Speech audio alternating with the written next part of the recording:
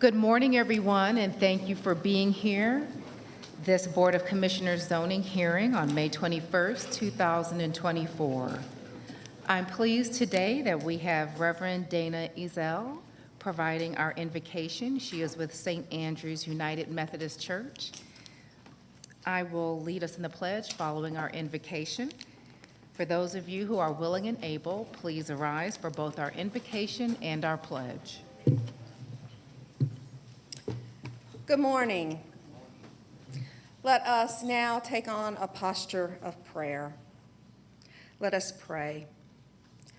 Holy One, who has created us, who has redeemed us, and who continues to sustain us, we give you thanks on this day for this gathering, for these people who have come to be a part of the process of democracy. We pray especially and give thanks for you on this day, on Election Day, O God, that we live in a country in which we can participate in this process, that our voices can be heard. Thank you, God, for this country. And so today, as these commissioners meet, I ask, O God, that you pour out your protection, your wisdom, your blessing upon these public servants. For those who have responded to the call to serve others, we are eternally grateful. And so we pray this morning that your will be glorified through decisions of this commission. We pray that we all will have eyes to see how our lives are all interconnected and how our common good is upheld when we listen and respond to the most vulnerable among us. We pray that your truth will be revealed, that your light may shine brighter, that the voices of those that are silenced may be heard loud and clear. We pray for wisdom, for strength, for courage, to do what is right and good for all citizens. May we put the interest of our own away so that we may be able to act with love for the common good. May we be good neighbors in this wonderful community. May we recognize your image in every person here.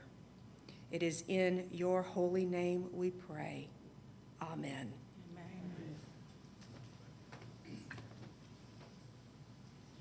I pledge allegiance to the flag of the United States of America and to the republic for which it stands, one nation, under God, indivisible, with liberty and justice for all.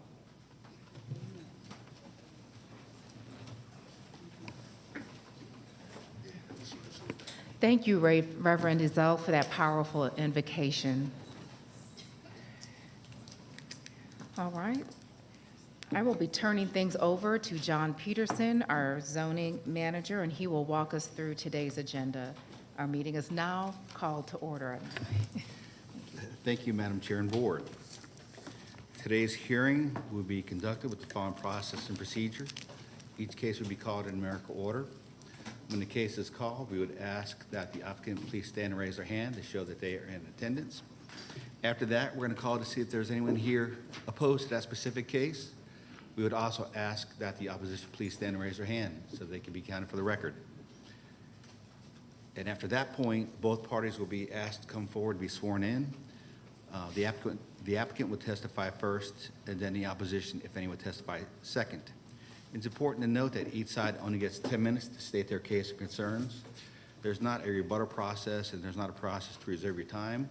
So you need to convey all your information to the board within your 10-minute time period. Additionally, if there's more than one person who wishes to speak on a case, you may want to coordinate with each other about what you're going to talk about beforehand, because each side only gets 10 minutes, and you don't want to cover the same information over and over. After that, the board will start to discuss the case at hand, and from that discussion, they may ask one or more speakers to come back to their front for additional comments or questions. Then the board will make a decision to either approve, deny, hold, or continue the matter before them. There are two cases on today's printed consent agenda that have been withdrawn without prejudice, and these cases will not be heard today. First case is rezoning case Z59 of 2023, SS Developers LLC, This case has been withdrawn without prejudice and will not be heard today. Second case is rezoning case Z19 of 2024, Jelen Holdings, Inc. This case was withdrawn without prejudice and will not be heard today. There are a number of cases on today's printed agenda which have been continued or held by either staff or the Planning Commission, and these cases will not be heard today. First case is rezoning case Z15 of 2023, SDP Acquisitions, LLC. This case was continued by the staff until the June 18th, 2024 Board of Commissioners zoning hearing. So Z15 of 2023 will not be heard today. Rezoning case Z40 of 2023, Atlanta Remediation Group, LLC. This case was continued by the staff until the June 4th, 2024 Planning Commission zoning hearing. So Z40 of 2023 will not be heard today. Rezoning case Z52 of 2023, 1054 Investment Group, LLC. This case was continued by the staff until the June 4th, 2024 Planning Commission zoning hearing. So Z52 of 2023 will not be heard today. Rezoning case Z2 of 2024, Flournoy Development Group, LLC. This case was continued by the staff until the July 2nd, 2024 Planning Commission zoning hearing. So Z2 of 2024 will not be heard today. Rezoning case Z9 of 2024, Thomas Orrick. This case was continued by the staff until the June 4th, 2024 Planning Commission zoning hearing. So Z9 of 2024 will not be heard today. Rezoning case Z10 of 2024, Paul A. Ajua. This case was held by the Planning Commission until the June 4th, 2024 Planning Commission zoning hearing. So Z10 of 2024 will not be heard today. Rezoning case Z11 of 2024, Salt Springs LLC. This case was continued by the Planning Commission until the June 4th, 2024 Planning Commission zoning hearing. So Z11 of 2024 will not be heard today. Rezoning case Z15 of 2024, Dillon Investments LLC. This case was continued by the staff until the June 4th, 2024 Planning Commission zoning hearing. So Z15 of 2024 will not be heard today. Rezoning case Z17 of 2024, ResiBuilt. This case was continued by the staff until the May 7th, 2024, this case was continued by the staff until the June 4th, 2024 Planning Commission zoning hearing. So Z17 of 2024 will not be heard today. Rezoning case Z18 of 2024, SUG Real Estate LLC. This case was continued by the staff until the June 4th, 2024 Planning Commission zoning hearing. So Z18 of 2024 will not be heard today. Rezoning case Z25 of 2024, LCD Acquisitions LLC, Town Park Renaissance LLC. This case was continued by the staff until the June 4th, 2024 Planning Commission zoning hearing. So Z25 of 2024 will not be heard today. Rezoning case Z26 of 2024, NGC Holdings LLC. This case was continued by the staff until the June 4th, 2024 Planning Commission zoning hearing. So Z26 of 2024 will not be heard today.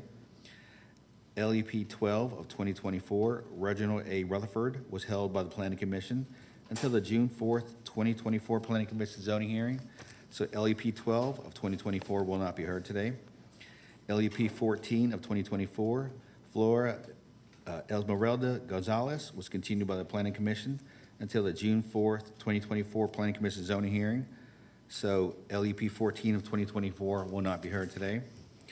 SLEP 5 of 2024, SUG Real Estate LLC, was continued by staff until the June 4th, 2024 Planning Commission zoning hearing. So SLEP 5 of 2024 will not be heard today. SLEP 6 of 2024, LCD Acquisitions LLC, Town Park Renaissance LLC, was continued by staff until the June 4th, 2024 Planning Commission zoning hearing. So SLEP 6 of 2024 will not be heard today. Other business item number 8 of 2024, Terry Kastner. This case was continued by the staff until the June 18th, 2024 Board of Commissioners zoning hearing. So other business 8 will not be heard today. And finally, other business item number 15 of 2024, Riverview Associates Limited, was continued by the staff until the June 18th, 2024 Board of Commissioners zoning hearing. So other business number 15 will not be heard today. Madam Chair and Board, I did get a request yesterday to continue one more case that's on your agenda. The applicant for other business item number 31 of 2024, Whataburger, would like to continue the case, to continue working with the Architectural Control Committee. So the staff would ask the board to continue other business item number 31 until your June hearing date. Okay, Commissioner Burrow. Thank you. Yes, I would like to make a motion to continue OB 31 to the June 18th BOC meeting. Now that the Architectural Control Committee, I think, has all the documents they need, we need to wait for their recommendation. Okay, is there a second? Second. Any discussion? Commissioner Gamble? I'd like Oh. the clerk to record my statement as you have on file. Okay. And I too will submit mine.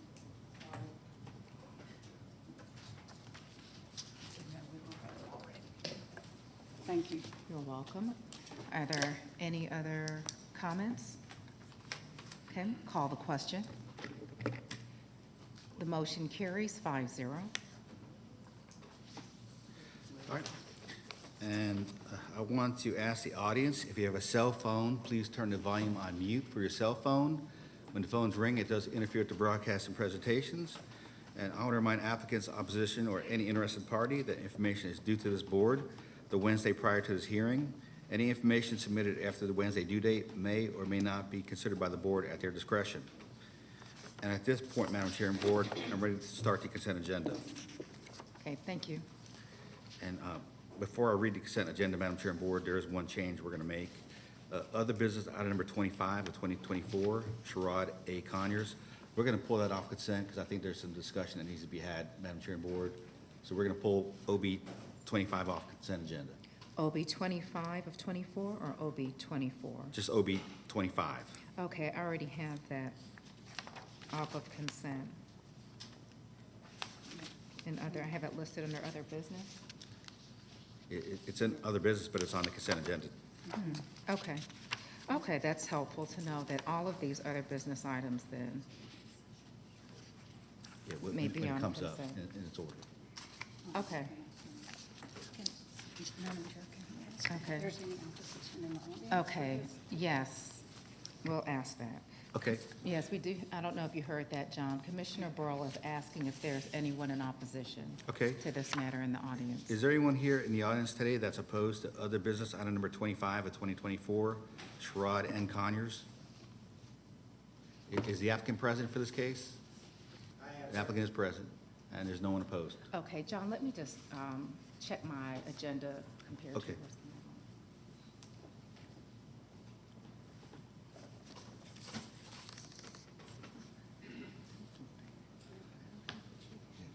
On page number 3. What do you have?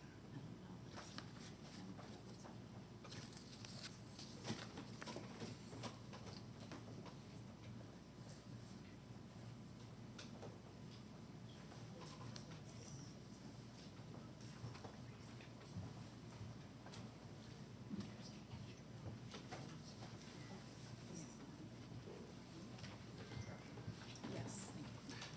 I want to see where that came from.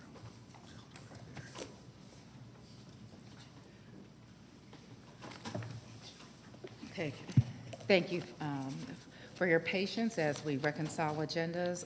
Commissioner Richardson also has a question or comment for you. Okay. Thank you. Just a question on the poll. So are we going to hear it today?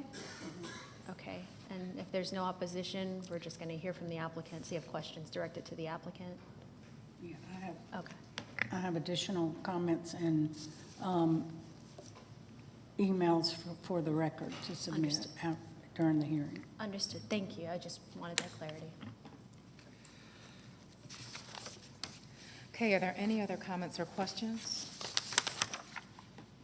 Okay, John, you can continue. Okay, thank you.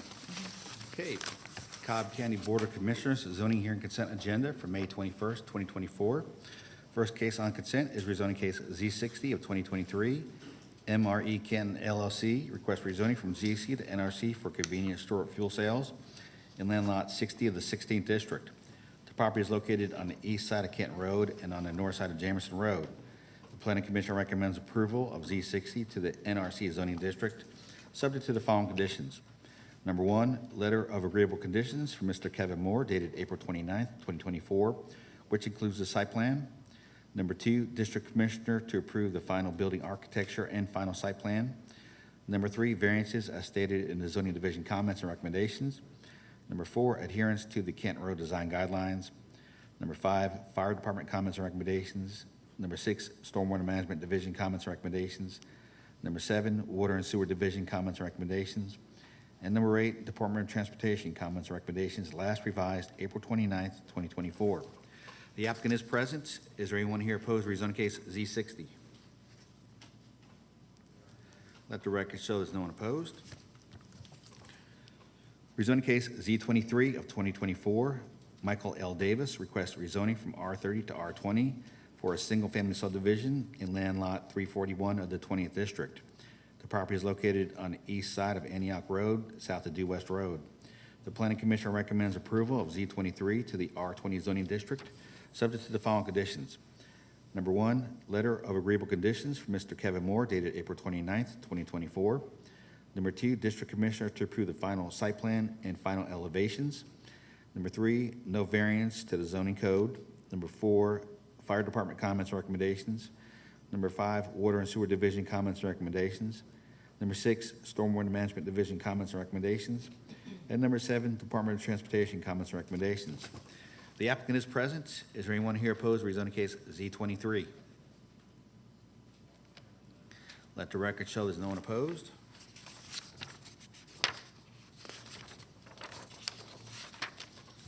Rezoning case Z24 of 2024, Williamson Properties LLC, request rezoning from GC to NRC for auto detailing in land lot 85 of the 16th District. The property is located on the west side of Kent Road and on the north side of Ecton Drive. The Planning Commission recommends approval of Z24 to the NRC zoning district, subject to the following conditions. Number 1, site plan received by the zoning division dated March 19th, 2024. Number 2, variances stated in the zoning comments and recommendations. Number 3, no outdoor storage of vehicle parts. Number 4, no outdoor display of merchandise. Number 5, parking lot to be striped and all vehicles to be parked in striped parking spaces. Number 6, fire department comments and recommendations. Number 7, stormwater management division comments and recommendations. Number 8, planning division comments and recommendations. Number 9, water and sewer division comments and recommendations. And number 10, Department of Transportation comments and recommendations. The applicant is present. Is there anyone here opposed to rezoning case Z24? Let the record show there's no one opposed. LUP 13 of 2024, J.C. Allen II requests a temporary land use permit for a speech clinic in land lot 460 of the 17th District. The property is located on the east side of King Valley Drive, north of Cooper Lake Road. Staff recommends approval of LUP 13 for 12 months, subject to the following conditions. Number 1, maximum of 5 clients per day. Number 2, 1 employee. Number 3, Department of Transportation comments and recommendations. Number 4, Fire Department comments and recommendations. Number 5, Stormwater Management Division comments and recommendations. And number 6, all clients are by appointment only. Is the applicant present? Let the record show the applicant is here. Is there anyone here opposed to LUP 13? Let the record show there's no one opposed. LUP 15 of 2024, Maria Claudia Ortega requests a temporary land use permit renewal for a daycare in land lots 949 and 950 of the 16th District. The property is located on the east side of Allgood Road, north of Camellia Drive. The Planning Commission recommends approval of LUP 15 for 24 months, subject to the following conditions. Number 1, maximum of 20 children. Number 2, maximum of 6 employees. Number 3, no more than 4 vehicles parked on-site overnight. Number 4, no signs. Number 5, no parking in the right-of-way. Number 6, Department of Transportation comments recommendations. And number 7, use as an in-home daycare to cease at the time the applicant is no longer operating the business. Is the applicant present? Let the record show the applicant is here. Is there anyone here opposed to LEP 15? Let the record show there's no one opposed. Commissioner, thank you. Commissioner Burrell has some questions. Give me one, hold on for a moment. Good morning. John, I believe that is a maximum of 25 children, not 20. Yes, you're So correct. that needs to be corrected, Yeah, so we're going to change number 1 to a maximum of 25 children. correct. And all the other stipulations are agreeable. Thank you. Okay. Thank you. Okay, next case is LEP 16 of 2024. Stephen Duncan requests a temporary land use permit to allow more vehicles than the code allows in land lot 1106 of the 19th district. The property is located on the south side of Megan Way, southwest of Chante Lane. Staff recommends approval of LUP 16 for 12 months, subject to the following conditions. Number one, code enforcement staff to visit the property quarterly to determine compliance. Number two, all vehicles be parked on a hardened surface, preferably in the driveway. And number three, no on-street parking allowed. Is the applicant present? Let the record show the applicant is here. Is there anyone here opposed to LEP 16? Let the record show there's no one opposed. And I'd like to add a couple of conditions to that, Madam Chair. Yes. One, approval of 2 commercial vehicles are allowed on the property, and 2 vehicles are to utilize the garage for parking. Okay. Is the applicant amenable to those conditions? Okay, thank you.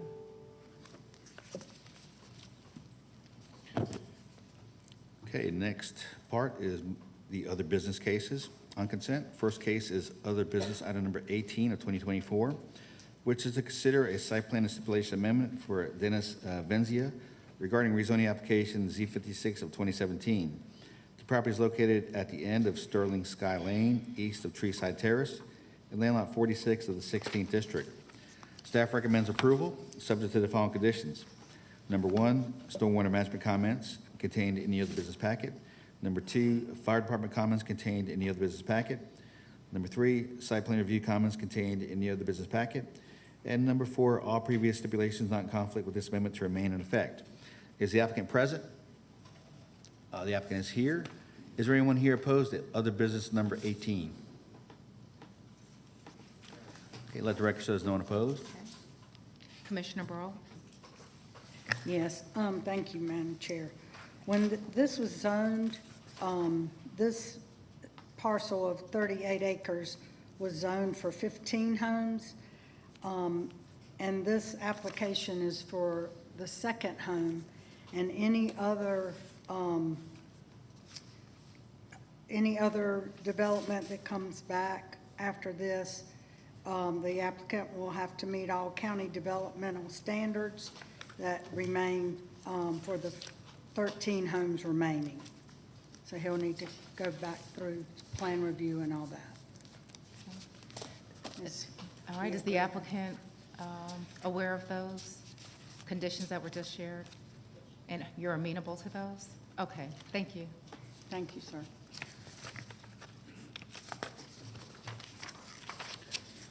Okay, next case is other business item number 20 of 2024, which is to consider a site plan and stipulation amendment for Curley Family Homes LLC regarding rezoning application Z84 of 2021.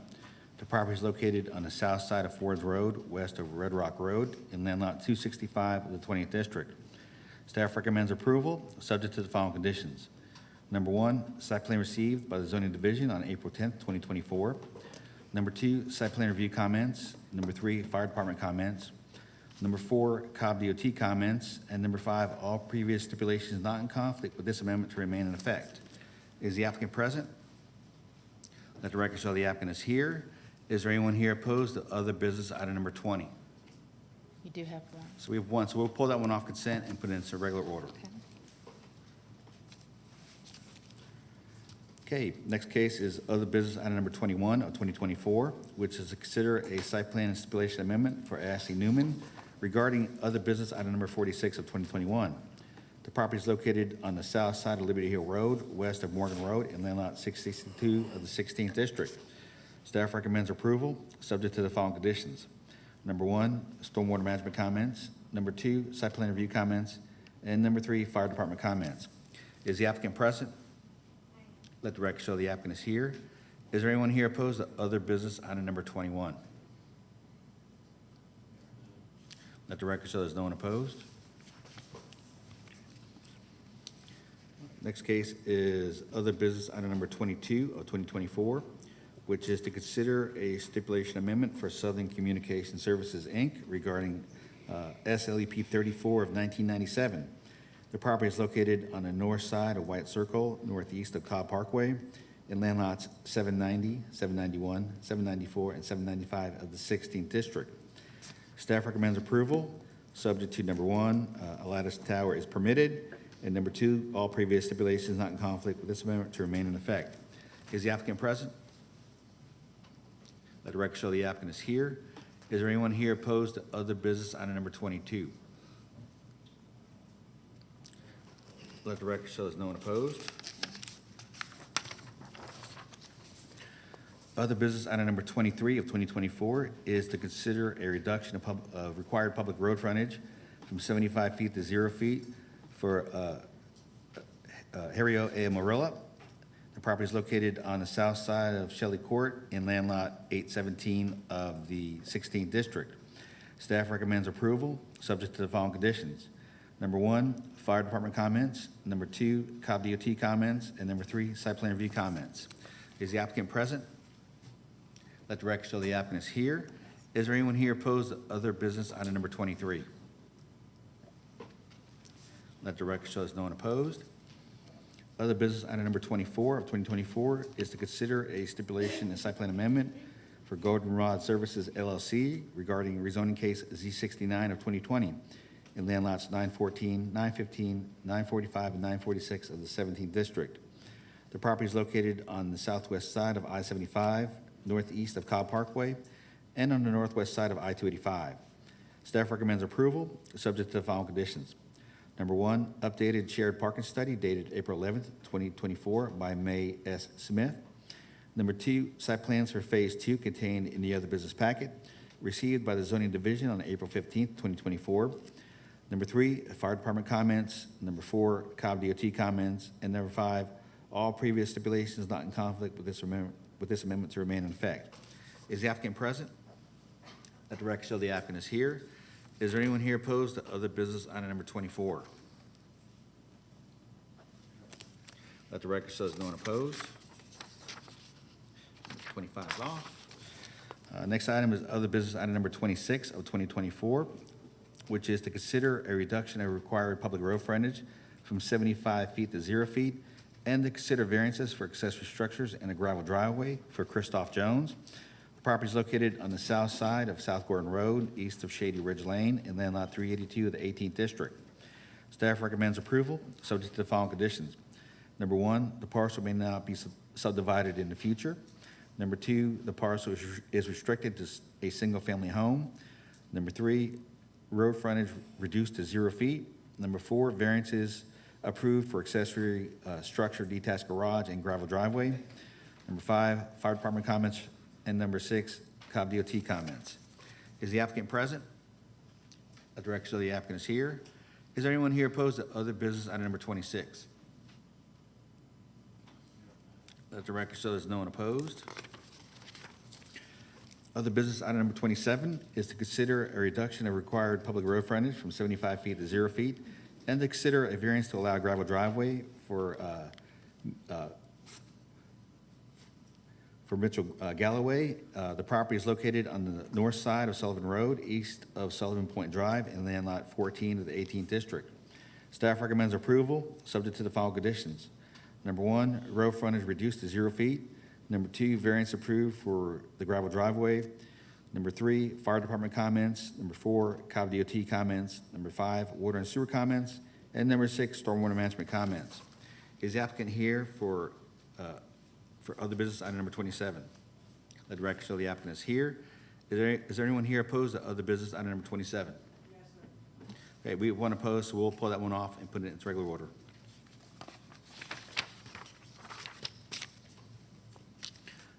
Other business item number 28 is to consider a site plan amendment for Great American Storage LLC regarding rezoning application number 423 of 1985, other business item number 20 of 2022, and SLUP 2 of 2022 for property located on the easterly side of Jim Owens Road, the south side of Cobb Parkway, and the northerly side of Rutledge Road in land lot 125 of the 20th District. Staff recommends approval, subject to the following conditions. Number one, proposed site plan received April 16th, 2024 by the Zoning Division. Number two, outlot fronting Cobb Parkway to come back for approval to the Board of Commissioners as an other business item Number 3, stormwater management comments. Number 4, fire department comments. Number 5, Cobb DOT comments. And number 6, all previous stipulations not in conflict with this amendment to remain in effect. The applicant is present. Is there anyone here opposed to other business item number 28? Let the record show there's no one opposed. Next item is other business item number 29 of 2024, which is to consider amending the site plan and stipulations for DNA Investment Group, LLC, regarding rezoning application Z40 of 2008 for property located on the north side of Paces Ferry Road, west of Overlook Parkway, and on the south side of Burt Adams Road in land lot 885 of the 17th District. Staff recommends approval, subject to the following conditions. Number 1, proposed site plan received April 16th, 2024 by the Zoning Division. Number 2, letter from Mr. Kevin Moore dated May 15th, 2024. Number 3, stormwater management comments. Number 4, fire department comments. Number 5, Cobb DOT comments. Number 6, site plan review comments. And number 7, all previous stipulations not in conflict with this amendment to remain in effect. The applicant is present. Is there anyone here opposed to other business item number 29? Let the record show there's no one opposed. Next case is other business item number 30 of 2024, which is to consider a reduction of required public road frontage from 75 feet to 18 feet for Porfia A. Rodriguez. The property is located on the north side of Clay Road in land lot 1220 of the 19th District. Staff recommends approval, subject to number 1, road frontage reduced to 18 feet, number 2, fire department comments, and number 3, Cobb DOT comments. Is the applicant present? Let the record show the applicant is here. Is there anyone here opposed to other business item number 30? We have one. So we have one opposed, so we'll pull that one off consent and put it in its regular order. And that completes the printed consent agenda, Madam Chair and Board. Thank you. Commissioners, do you have any other items to add to consent? Commissioner Richardson? I've requested a count for several cases to see Okay. if they can be added to consent. Okay. So this is All not a right. direct add yet. Okay. Which case would you like to be considered for consent? The case is related to St. Benedict's, so Z13, SLUP 3, OB 14. Okay. Are there any persons here who are opposed to Z13 or SLUP 3 associated with St. Benedict's Episcopal School? And OB 14. And OB 14, excuse me. Thank you. Okay, I'm not seeing any in opposition. Would you like that added to consent? I would like that added to Okay. So let me consent. go ahead and read that in, and then we'll Okay. amend the consent agenda to add that in. Okay, rezoning case Z13 of 2024, St. Benedict's Episcopal School, request rezoning from R20 to O&I for a school in land lot 695 of the 17th District. The property is located on the west side of Cooper Lake Road, north of Daniel Street. Together with a special land use permit, SLEP 3 of 2024, St. Benedict's Episcopal School requests a special land use permit for a school in land lot 695 of the 17th District. The property is located on the west side of Cooper Lake Road, north of Daniel Street. Also with its other business item number 14 of 2024, to consider a stipulation and site plan amendment for St. Benedict's Episcopal School, Day School, Inc., regarding cases Z78 of 2021 and SLUP 11 of 2021. The property is located on the east and north side of Daniel Street and on the west side of Cooper Lake Road and land lot 695 of the 17th District. The applicant is present. Is there anyone here opposed to any of these three cases? Let the record show there's no one opposed. Okay, thank you. Okay. I would like to motion to add, and then, well, before I do this motion, just to put a note, I am going to ask for another count for a separate set of cases, Okay. separate set. But motion to add Z13, SLUP 3, and OB 14 to the consent agenda as read into the record by John Peterson. Thank you. Is there a second? Second. Any discussion? Call the question. The motion carries 5-0. And you can go ahead with your next case, Commissioner. Thank you, and I just want to get a count for OB 16, Okay. see if we have opposition here. Okay, is there anyone here opposed to other business item 16 regarding DJ Homes Incorporated? Okay. Okay, let me read that one in. Other business, item number 16 of 2024 is consider a site plan amendment for DJ Homes, Inc. regarding case OB 12 of 2020 and OB 45 of 2021. The property is located on the southeast side of Paper Mill Road, east of Gateside Place, in land lots 5, 6, and 74 of the First District. The applicant is here. Is there anyone here opposed to other business, item number 16? That's the applicant. Okay, there's no one opposed. Okay.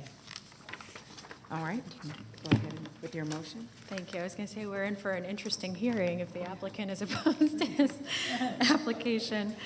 No, you're fine. So, motion to move OB 16 onto the consent agenda as read into the record by John Peterson. Second. Okay, is there any discussion? Call the question. The motion carries 5-0. Are there any other cases to be added to consent? Okay, with that, Commissioners, I move that we. Madam Chair?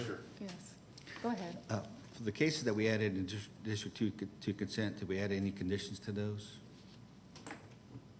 No new conditions. Okay, so for Unless St. there was- Benedict's, Z13, SLUP 3, and OB 14, the staff would recommend the board approve it, subject to the revised DOT comments that we received May 20th, 2024, Yes. subject to the revised site plan we received May 20th, 2024, all staff comments not in conflict, and all previous conditions from zoning case Z78 and SLUP 11 of 2022 to remain in effect were not in conflict.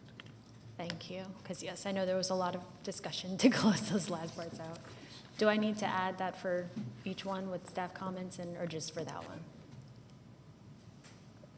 That would be for that one, but that you said as read in, that would be how he read it in. Excellent. And then he would read in OB 16. Okay, thank you. So no additional motion is needed? Okay, thank you.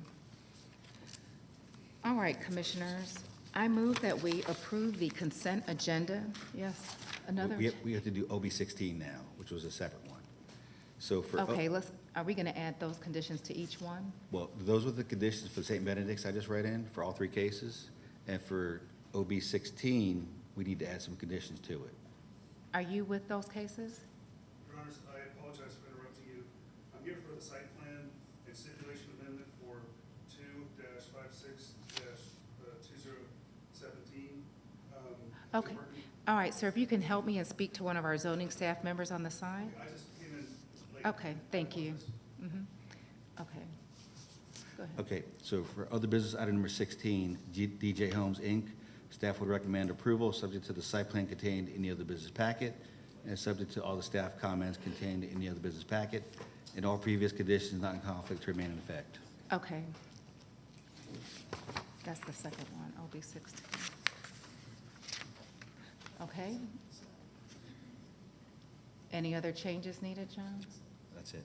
Okay, and I'll wait for Jeannie to address this gentleman.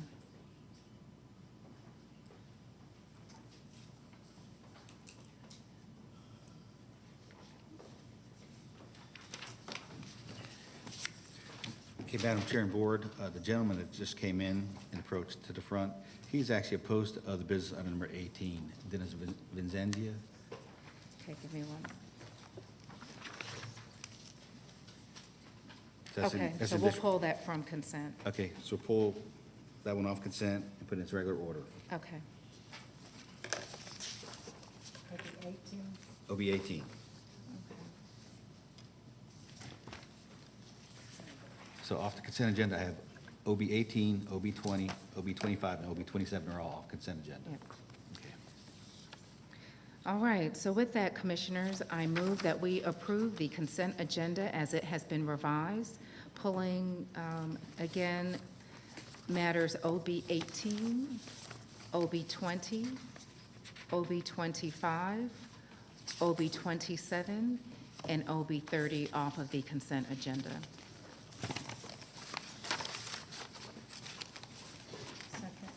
Okay? Is there any discussion? Call the question. The motion carries 5-0. Those of you who are with us, who are part of the consent agenda, and your matter was approved as part of the consent agenda, you are free to leave at this time. Those of you whose agenda item has been pulled from the consent agenda, I would ask that you remain, as that matter will be heard with today's regular agenda. And again, those matters include other business item 18 pertaining to Dennis Venetia, other business item 20 pertaining to Crowley Family Homes, other business item 25 pertaining to Sherrod Conyers, other business item 27 pertaining to Mitchell Galloway, and other business item 30 pertaining to Porfiria Rodriguez. Okay.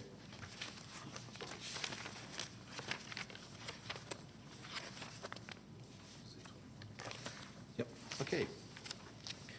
Moving into the regular agenda, first case we're going to hear is rezoning case Z21, CO2 Creative Group LLC, request rezoning from R30 to R20 for single-family residences in land lots 1045 and 1076 of the 17th District. The property is located on the east side of Huntsman Way and on the west side of Springhouse Court, north of Lamplighter Lane. Is the applicant present? Let the record show the applicant is here. Is there anyone here opposed to rezoning case Z21?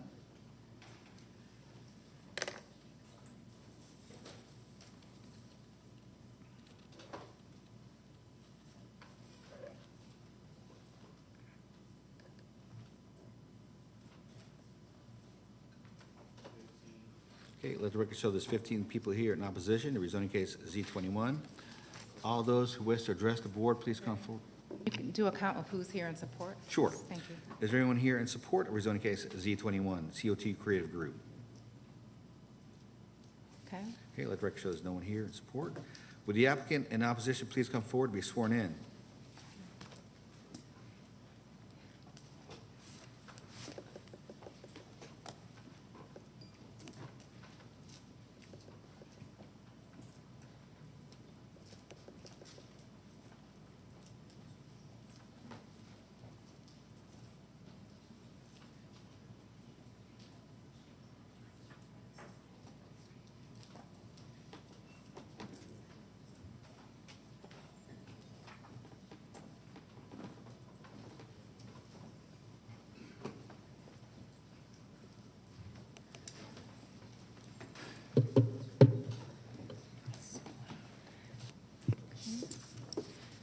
You may begin whenever you're ready. Good morning. My name is Simon Holt. I'm Yvette Holt. We are the owners of 391 Huntsman Way. And we purchased the house and the land in November of 2023. I guess I'm going to need these. We were able to go in and save the Huntsman Way house from abatement and fully restore and renovate the home. We came to zoning to split the two lots as they were originally Plotted when the Plotted. subdivision was created. and we were informed that the area was rezoned in 1974 and that we would need to go through zoning to separate them again back to their original sizes. That's why we came to the board to go from R30 to R20. So we were told that's what we needed to do in order to split those two lots back how they were originally. Later, we came to find out that we actually would,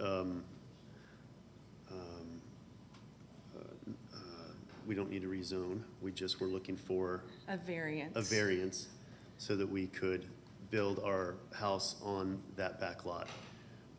We hold the survey and we began working with the builder to build a lot, to build a house and design a house that would accommodate our family. When we went to the zoning meeting, 2 weeks ago? we had a lot of really good notes there in terms of landscape buffers and erosion control. And our architect has a longstanding relationship with stormwater. And so he knows what's required in order for us to be able to put a house there that would not only work well for stormwater, but also improve the stormwater quality in that cul-de-sac. It appears that the neighbors are concerned with the topography of the land as it lays now, as it has a slope towards one of the neighbors' houses. And we are confident that in building a house, we'll be able to redirect some of that water, as they've had some erosion control problems in the past, that we'll be able to redirect that water to go to the appropriate channels to therefore ease that burden on them as well. There was some concern with the neighbors to the right of the house, as their bedroom is along that wall.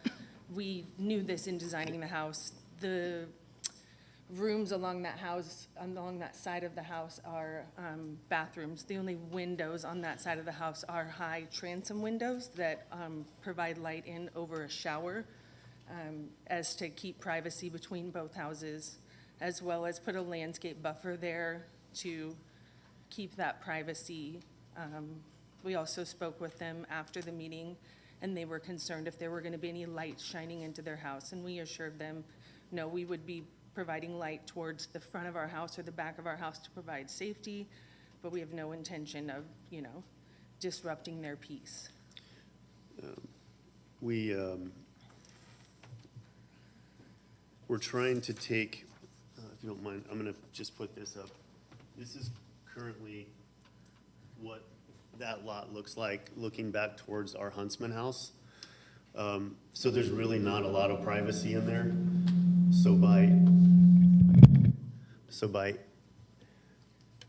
putting a house in there that conforms to the other houses in the area, it will blend seamlessly with the other houses in the area, but also we'll be able to put in landscape buffers that will increase the privacy as opposed to what's in there now. Mostly just trees with no coverage, Really tall. really tall ones. Otherwise, I think the biggest concern was the stormwater, and I think we've really taken every step we can with our architect and taken the notes from stormwater to make sure that we do it the right way and that it provides, like I said before, not just stormwater control, but erosion control and privacy control. All of that stuff is going to work together. We were told at the last meeting that stormwater, they already have some issues in that cul-de-sac with stormwater. And so having us put a house on that would actually increase the stormwater control and the erosion control in that cul-de-sac. Beyond that, yeah. I think we also want to address that some of the concerns in the neighborhood was because there's a neighboring neighborhood, Indian Hills, which has come in and tore down houses and put up these mega mansions that don't really conform with the neighborhood. We took that front house and restored it and renovated it so that it would fit in with the neighborhood. When we did that, we met a lot of the neighbors along Huntsman who were just wonderful and Yeah. kind of were the ones that convinced us that we wanted this to be our neighborhood as well. And so we joined the HOA, and we went to the HOA meeting and have gone to the Easter egg hunt. We've joined the HOA across the street because that's where everybody goes to swim, are interested in joining the pickleball league that they have. Everyone has been so nice. So of course, on that backside, we want to mirror the same thing. There's definitely an aesthetic and a feeling of the neighborhood where a mega mansion contemporary would not fit in with that design. That's not, as stated in our stipulation letter, that's not our intention. Great. If that were our intention, we would have used the entire lot and made a huge giant house there, which would have been our right, but that was never our intention at all. And so, because the lots are, if you look at the surrounding lots, our lots are,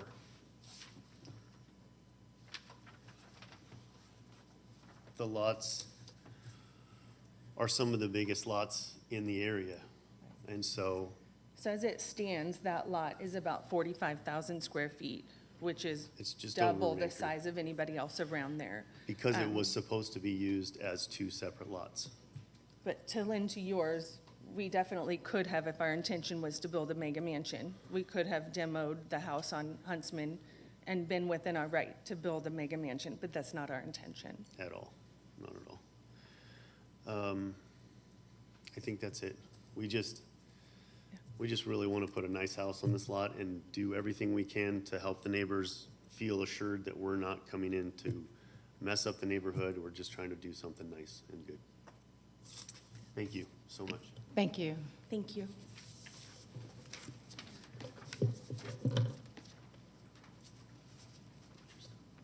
We'll now hear from opposition.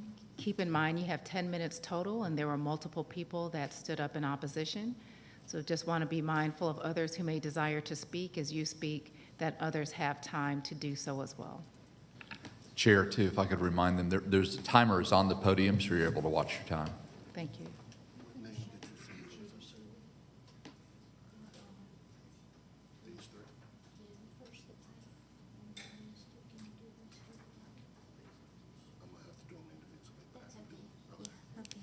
Thank you. Hi, my name is Judy Sheevy, and I am actually on the board, the HOA board for Fox Hills. My purpose today is to give you an overall view of Fox Hills. The homes were began in 1969, several years before the county did the zoning. So the majority of the neighborhood is R30, as it always has been, and including the property in question. My main concern is stormwater management. So there's a picture of the rusty pipe that was replaced from Pheasant Drive, the catch basin to Soap Creek, and that was done last June. Now the next pictures show you, this is where it empties into right by Soap Creek, and you can already see silt has collected. And then the third one shows this was a trench that the stormwater management people built from that pipe to Soap Creek, and you can already see how it's already filling up. So the drainage is still going to be an issue. And that was filled in with rock to prevent some of the washout, but as you can see, it's still occurring. Also, as part of the process for this hearing, I would also like to have some stipulations included which concerning the construction equipment, but I have been informed by one of the commissioners that that is part of community development for any sites under construction, so I don't need to go into that. I do have some concerns about what the investor has just said. If his architect is still Scott Spencer, who he introduced at the Planning Commission, Scott Spencer is not registered with the Secretary of State as an architect. He is a contractor. Also, today he showed square footage of the lots around the lot, and he showed that they were very small, like 11,000 square feet, et cetera. I don't know where he got that information from, but if you use the county maps, you can see and measure each lot, and they're all like in the 22,000 square foot size, so they're not such tiny lots. So that aside, stormwater is a major concern for everybody in Fox Hills with our hills, et cetera, that we have. And we would appreciate you to keep in mind all these stormwater issues, and you'll hear about those from the other speakers. So again, thank you for your time. Thank you. We'll take the next speaker.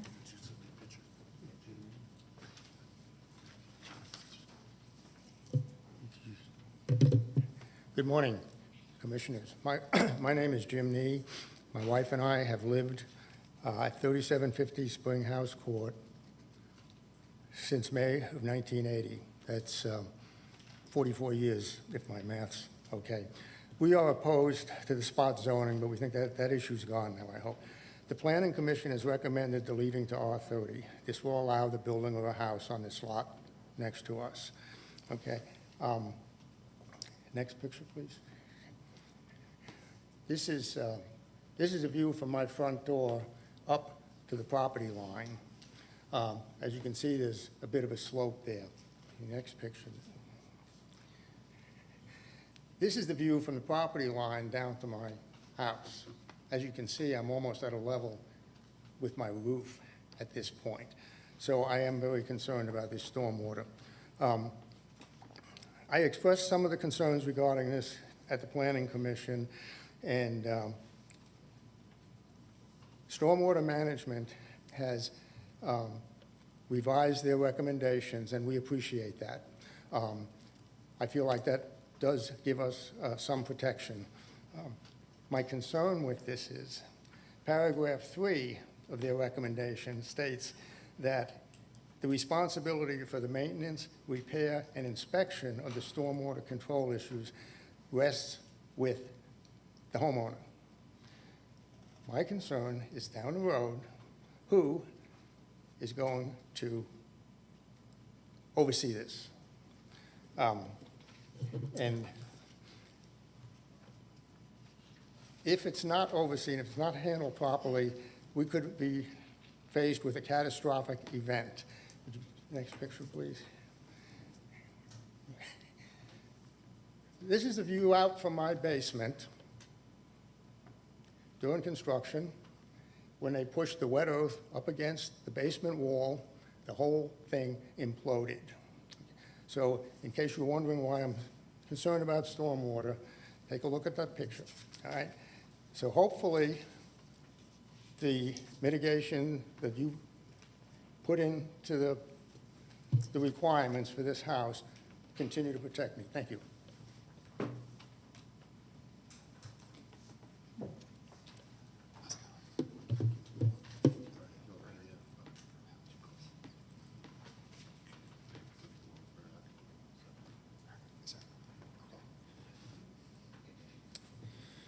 Good morning, Board of Commissioners. My name is Zach Mouch, or Richard Mouch. My wife and I live at 180 Hitching Post Court, which is adjacent to the proposed Z21 lot, which, if you see on the screen, it's right towards the right of the proposed house. When we bought the house in 2019, the wooded area behind our house is what we fell in love with and the privacy it provided. By today's R30 designation, the back of a residence of the side of a residence should be 52 feet with 40-foot minimum rear setback and a 12-foot minimum side setback. This allows privacy between neighbors. Currently, as shown in the proposed site plan, the new house starts approximately 30 feet from the backside of my house. Having said that, privacy is our main concern. I ask that privacy screening is to be stipulated for the whole length of our adjoining property line. I also ask that the screening is in alignment with the height of the proposed structure so that it does not alter our current natural privacy. I'd also like to share some photos massing studies, better understanding the impacts of this development. So here's a view from our screen room and a little rendering of what that house would look like from our screen porch. And you can see that the house will be on top of my house. And if you go to the next picture, you could see the vegetation and the green screening that we currently have. And kind of differs from the picture that they showed you, which was a picture in the fall versus now in the spring and summer months. And here's another picture from our backyard. You can see how narrow our backyard is, and below another rendering. And here's a photo from our kitchen, and that's going to be our new view every morning. And here's from our dining room. And this is the view from our master bedroom. So every morning we wake up, we're going to be seeing a house 30 feet away from our bedroom window. And that's all I have to say. Thank you for your time, Commissioners. Thank you. There's a balance of 2 minutes and 47 seconds on the clock. Good morning. I'm Jacqueline Bedadapour, representing the East Cobb Civic Association. So you've heard from the neighbors. I wanted to let them speak first. So you heard their concerns on the issue, and we're basically talking about privacy screens, green screens, setback issues, and stormwater. This side setback issue, as you see from the map, that's Zach's house on that right side border, and it's built right up on the property line. And by R30 standards, there should be a 40-foot setback from the rear of a house, but because this subdivision was platted before zoning, a lot of these houses don't meet the R30 setback standards. So what ECCA is asking for is that there be an increase in the side setback requirement on that east property line due to the proximity of the existing house. And what we're also asking for, there was some discussion in the Planning Commission of landscape borders versus undisturbed borders. And from what I understand, undisturbed borders in some cases may not be sufficient. So we would ask for some flexibility about landscape borders versus undisturbed borders to protect the privacy of existing homes that were built in 1972. And this has been a wooded lot for 50 years. And then the final thing we're asking for is that there be district commissioner approval with ECCA review of architectural style site plan and these landscape buffers as an extra protection for these neighbors so that they have eyes and ears and some input into these final approval processes that occur outside this meeting with county staff. And wanted to bring up that after the Planning Commission meeting, there were balloons put on the post box at 391 Huntsman Way. Zoning signs were taken down, and a real estate sign was put up. So 391 Huntsman Way is on the market, advertising it as a half-acre lot, like this has already been approved and happened. And so we need to be very structured and disciplined about what happens after this zoning meeting with respect to this lot. Like I wouldn't want to see trucks pull up tomorrow and trees start being cut down. So there's a very lengthy review and approval process of site plans and landscape buffers that needs to be adhered to. So we need to be very conscious of that. And that's all I have. Thank you. All right, that concludes the time as there's only 4 seconds left on the clock.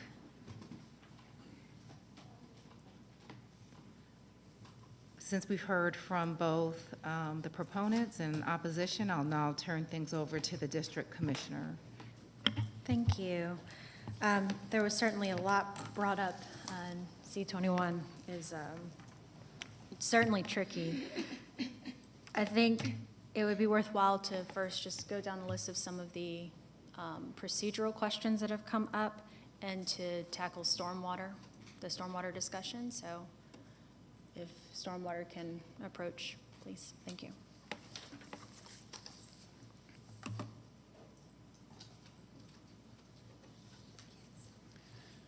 Hello, good morning. Andrew Heath, Cobb County Stormwater Management. Thank you.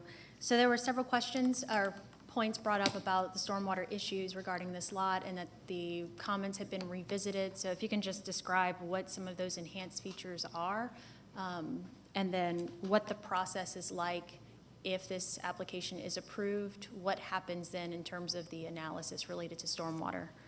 Sure, absolutely. So I have met out at the property with some of the neighbors that were adjacent to the property who many of you heard speak in opposition a moment ago. And the lot, it is an existing lot. That whole area, not just this lot, but kind of that whole area of the subdivision is some pretty steeply sloped topography. And in particularly the Nees home at, I believe it's 3750 Springhouse Court, their home is, their property is the one that's most immediately downstream, and that's where most of the water kind of wants to run down to their property. So naturally they have a lot of concerns about stormwater management. For any property in the county that is being developed like a single family lot, we would require that they have a system on the lot to capture at least the first inch of runoff to provide for what's called runoff reduction. For this lot, because we had heightened concerns about that, we actually rethought that, modified our comment slightly. And so we're going to treat this site kind of like it was a traditional, almost like a commercial development, if you will, where it would have its own detention system that would capture the runoff from the lot. And they would have to demonstrate that at each storm event that we evaluate, which is the 2-year, 5-year, 10, 25, 50, and 100-year event, that each post-developed flow rate at each one of those events doesn't exceed the pre-development flow rate. And so that's kind of a heightened requirement that typically for just a single lot like that in a subdivision, we typically don't require. So I think that's going to go a long ways towards controlling runoff for the property. Also, we want to, yes, ma'am. Yes. There's a phone ringing. That's a distraction. We can. Okay. Sorry. Thank you. Just hold on one moment, Celie. Okay, go ahead. Yes, sir. No problem. Thank you. And there's a cul-de-sac directly in front of the lot. So there is a county-maintained storm drain system in the cul-de-sac. So one of our additional goals is to get the runoff from the lot once it's gone through a system to manage those flow rates and discharge it there into the cul-de-sac, where it can then drain across the county-maintained right-of-way into the county-maintained storm drain system and then discharge there. That's a much more major system. That would be a system that in the future, if there was any problems with it, would be a system that was county-maintained. We looked at those systems in those pipe systems, the county systems, when I was out there in the field, and they are old. The subdivision dates to the late 80s, I believe, mid 80s. But nevertheless, they've got quite a bit of age on them. So they're reaching the end of their life, but they do appear to be open and draining. For better or worse, that whole area of the subdivision is it's composed of very rocky soils. There's a lot of rock very close to the surface of the ground. And so because of that, there's some natural resistance to erosion. And so those areas where those county pipes discharge at the rear or sides of the homes below Springhouse Court, they are kind of naturally resistant to erosion. So there probably was some surface erosion that occurred there immediately when the homes were built, in the 80s and 90s. But it looks like now that's largely stabilized there now. So I don't really see an aggressive erosion problem going. But that's the way I think we would address that. And specifically, I think it was the East Cobb Civic Association had a question about the maintenance agreement. So for any site that's privately maintained, something like if a fast food restaurant came in and they wanted to build an underground detention system, now because that's privately maintained, we require them to enter into a maintenance agreement with the county.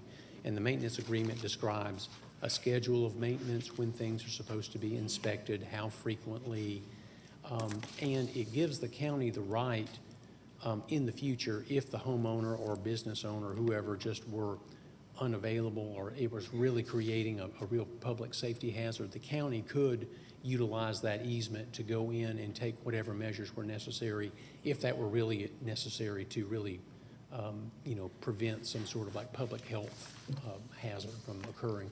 So that's kind of a newer requirement that we've been doing only for the past couple of years. But that's something that we would do for this house as well, because it would basically be kind of like a commercial development, essentially. It would be providing those same sorts of controls, and it would have that same kind of maintenance agreement in place. So among, most of the homes that are out there were built at a time when stormwater management was sort of an afterthought, and there really wasn't any thought given to stormwater management. And so in the final analysis, it's going to be kind of the gem on the block, as it were, with respect to stormwater management. But it will be, you heard many of the other people in opposition speaking about things like, the loss of the visual screening and things like that. But at least from a stormwater management standpoint, I think it's going to be pretty well treated when it's finally done. Okay. Yes, and thanks for touching on the enforcement piece, because that was going to be one of the follow-up questions. The gentleman at I think 3750 shared his an example of what stormwater damage could look like to his property, And so what are those recourses that can be taken? And so it sounds like the county has the recourse on that, given that the new agreement's in place? Yes. Okay. And they've submitted a site plan. Their site plan right now is a little bit more conceptual, but it will have to be much more fully developed to show exactly how they're going to do that. Yeah. Okay, thank you. Those were the questions I had related to stormwater. Do the other commissioners? I'll start with Commissioner Burrow. Thank you. Good morning, Andrew. Yes, ma'am. I too met with the surrounding neighbors, with Andrew, and I want to make sure that the revisions to your comments are included. You added a number 8, which will address some of the flow and additional measures to be put in place if this is approved. And I'm sure it's in the comments, the addition, revisions, John, in our online or in our book? Yeah, it's online, and Okay. and the applicant is agreeable to those newer conditions. Okay. Does the clerk need it too? It's, okay. And then also, with this proposal, do you know if the impervious surface is 35% or under 35% max for both lots are developed, or the second house is built? The house, the Huntsman Way address was 391, I believe, Huntsman Way. When these lots are subdivided, of course, then the lot area that existing home is on will be reduced. And so depending upon how they apportion that lot, I guess we would have to see how it falls. I don't think that the impervious area for the 391 Huntsman Way house, I don't think it's actually known exactly what its impervious area is right now. Just my feel in looking at it is, I don't think it's probably over the maximum, but I know that the new home on Springhouse Court, or what would be the new lot, they're currently proposing a little bit over 25% on it, so I know that it would be substantially below. Now, the 391 Huntsman Way, when the plat to subdivide the two lots, assuming that the board approves that, comes through, then we would have to, I guess, look at that. Once that lot is subdivided, we would have to see how much impervious area is on 391. If 391 were to be over its impervious area, then it might need a variance or something like that for that purpose.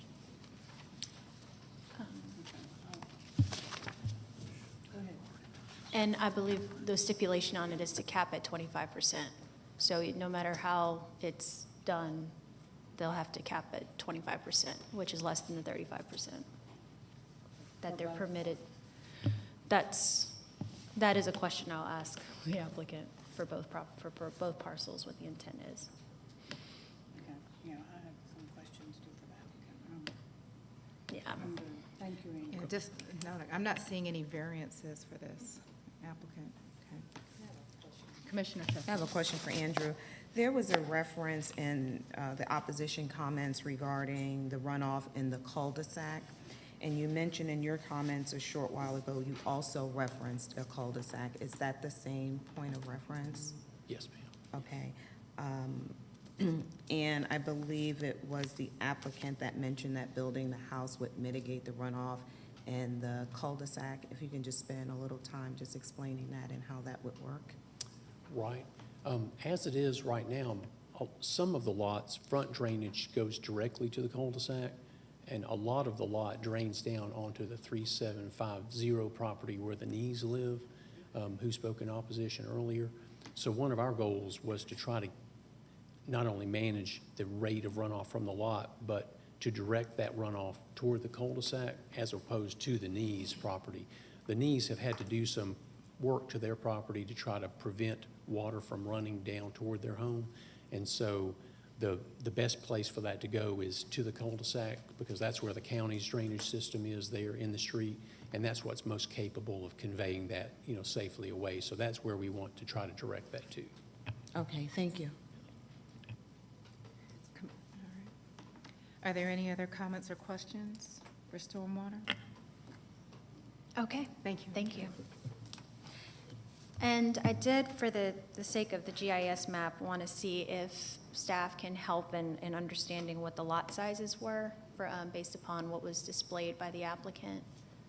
They had showed a mapping of 20,000, like over 20,000, and some of the surrounding areas having a little bit less. And I'll bring the applicant up because I have several questions there. Perhaps you can bring that visual with you as well while staff is helping me ascertain what the actual lot sizes are. Seems to be a discrepancy in the presentation.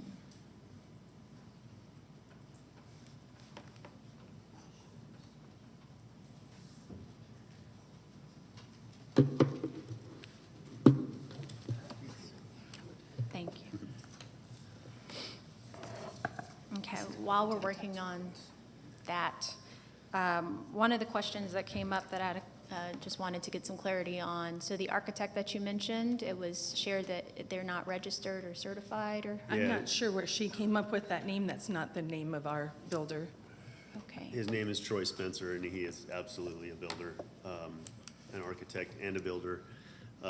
Like I said, he's I worked don't with remember stormwater what- before, so. Yeah, I don't remember what name she said, but She it said wasn't Scott the same. something, Yeah. so. Yeah, Troy Spencer. Okay, I thank think you. he's True Built. And it should say it on our plans, True Built. I don't know if it does. It does. Thank you. Put On the plans site on. plan? Yeah. And then in your presentation, Oh, it sure does. it appeared as though you were looking to live in this home, and just curious if are you looking to live or sell this home? Because there is a question around sewer, and making sure that there's an installation of the sewage. Our intention was connection. never to live at the 391 Huntsman. Our Okay. intention was to build an ADA accessible house on the rear side. Given the friendliness of the neighborhood, we will still build that home and just kind of see how it goes. We originally wanted to live in that neighborhood because we met all of the neighbors along the Huntsman side, who were all very, very nice. These neighbors were nice until a certain point. So, to be perfectly transparent and honest, I don't know if we see that being our forever home. It doesn't change what we would build on it, because there is a need in that neighborhood. There is another family in there that needs an accessible home. There's a need for that type. I also want to mention, we haven't designed the roof line yet, so the renderings from that neighbor showing what it would look like is not true. As we discussed in the last zoning, it is a story and a half, to where the side next to them is only a 1-story because it's a master bedroom. We don't want people over us making noise in our master bedroom, so that's not accurate. Okay, I was just primarily curious from a more technical perspective, and if you want to ask it, and I'll go back to the 25% question. Sure, and Tim Davidson, I'm just going to let you know this might include you. So in your staff comments, and also this is for the opposition, it states that the developer installed sewer service is required prior to the lot split. Okay, Do you fully understand what that means? we do. Yeah. The fire Okay. department at our planning did that, but until we get to a certain point, we weren't going to already do that.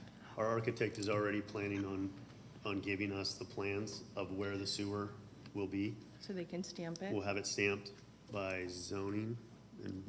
By the fire Fire guy, I think. department, and then we'll have it installed, yes. Right, because for opposition, what this means is, because I know the concern is that, you know, you're going to get the lot split today, and then you're going to sell it tomorrow. But all of the conditions, all of the staff comments that are going to be approved, if this is approved today, will go with this property if they go to develop it or not.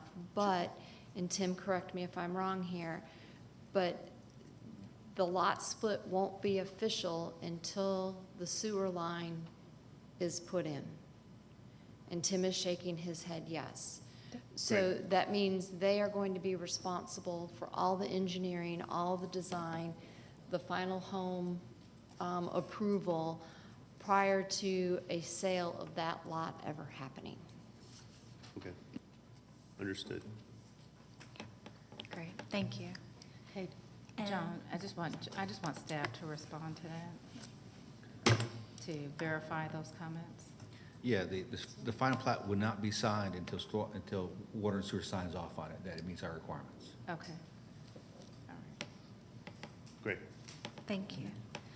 And then other question that I have for you was stipulated to have it be below 20, the impervious surface to be below 25%. Is the intent for both, once the split happens, for both parcels, or is it for just one of them? Are you leveraging the extra space? The 25% is just on that lot. I'm not sure what, but is taking that into account that it would be two separate homes. That lot is 25%. I 391? don't know. No, Well, I think- 3760. For just the set, okay. Yeah, I think because we were originally told that it was 35% per county guidelines, but now it's become 25%, given everything that's happening. So we, the house that will be built on Spring House we've already had Where those Pin- lot lines are. put in the that impervious surface numbers, and it came into just under 25%, I believe. 24.8 or something. And we can definitely have impervious surface done on the Huntsman House. There's no way it's anywhere close to 25%. Okay. Yeah, that's what I wanted It's to definitely confirm, not is over that It's both just of one them- house, and it's a lot of land around it, so it's, yeah. Okay, so 25% for each, but it's less than 25%. I mean, it's 25% cap on the one on Spring. Yeah, the Correct. one on Spring House is fine. I mean, Huntsman is already built. Right. You know. Okay, And so the 25% on Spring House is because of all of the stormwater issues, correct? Right, yeah. Our architect, Troy Spencer, doesn't see any issues with that at all. Yeah. He thinks that's Okay. gonna be fine. and. And I think it even says it on that, Okay, in the small little box in the middle, Somewhere. somewhere. thank you. Oh. Those are, sorry. Again, I'm just looking for staff to weigh in so we can get some assertion. Yeah, regarding the impervious, the new house, it is on the site plan as 24.8%. And I did measure the one on Huntsman real quick, and that's about 21% currently. So it's way under. Thank you. All right, and then just kind of checking, do we have any confirmation on the lot sizes? Yeah, the lot sizes that the applicant gave were incorrect. You know, those sound like lot sizes you would take off of Zillow, the way they sound. Okay. For instance, the knee lot, the one right next to them, 3750 Spring House Court, that one's around 23,000 square feet. Okay. And then the one on the other side, the 180 Hitching Post Court, that one's about 22,000 square feet. So they're all kind of consistent with around 22, 23. So my eyes do not deceive me. No. Okay. Yeah, we got those from the tax records, Okay, so okay, still in line with the two lots being separate. okay. Thank you. Consistent in size. Yeah, thank you. Is that it? All right, those were the questions that I had for you. Open to the commissioners. Okay, are there any other comments or questions from commissioners? Okay. All right, and I do, thank you. Thank More you. questions for you. Judy, from opposition, if you can approach.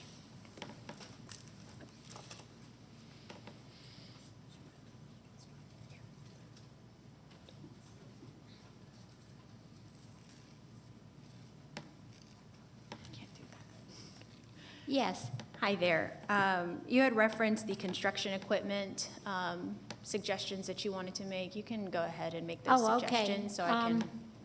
It was, I don't have my notes with me, but it was, let's see, the construction, the trucks, the dumpster, the porta potty, the workman's cars, a wash station for washing down the trucks before they leave the property.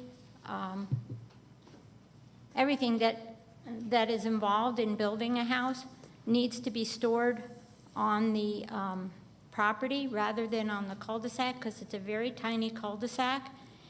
And the delivery, if they're all parked on the cul-de-sac or even on the cul-de-sac beside it, it's very difficult for the fire engine, ambulance, the delivery trucks, the mailman, anybody, even the neighbors to get out of their driveways, et cetera, if all that is stored on that little cul-de-sac, because it's I think we measured it's like a 75-foot diameter on the cul-de-sac, you know, being a little circle, that there's just not enough room for all of that equipment.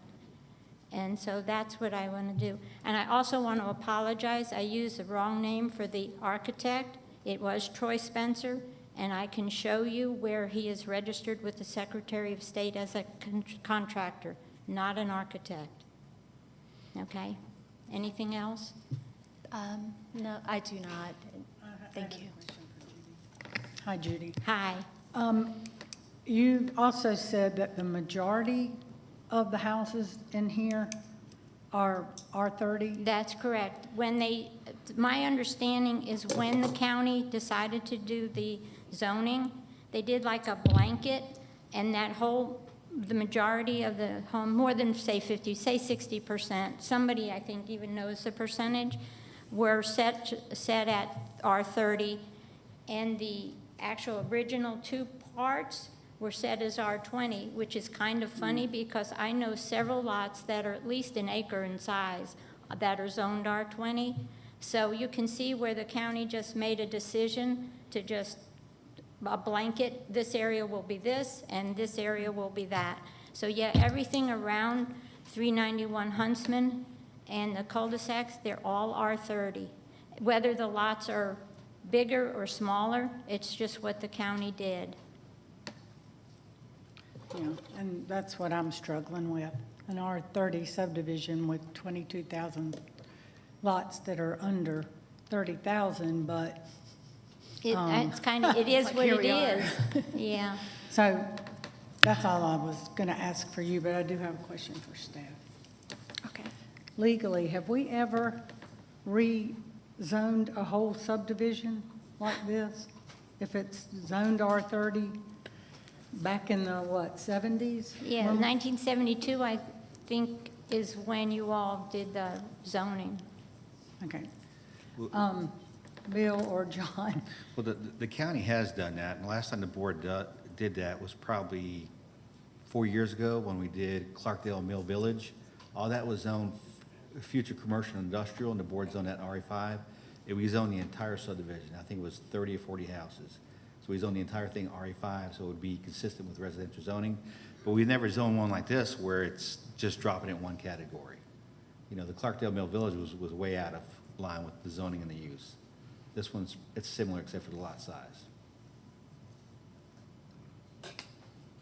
Yeah, we're talking 271 homes, so Yeah. it's a lot of rezoning to do. And the zoning this before us, the proposal before us, is a little over an acre, but you're putting two 22,000 square foot lots in there, so thank you. You're welcome. Commissioner Gamble?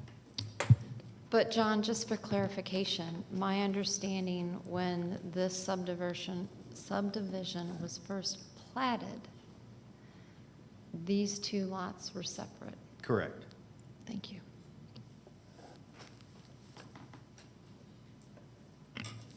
Okay. If I can have Jacqueline Betadepor approach. Thank you. And thank you, Judy, if I did not say it before you left off the podium. Hi, good morning. All right, so I did get the ECCA recommendations as well. Just wanted to know if there was any specificity on the desired setback recommended by ECCA for the side? I'm not going to throw a number out there other than to point out what is the existing homeowner's rear setback.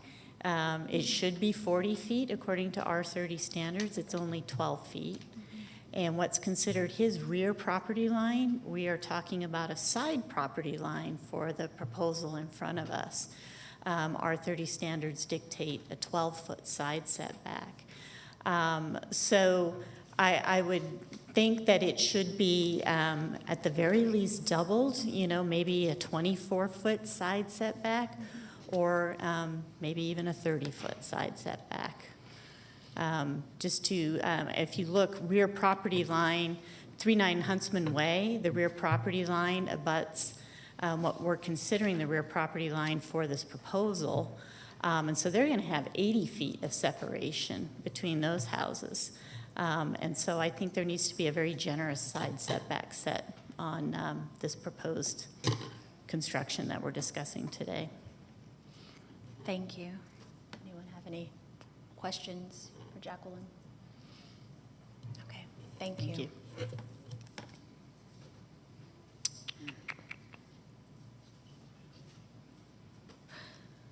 So yeah, that included all of my questions and comments that had come up from both the presentation and just other emails that had come in.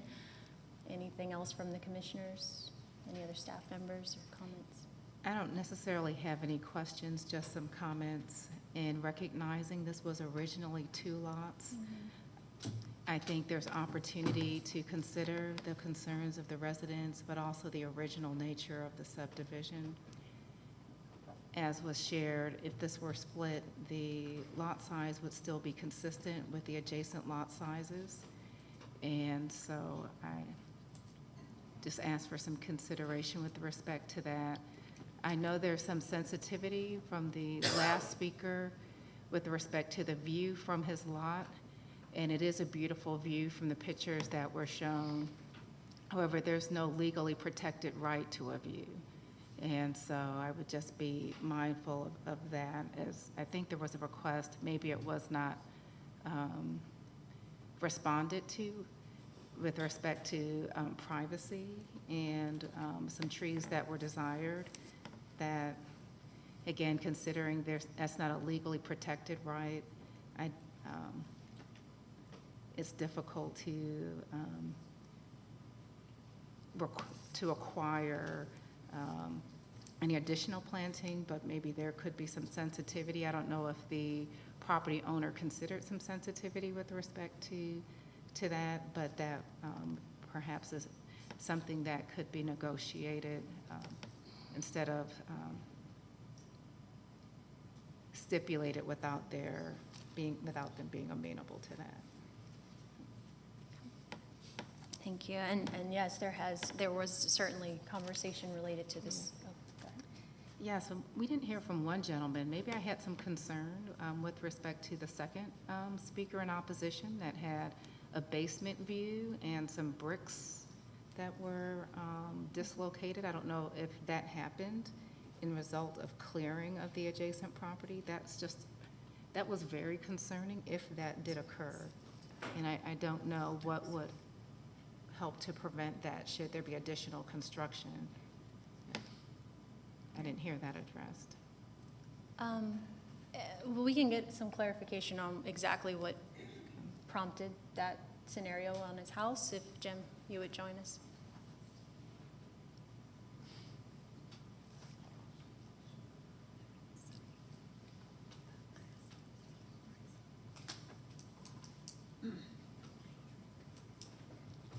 Thank you. When we were building our house in 1979, 1980, we had a pretty wet spring, and the contractor had built the basement wall out of concrete block. And when he tried to move the earth back against to fill in the foundation there, the entire, well, I'm going to say 3/4 of the basement wall went in. We were fortunate that the whole house didn't come down, but it was the wet earth. The wall could not sustain the weight of that wet earth. And since that time, my wife and I, we've taken any number of, actions to try and mitigate the effects of the runoff. We have, Okay. 2 layers of drain tile around the foundation, painted foundation. We have an interior, French drain inside the basement. Gutter guards,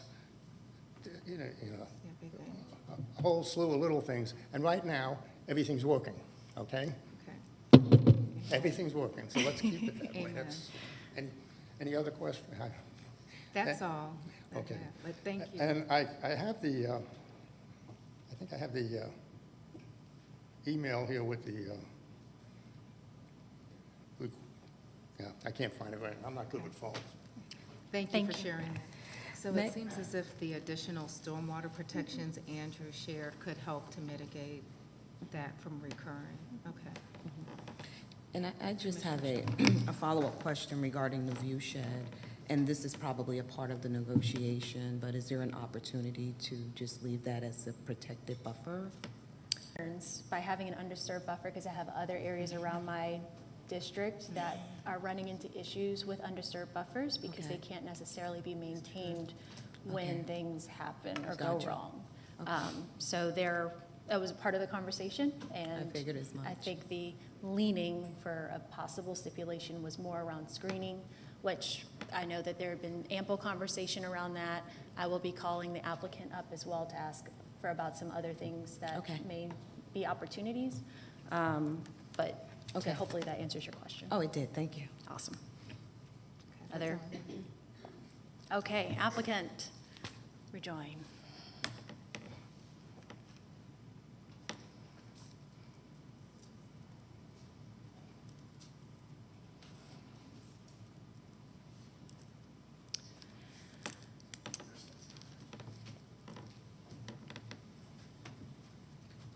All right, thank you. So you heard the concerns around the construction equipment. Would you be amenable to accommodating all of the construction equipment?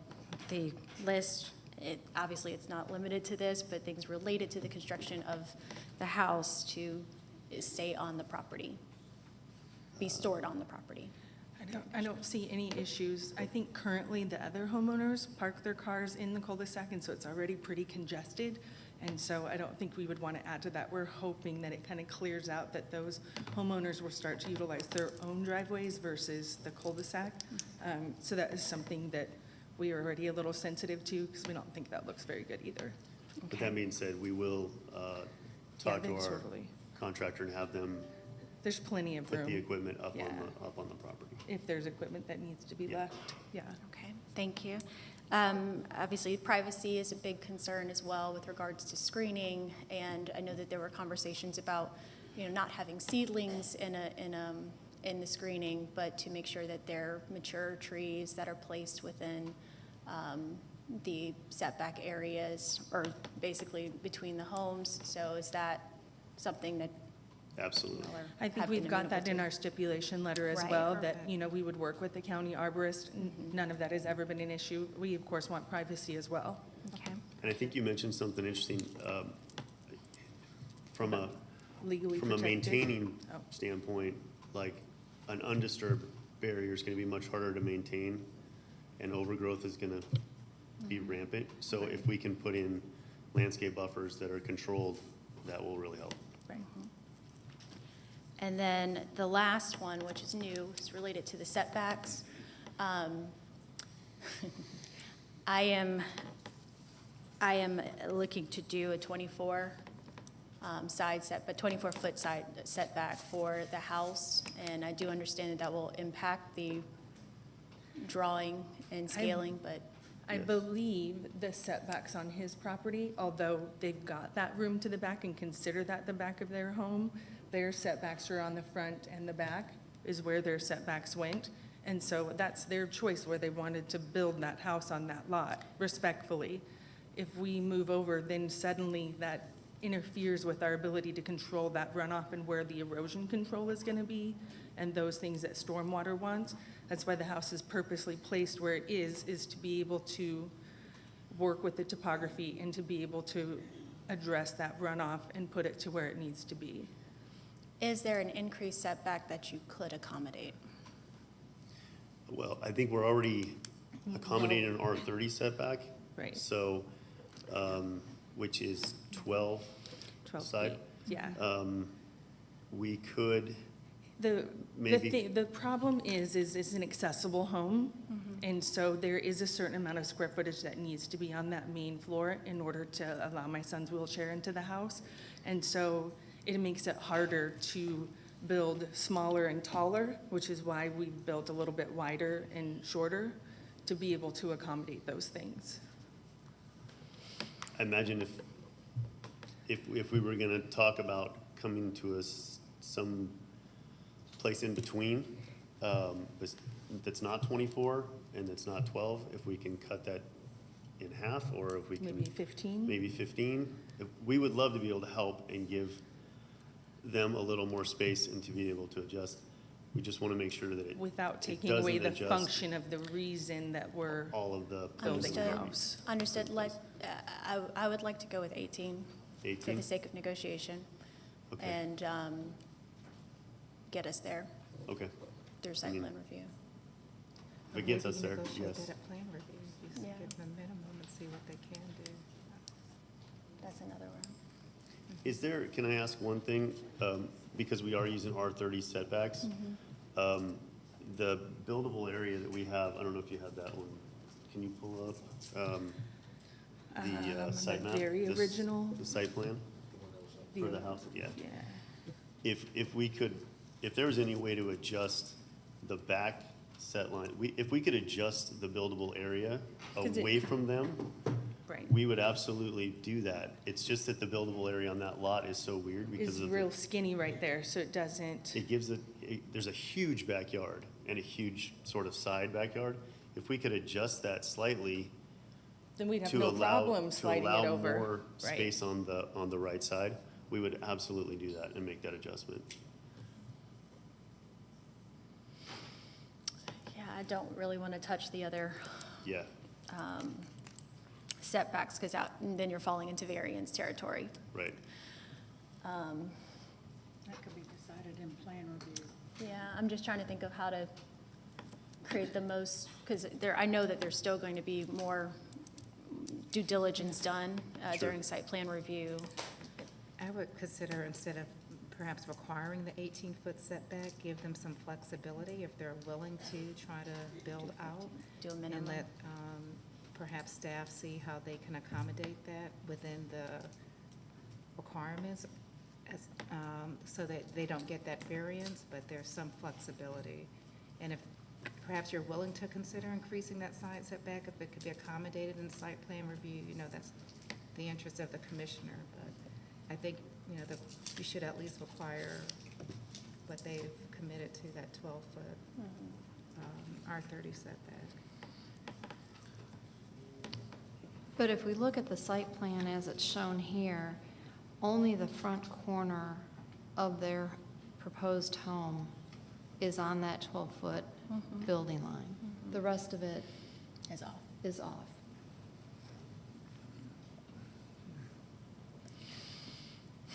I'd be interested to see their lot next to it. That back is probably 18, which is about where their master bedroom is, where their concerns are.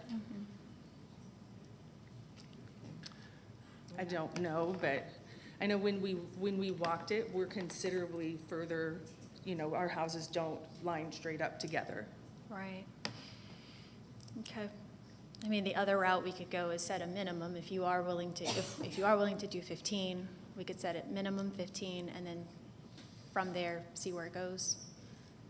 Right. Okay, John? And let me add one thing to this that might help out. The 50-foot front setback they're showing, that's off the final plat, so all the houses are at 50 feet. The code for R30 is only 45 feet, so that might be able to push it more towards the west. Okay, that sounds promising. Yeah. That's great. So it's 45 It's supposed to setback? be 45. Okay, So I think there's room to kind of push everything over with that. that would help. Yeah. Because the whole idea would be to shift that house just to, what is that, to the north? Yeah, Shift it up and a around. little closer to the knees. Which would give them more space on that right side. Yeah. Yes, Okay, 15 is, so minimum 15, and then we'll, okay. Are there other stipulations that the board would like to consider for a possible approval of this zoning?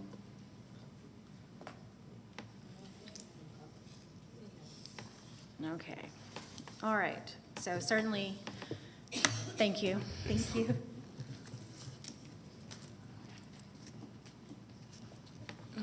Alongside my notes here, so we've got, I guess I'll go ahead and make a motion. Motion to approve Z21 with deletion to R30, consistent with the Planning Commission recommendations, all stipulations recommended by the Planning Commission, in addition to an increase in the side in a minimum of side setback at 15 feet. And then for the district commissioner to approve alongside ECCA, the review of the architectural style, site, and landscape buffers. And for all construction equipment during construction to be stored on the property. Yes, I think that includes, yes. And can we just add that the front setback be 45 feet per code? And the front setback to be 45 feet per code. Does that conclude your motion? That concludes my motion. Okay. Is there a second? I'll second, and then I have one question.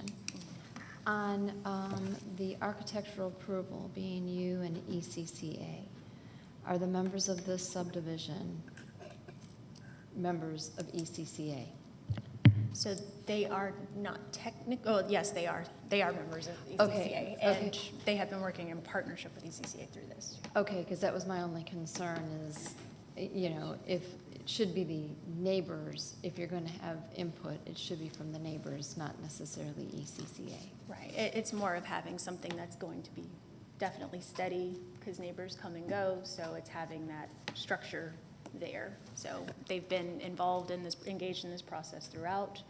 And yes, I've got confirmation they are members as well for ECCA. Thank you for that, though. Okay, we have a motion and a second. Any other comments? We'll call the question. The motion carries 4-1 with Commissioner Burrow in opposition. We're going to go ahead and take a 5-minute break and come back for our next case.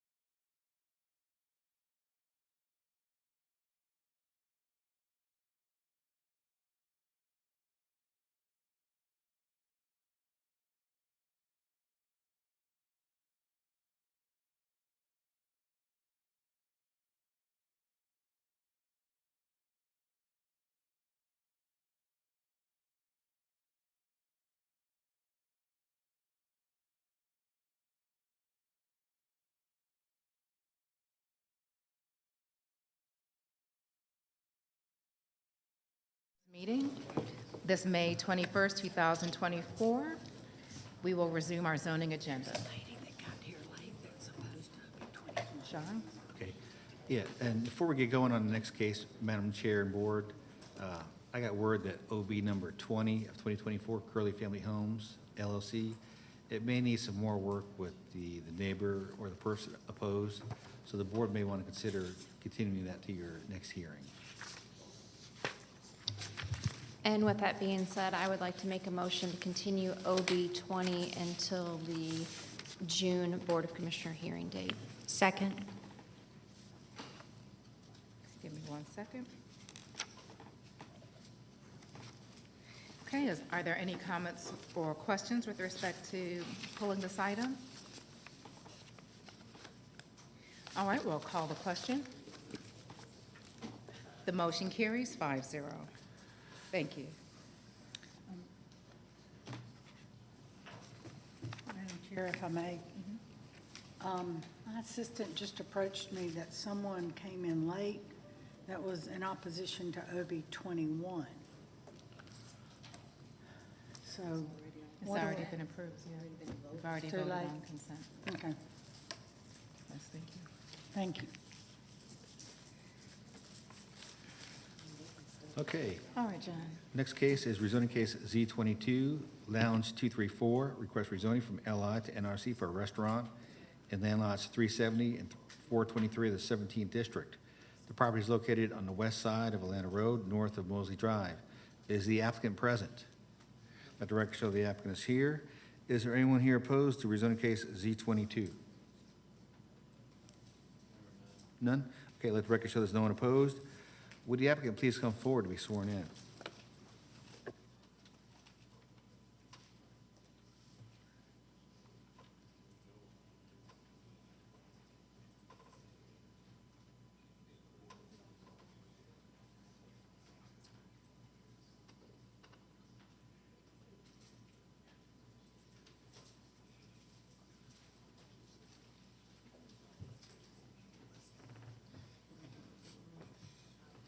Hello, everyone. My name is Martins. I'm here with my business partner. My name is Aisha. We was here the last meeting, the planning committee meeting. We actually, we respectfully appealing for extension of our business hour. From the last time we was here, the planning committee said we can't go past 10 p.m., but that defeats the purpose of the restaurant making its money. And I made mention to the planning committee that we already spent a lot. We already have a 5-year lease signed that we can't break. So we are really trying to see if we can get our hours changed from 12 noon during the week, from 12 noon to 12 a.m. from Monday to Thursday, Friday, Saturday, 12 noon to 2:30 a.m., and on Sunday from 4 p.m. to 12 a.m. Last time we was here, they also made mention of residential properties being around the place of business, and I took my time. We drove around that day, couldn't find a residential property around. We only seen 2 businesses on the side, which are body shops, and behind us is a big swampy area. I have pictures here. I would like to show this as well.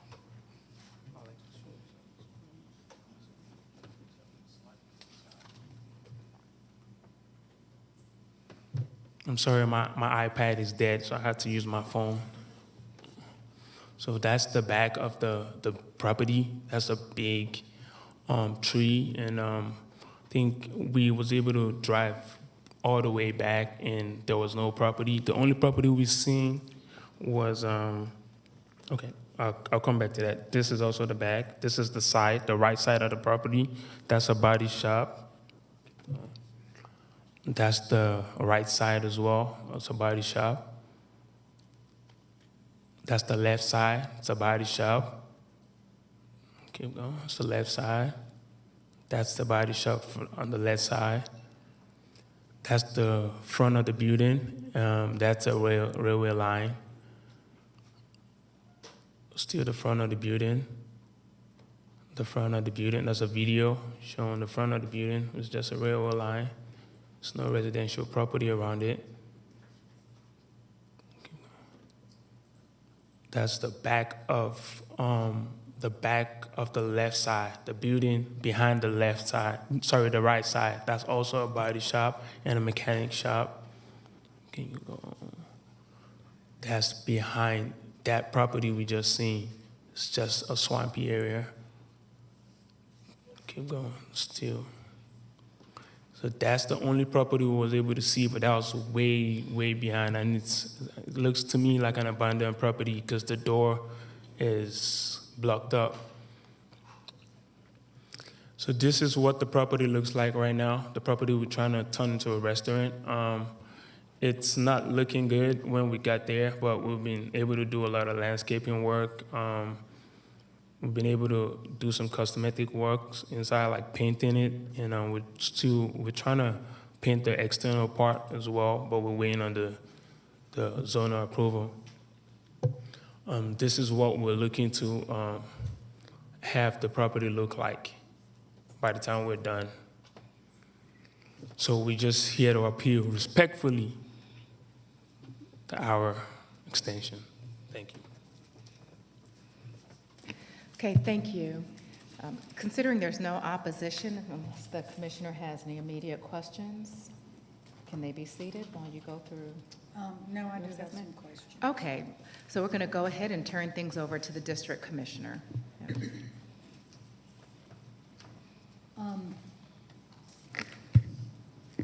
Unfortunately, we had some code enforcement complaints come in after Planning Commission, and they didn't, I don't think they had reviewed these because they didn't know.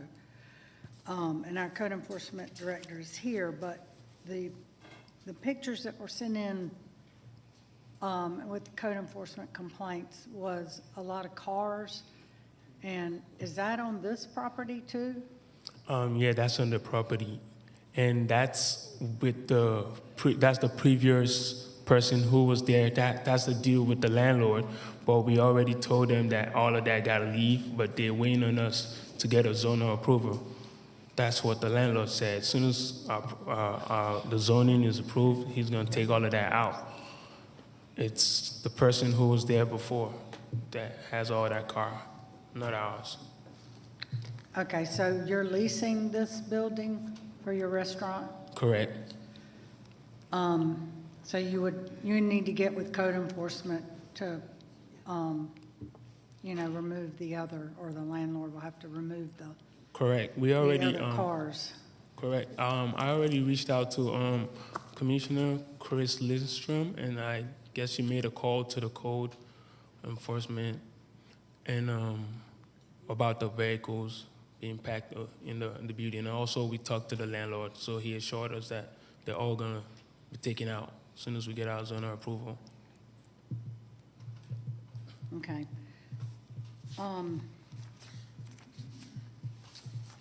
And then, so when Planning Commission and staff have recommended deleting this to TS, and I know that TS is next to you, you're currently zoned light industrial, which you don't need for a restaurant. But the hours of concern, I watched the tape of the Planning Commission meeting, and I understand, why they were asking to reduce the hours because of the area. So I'm leaning toward recommending the same thing that staff and Planning Commission did with regard to the hours, and that this be a restaurant only, no nightclub or other. We're not looking to have a nightclub. It's just going to be a restaurant, and we was able to also make researches on the businesses around our area, and they all close some close at 4 a.m., some close at 2 a.m., some are 3 a.m., 12 a.m. So we're only gonna have a restaurant and a live band. Are these in the city limits? Yes, ma'am. Okay, because the city of Smyrna has different ordinances than we do, and, The last one is 2 blocks, I think 2 buildings away from ours. Marietta City, okay. Yeah, that's Atlanta Road. It's part Smyrna and part Marietta too. Yeah, And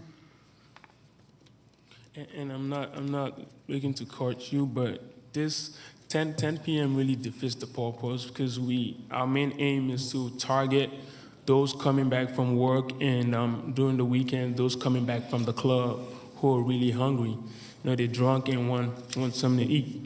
So I feel that's a good time for us to make our money because everybody want to have something in the stomach while they got alcohol in it. that's a concern too, that you're serving impaired people. How did they get there and driving? Yeah. Everything is going to be controlled. I don't, This is going to be my 3rd restaurant, and I'm 28. So I've been doing this. You can reach out to my other restaurants are in Ohio, Cleveland, Ohio. You can reach out to the city. None of my properties ever have fight-in or shoot-in because I try my best to have securities on site, and we try to control. If we see someone drunk, we get their keys and make sure they get Uber home. And the next morning, they can come grab their keys. I've been doing this for the past 3 years. No problems, no complaint. I'm not boasting, I'm proud of myself. yeah, but those are in Cleveland, Ohio, I think you mentioned at the planning commission. You don't Correct. have any here. This would be the first one in This would be the Cobb first or one. Georgia? Correct. Okay. And I've never been to Cleveland, Ohio, so I don't know what the You need to come the find the area's food. like, but, okay. Do y'all have any other questions? I don't have any questions, but is there an opportunity to maybe not extend as late as 2 or 3, but just extend it past 10?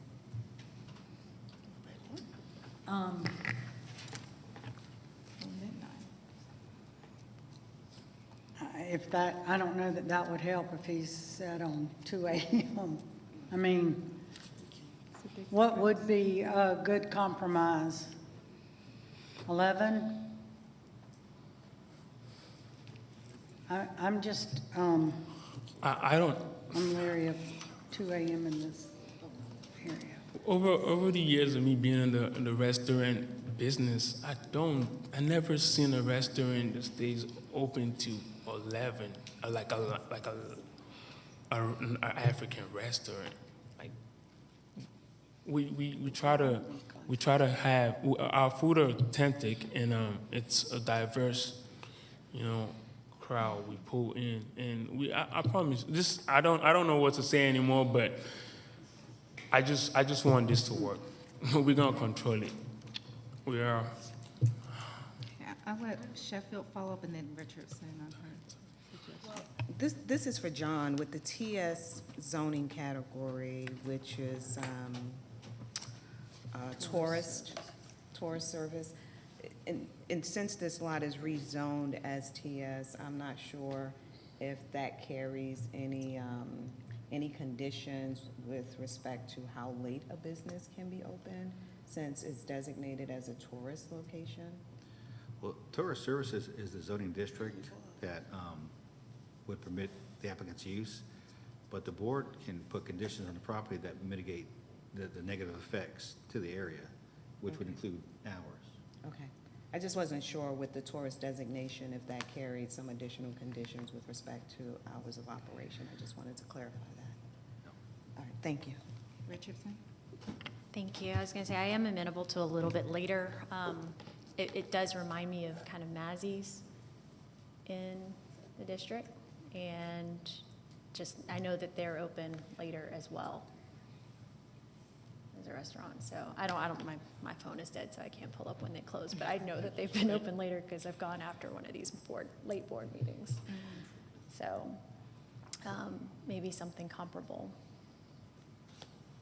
to What some is- of the other restaurants in the area. I can't access it. Well, maybe some leeway on weekends, but during the week, maybe midnight on the weekends and 10 or 11 during the week. Yeah, I think it's worth to see how it goes.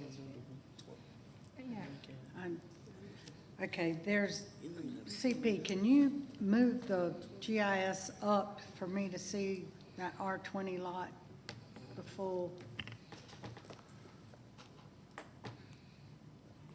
I see their houses right back here. R20 in the rear. What is the distance, just for knowledge sake? Well, I was thinking of noise and people outside late at night with homes directly behind them. They would have to go for their alcohol license separately, and I don't know if that meets the distance, but that's not what we discussed with this today. So have you applied for your alcohol license? No, we've not. That is separate, and we do have ordinances, state law and county code, that you can't be more than 300 feet from a residence, from your front door to their property line. Is that correct, John? Well, that would be a business license issue. It's not a zoning issue regarding alcohol. I know, but I'm just explaining what he would have to do to get his alcohol license. But that's a separate hearing. We don't do that here initially. So I don't, well, why are you measuring then? I had requested a measurement, I just wanted to know for knowledge Okay. sake, but there is another house there just to, yeah, right. Not that one, to the right, there you Right go, here. right there. So, I don't know what this particular distance is, but like I said, that's not something we can decide today. You have to go apply for that at the business license office if you want an alcohol permit for your restaurant. So, are there any other questions you have of anyone? I'm ready to make a motion. I like the idea of being flexible with the hours. If there are other proximate locations with much later hours, I mean, all this does is it moves people from one site to another, or why consider coming here if their desire is to eat at some place that can stay open later. But I can understand your caution, so meeting somewhere in the middle is something that I would support as well. I can't remember the hours that were shown on that comparison that were put on the screen. Yeah, and just seeing that, Madam Chair, I don't know how close or Yeah. far or city limits there. We these can are see either. we're at 1644 Atlanta Road. I'm sure that could be pulled up on GIS. 1644.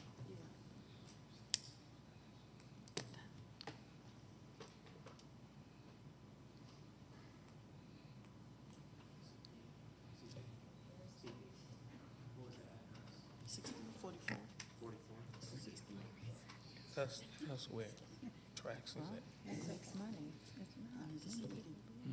The bars, the bars. 24/7.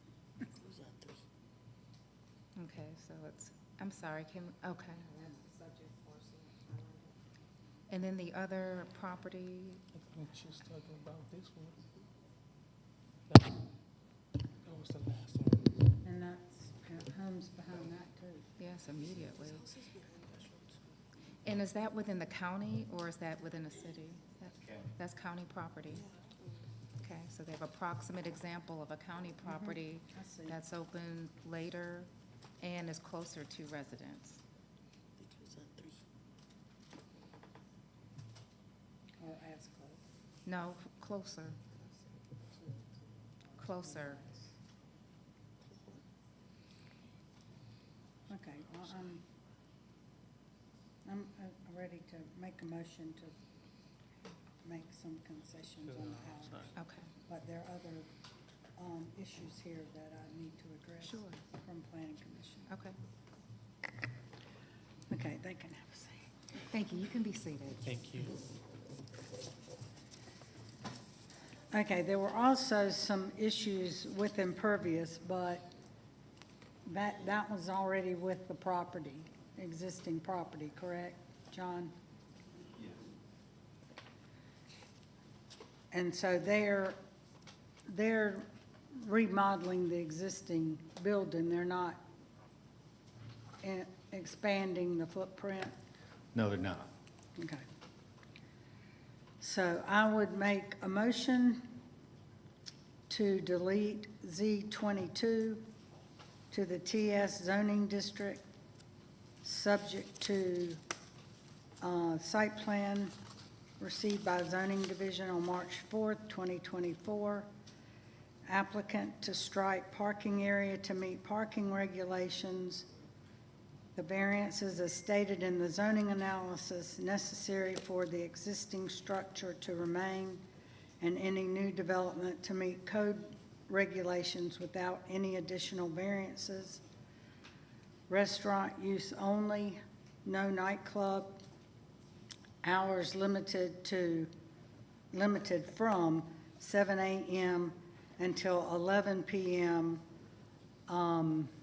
Sunday through Thursday, and 7 a.m. to midnight on Fridays and Saturdays.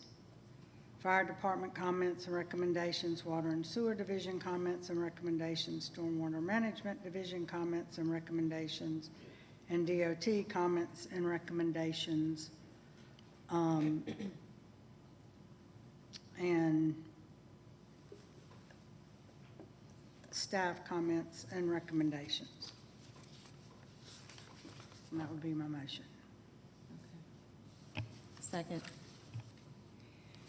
Okay, is there any discussion?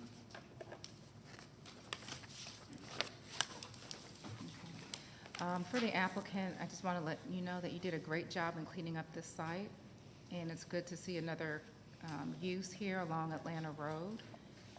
We look forward to the business being successful.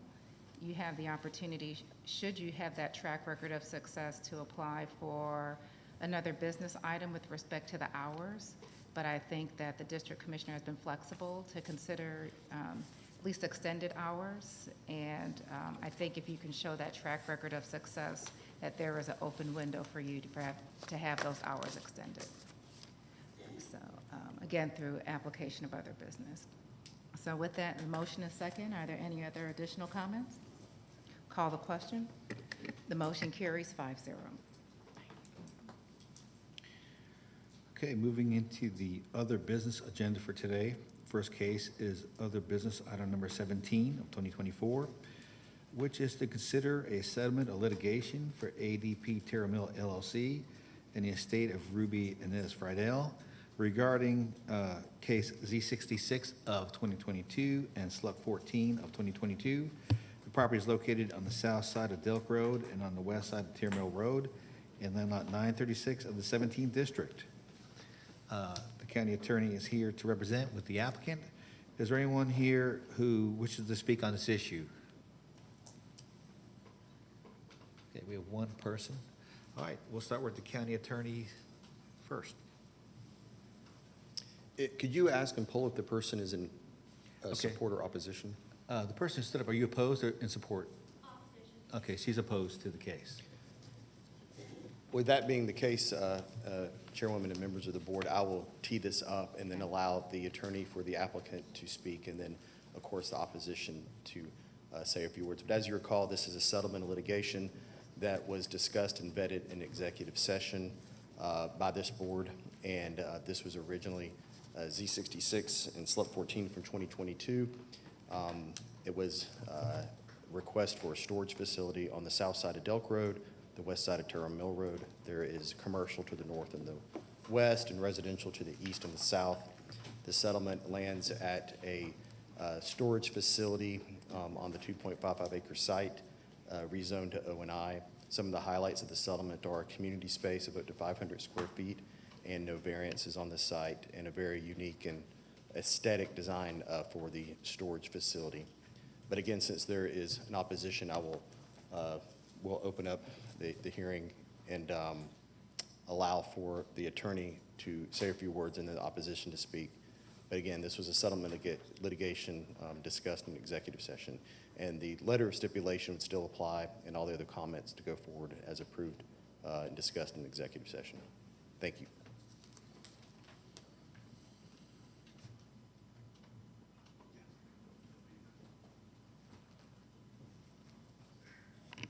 All right, thank you, Brian. We'll hear from the attorney for this matter.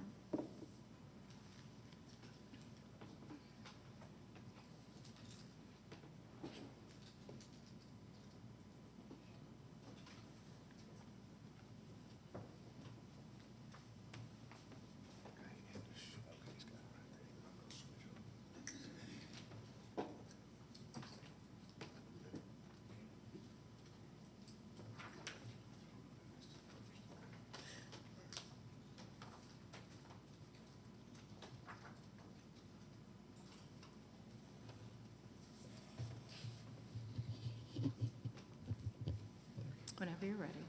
Good morning, Madam Chairwoman and Commissioners. I'm Kevin Moore here on behalf of the property owner, longtime property owner of this tract located at the intersection of Delk Road and Terrell Mill. We have presented a proposed settlement of this litigation. As you know, this property is zoned R80. R80 requires residential minimum 2-acre lots. And you can see where this property is located that there is no R80 adjacent to it. There is no R80 in the area. There is no R80, I don't care how far you go back on this until you get to the river. R80 is clearly not an appropriate category for this property.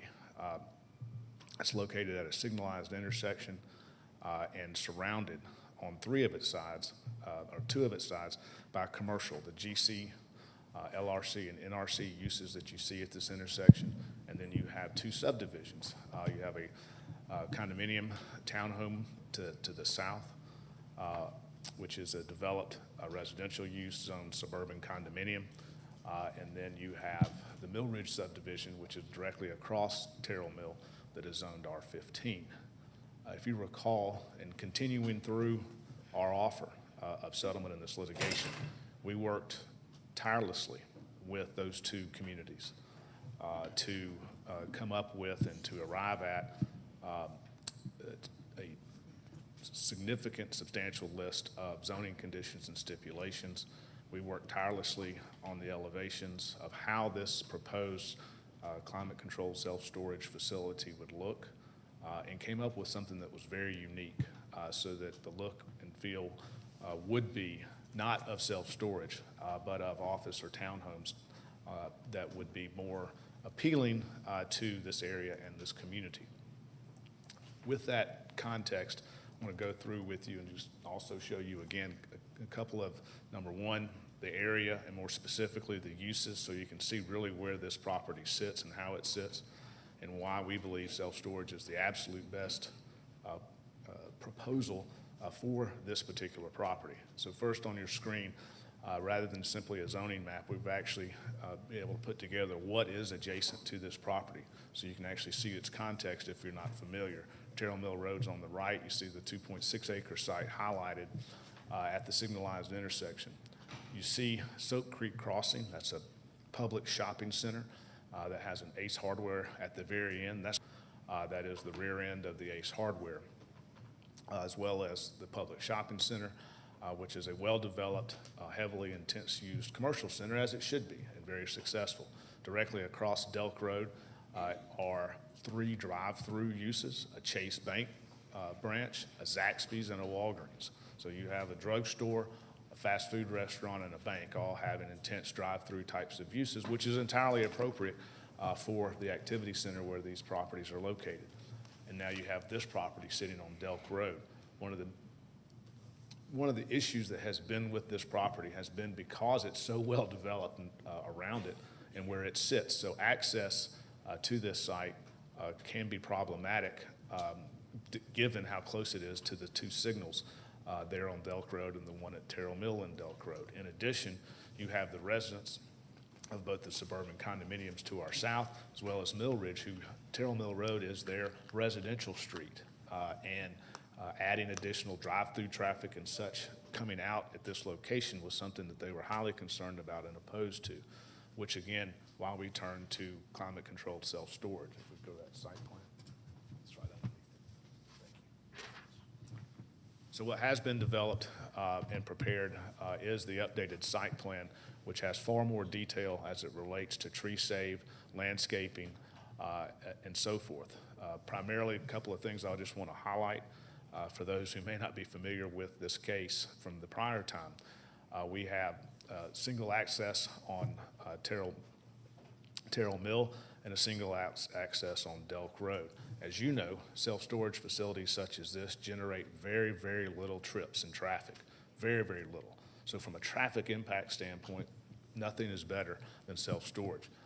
In addition, with our site plan, what we have done and identified is substantial tree save. There are some beautiful trees, especially on the corner at the intersection, that we have identified and are able to save, and now those have been identified here on this plan. In addition, we have a large buffer that we have put in place adjacent to the suburban condominiums to our south. And again, we've identified substantial tree save areas within that area, as well as highlighted for you a very significant landscaping package that would be a part of this proposal.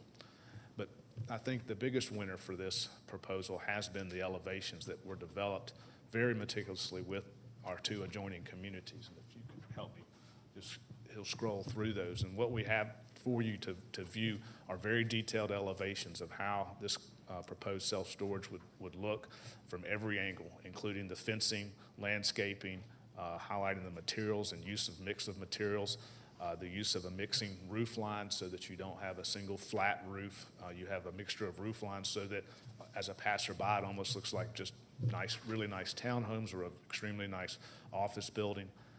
And from every angle, all four sides, you can see the meticulous detail that's been put into how this will look and be viewed from the community standpoint, which we find to be extremely unique.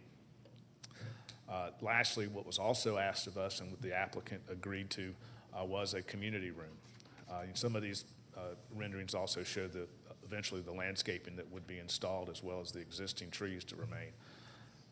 But we've also preserved and set aside a community room. In this particular area, there's no real good place if you want to have a community-type meeting of any sort to get together. So we have, as part of the conditions that we proposed for settlement, included a community room that would be available. It would be finished space and available for use by community on a reservation basis, which we think is a great thing as well for this proposal. Again, given where it's located, given what it's zoned today, given what this applicant has come forward with to put even more into this proposal than what you heard the first time, going well above and beyond as it relates to the landscaping and design for you, we believe this is an excellent, reasonable settlement of the litigation and would urge and respectfully request your approval. And I'm available certainly to answer any questions. Thank you. Thanks. Thank you. We'll now hear from opposition.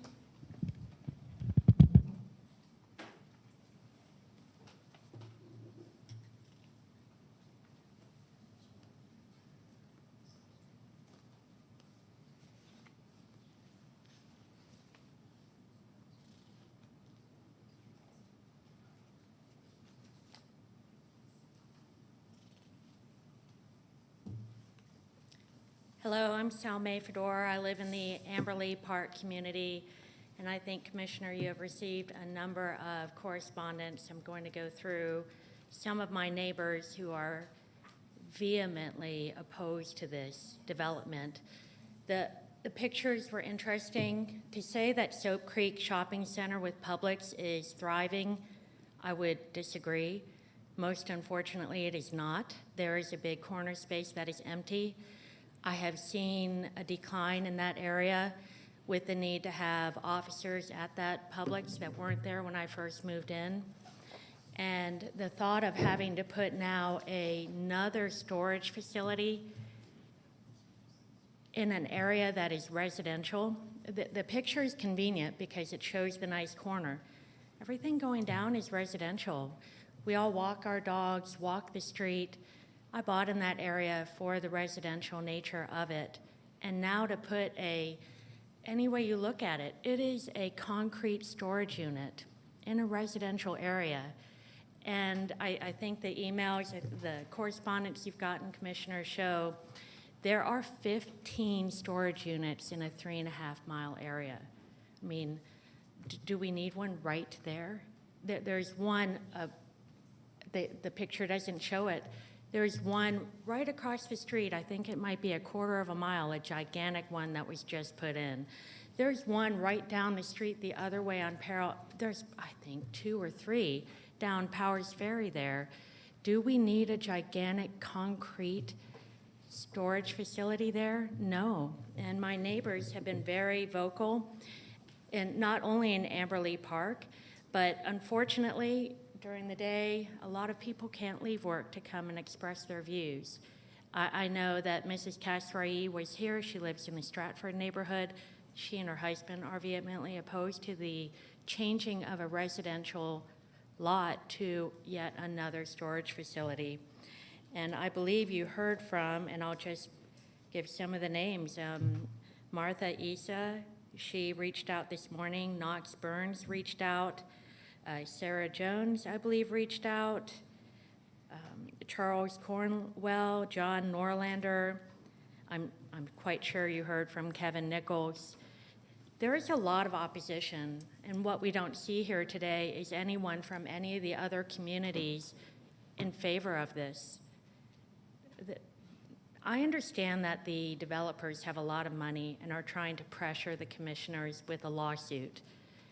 And I'm going to say, don't fall for the lawsuit. It sets a terrible precedent that if you don't get your way, if you have enough money, you can pressure everyone by filing a lawsuit. And we're asking that you deny the request.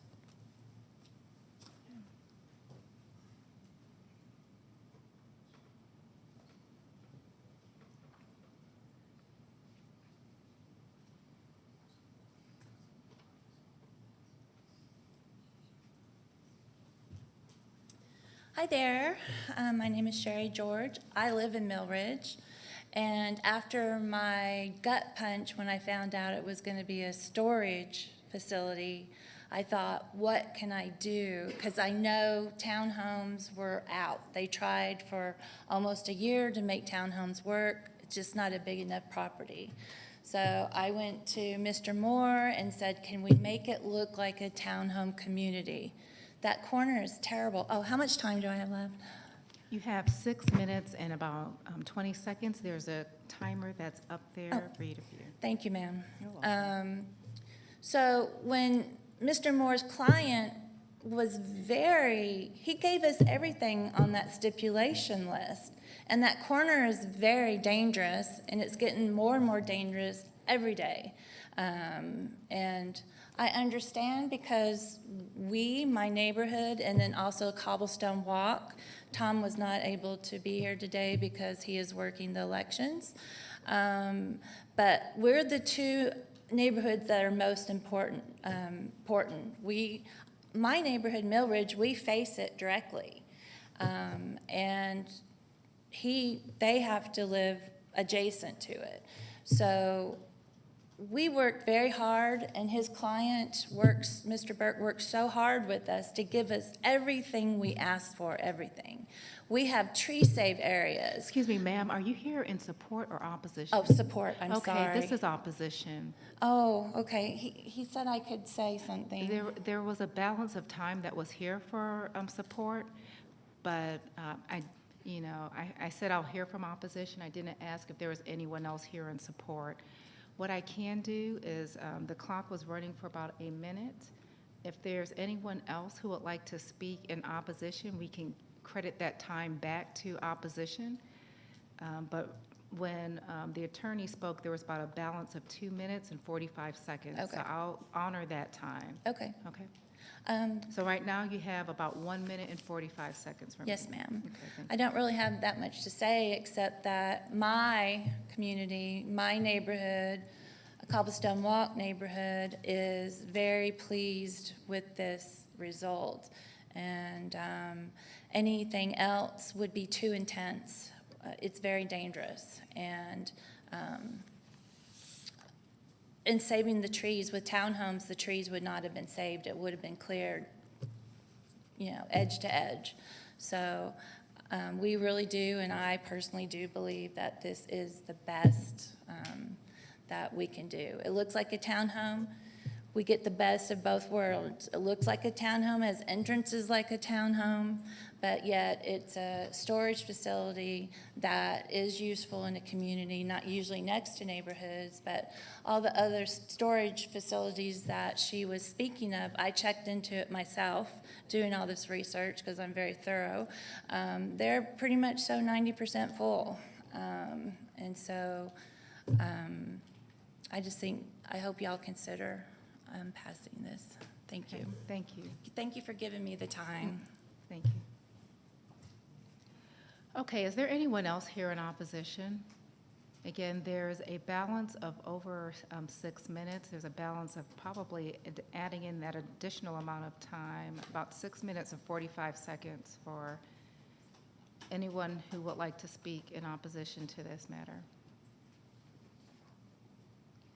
Okay, not seeing any, we'll go ahead and close that portion of the hearing, and I'll turn things over to the district commissioner. Thank you. And just for clarification's sake, before I get into a motion on this, but considering this is a settlement of litigation, what's the threshold of, with regards to the commission's consideration on this? We had the stip letter that was part of this terms settlement of the litigation, which was from March 20th, 2024, which we would contend would be the terms of the settlement related to that. The stip letter from Mr. Moore of that date. Is that the correct date, Mr. Moore? I think that's right. Yes. Okay. So, yes, I'm just going to make my motion now, because I think all of I do know that there are several in the audience who are from the community as well who are in support. We didn't do a count related to this case, but I don't know if it makes sense to do one for opposition and for support. We can, and there was one person in opposition. Can I get a show of people here who are in support of other business item number 17? Please raise your hands.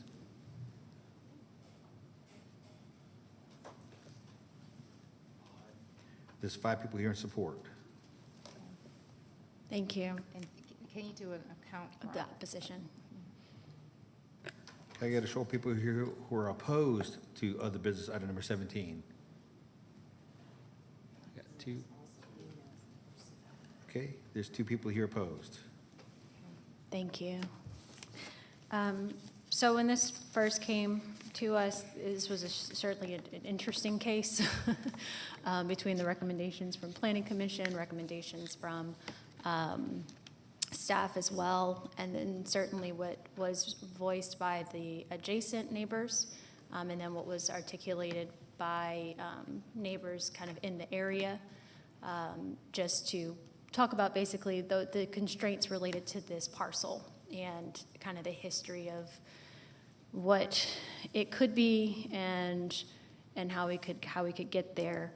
As a result of this particular settlement of litigation, it was basically I think some of the features were highlighted to remove all of the variances that were being requested originally, and that it was staying in keeping with what the adjacent communities were looking for.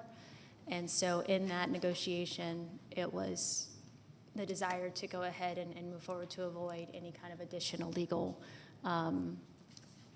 motions or actions.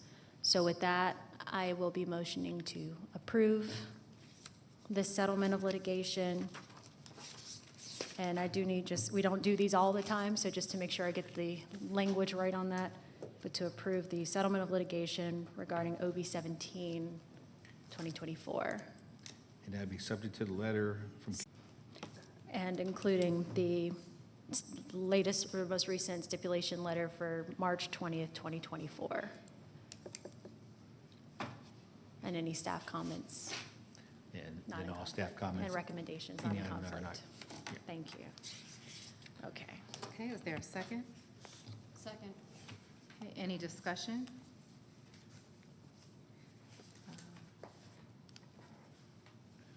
I share similar concern to what was shared with opposition. When this originally came before the board, I was not in support of it.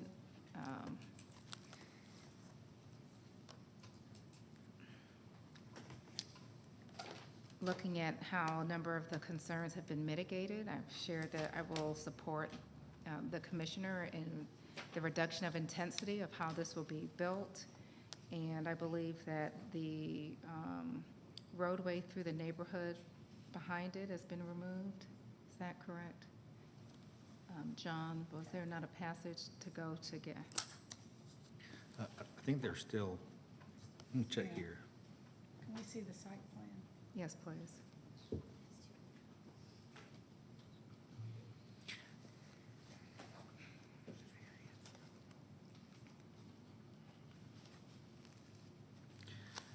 Sorry, Did does somebody there- have access to the site plan? Yeah, there is an access to Terrell Mill Road. I'm talking about the SC neighborhood. We'll see it in. Oh, there's no access to the residential right next door. Yeah, so there was some question about that, a roadway being through there. And then there was the desire for community space. I think we're going to look at seeing if there was some additional parking that could be accommodated. It does meet the parking requirement, okay. And the variances are gone? Yes, and All that the was another. variances are gone? Yes. So, you know, The FAR, it meets the FAR requirements? Yes, it does. yeah. I can understand the concern from a use perspective, and, you know, with zoning, we're balancing a number of interests, and,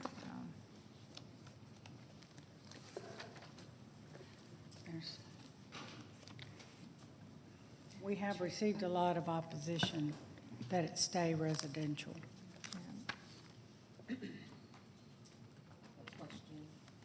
Can jump in regarding the traffic count. There was a mention earlier with respect to it being a busy intersection. And I just wanted to confirm the traffic count or the projected traffic count daily. John, do you have that in your notes? The traffic count, let me see if it's in the DOT comments that are from the original case Okay. here. And that's on Delcro or Terrell Mill, Commissioner? Both. Okay, both. Let's see.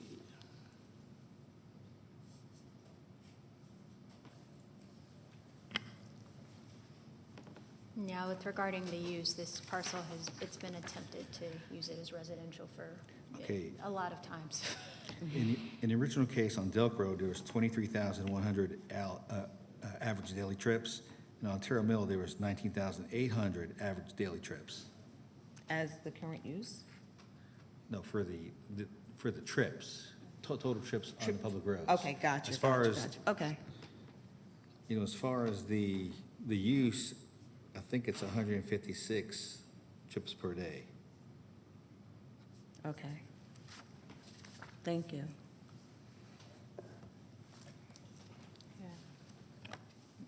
say the applicant has met a lot of the, has been willing to meet in the middle in addressing a lot of the concerns that were expressed by opposition and by me during the original hearing. I think Commissioner Richardson is in support of an applicant that addresses its similar nature to the commercial that's along, is it Terrell Mill or Powers Ferry? Yeah. And then you have the less intense use, which fits into the character of the residential along the other roadway. I'm sorry, I don't have the other map in front of me. Terrell Mill Road, yep, or Delk. So, yeah. I'm in support. Tepidly in support. Yeah, this parcel has been of question, and it has been approached in a lot of different ways. And I think the community, especially the adjacent communities, are very sensitive to all of the different attempts that have come through. And this is one that has been in keeping with as much as possible related to the difficulties with it. Another follow-up question regarding the community room. Do you know the square footage of that? Was it I don't 1,500? recall. It's 4,500, I think. 4,500, okay.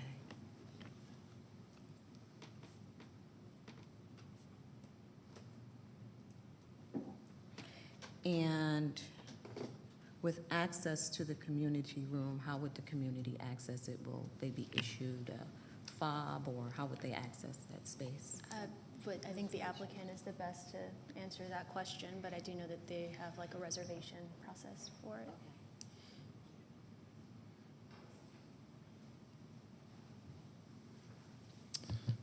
Yes, community use would just be, need to be scheduled by calling the business office and reserve the room anytime. Okay. So are the business hours of operation Sunday through Sunday? What happens in the event if it needs to be scheduled and no one's in the office? Well, if it's, they just have to schedule it ahead of time, and so then the arrangements would be made. Okay. Thank you. And because we have limitations on hours as well. Okay. All right, thank you. Thank you. Great question.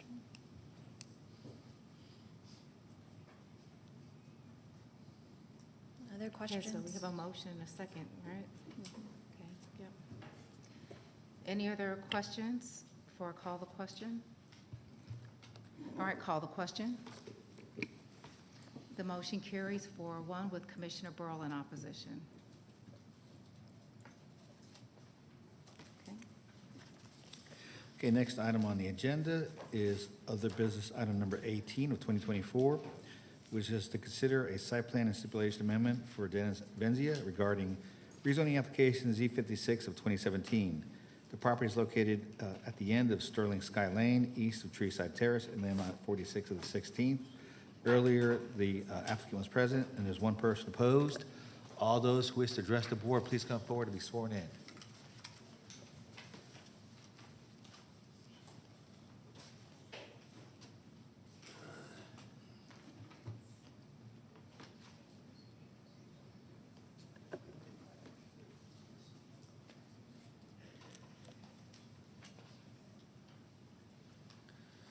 Would the applicant please come forward?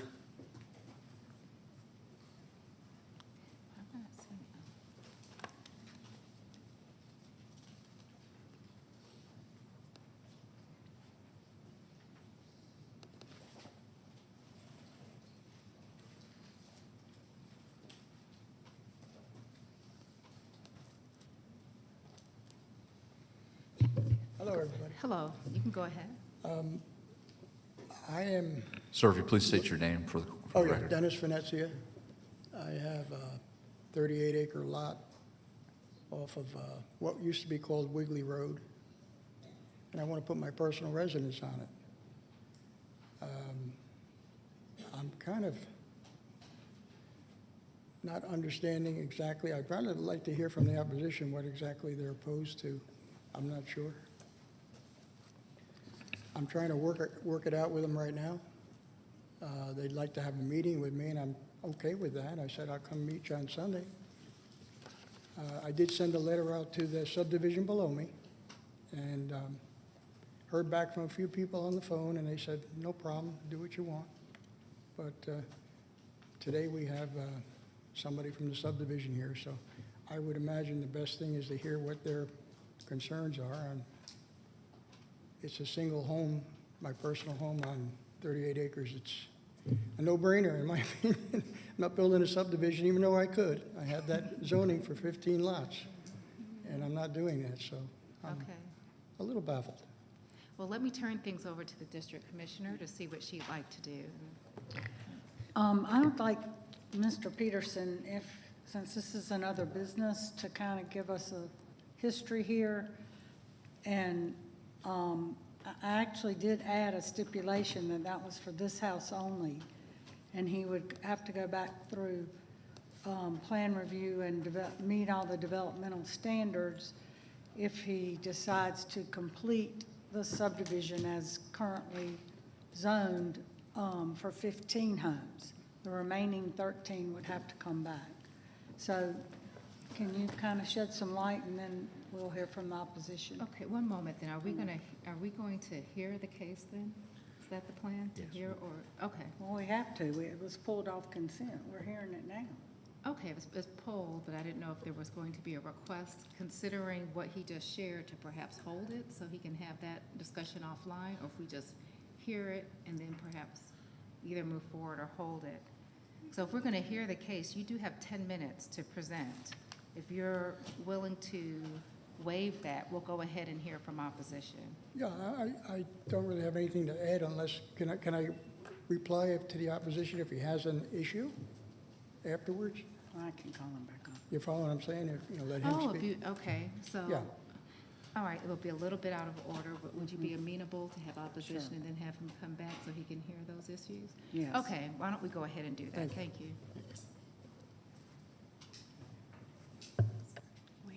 Okay, for whoever's in opposition, please feel free to approach.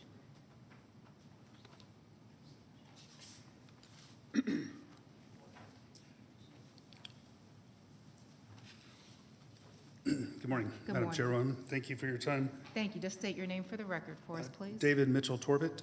Okay, David. I'm a resident in the community, Lot 72, which is just beneath this track here. So I am also the president of the Homeowners Association, so I'm supporting 75 homes that are outlined right here to the left of, correct. I've also been working with, or the HOA board has been working with your team for DOT as well as erosion control. Frank, I forget his last name, but with that, because of the nature of the elevation here, it is everything that is done above us ends up in the street. I wish I had a better view to show you, but the grade there, I guess, is a good 30-plus degree grade. So it's as steep as a roof, okay? I mean, it's very steep. Whatever is going up there, we would like to ensure that it is, from an erosion standpoint, is not indicative of what's currently happening. And erosion control has come out multiple times, and you know, we've just had to deal with this. We are also, we have inherited a pond as a HOA, unbeknownst to us, from Toll Brothers, which is the builder. And originally, that was not going to be the case. So we're just trying to manage our expectations, quite frankly. I would like to convey what the homeowners are suggesting that they would like to be made known to this hearing. And then I would like to add that we would prefer to have a meeting with Dennis. Dennis and I get along great. I mean, you know, I hope he feels the same. I think he's a great guy, and he's a good neighbor. But we do have, you know, the nature of this slope, and it's Sweat Mountain, you know. We're literally talking, we're in the middle of Sweat Mountain here. So the items for the subdivision, for Edgewood East subdivision is, we're in agreement, obviously, with the 4 items that are listed on today's agenda. Okay. But also, we would like to make known that upon building the first home, there was, from a construction standpoint, there's some trucks that just can't make it up the hill. especially the first 75 yards. It's, so straight up that they just spin out, and then gravel has to be added. And we, as a neighborhood, have to look at this construction zone, if you will, for the duration of however long it takes to build this home. And don't get me wrong, we watched the entire subdivision getting built, and you deal with it. But it is not your average job site. Mailbox placement and trash placement. We don't know what the builder, where they want to put. Currently, the trash cans just sit right in between my home and Alex's home, just, right at the bottom of this gravel drive. And, we smell it. It's not conducive for our kids playing in the backyard. It's just, we would prefer a better solution. And Dennis just conveyed to me that he plans to have a driveway installed after construction, and he would have the trash trucks go up the hill to pick up the trash up there. Well, there's no consensus that that's going to be able to be done. Most trucks don't get up there. I don't know if that's going to change just because there's a road there. Hopefully it's wide enough for trucks to turn around up there, or they may just say, no, your trash is going to stay right here, and that's the only way it's going to leave. So lastly, I would like to add that I'll pause there, respectful of the time. Okay, you have 5 minutes left. It's up to you. Thank you. Let me pull an email here, if I may, from the HOA.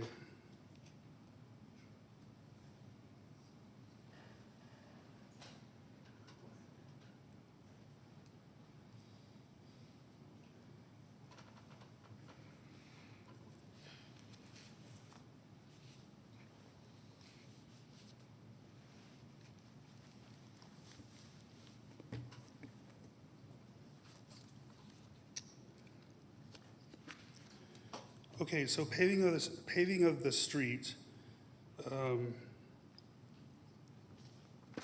that goes up there,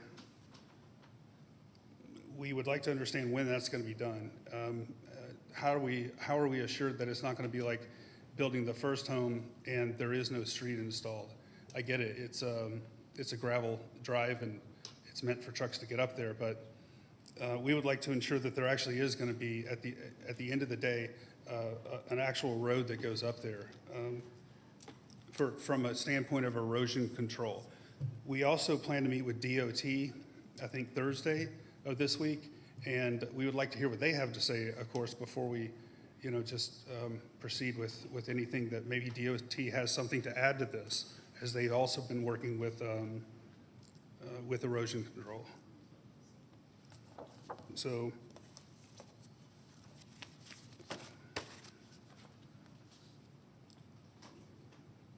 So the biggest thing is we had, with a lot of rainfall, I personally had to pay about $20,000 to dig up my entire backyard, also my neighbor's backyard, and take everything down to the culvert. That's not of anybody's fault. That's my own property, what I needed to do to maintain the property to get the water flow into the culvert. With that amount of water flow, we want to make sure that what's being built up here is the water in itself, based on the slope, is properly going where it's supposed to. And lastly, and I'll end with this, we want to make sure that the retention pond that we had to inherit from the builder, because there's nowhere else for the water to go, we would like to ensure that the homeowners association is not going to have to maintain another retention pond because of this build. And if so, we'd like to manage our expectations and the financial expectations of the neighborhood, the 75 homes, because they're because of the costs associated with the dealing of the retention ponds. Okay, does that conclude your comment, sir? I'm sorry? Does that conclude your comment? Yes, I'll pause there. Thank you. Okay, thank you. All right, so we've heard from opposition. Would the applicant like to speak now?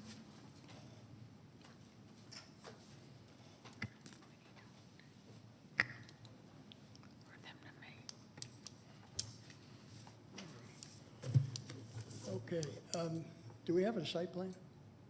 Can we pull up a site plan? I believe so. That's the older one you have. That's the old one? Yes.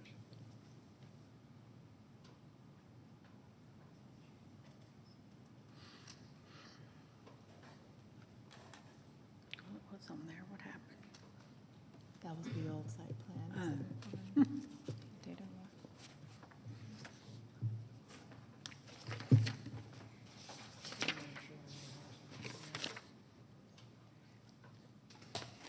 Is that the only site plan you have, CP? Okay. John, do you have another site plan? Is it the site plan that shows the second house? I don't really see one half. Right here.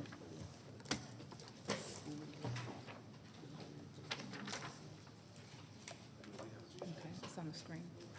Yeah, let's look at this one first. It's hard to see. It's tiny.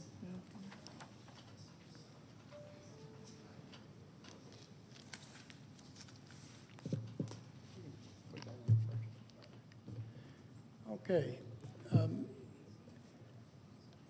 Where you see the arrow there, that is the proposed house location. The gentleman that just spoke, he's in the house on the bottom left. I think it's number 72, like you said. Yeah, right in there. That's called Sterling Sky Lane. It's a public road. And then from where you see the property line, that's my private drive. Right now, it's gravel and dirt. I've re-graveled it about 8 times to try to help with the runoff. As a matter of fact, I was there last week and put another load of gravel down.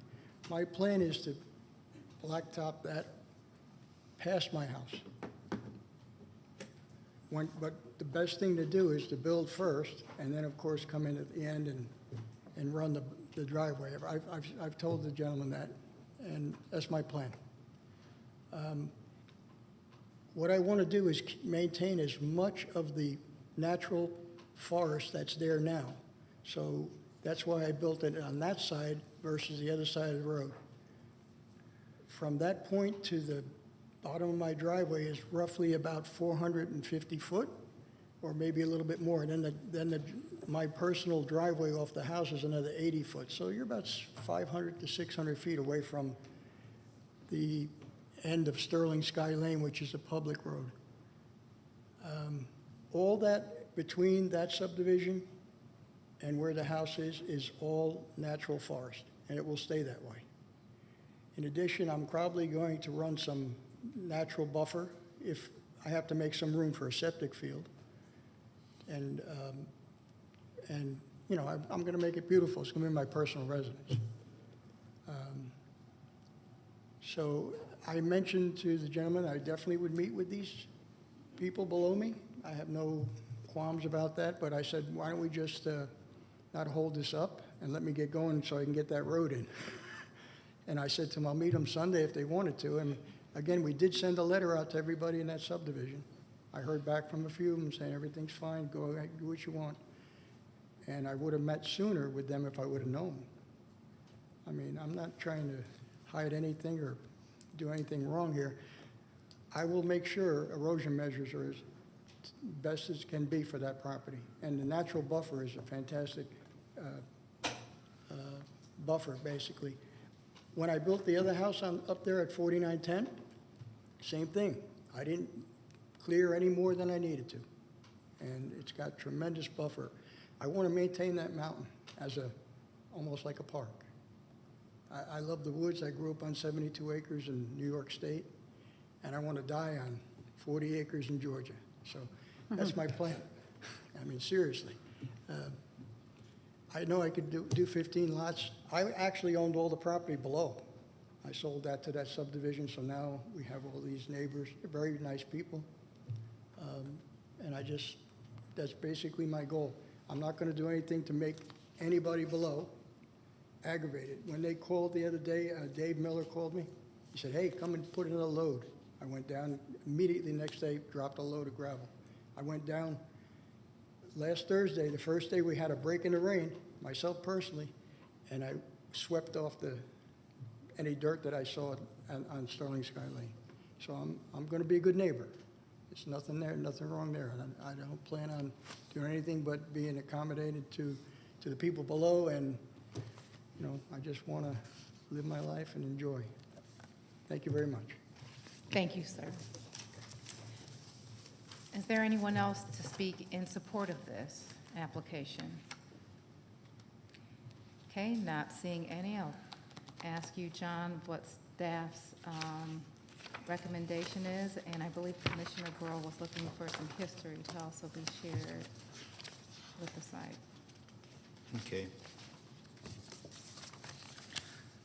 The staff would recommend the board approve the request, subject to, number one, stormwater management comments contained in the other business packet. Number two, fire department comments contained in the other business packet. Number three, site plan review comments contained in the other business packet. And number four, all previous stipulations not in conflict with this amendment to remain in effect. Okay. Commissioner Burrow, would you like to weigh in? I would actually like to call the owner back up. Yes, Dennis. The applicant. Applicant,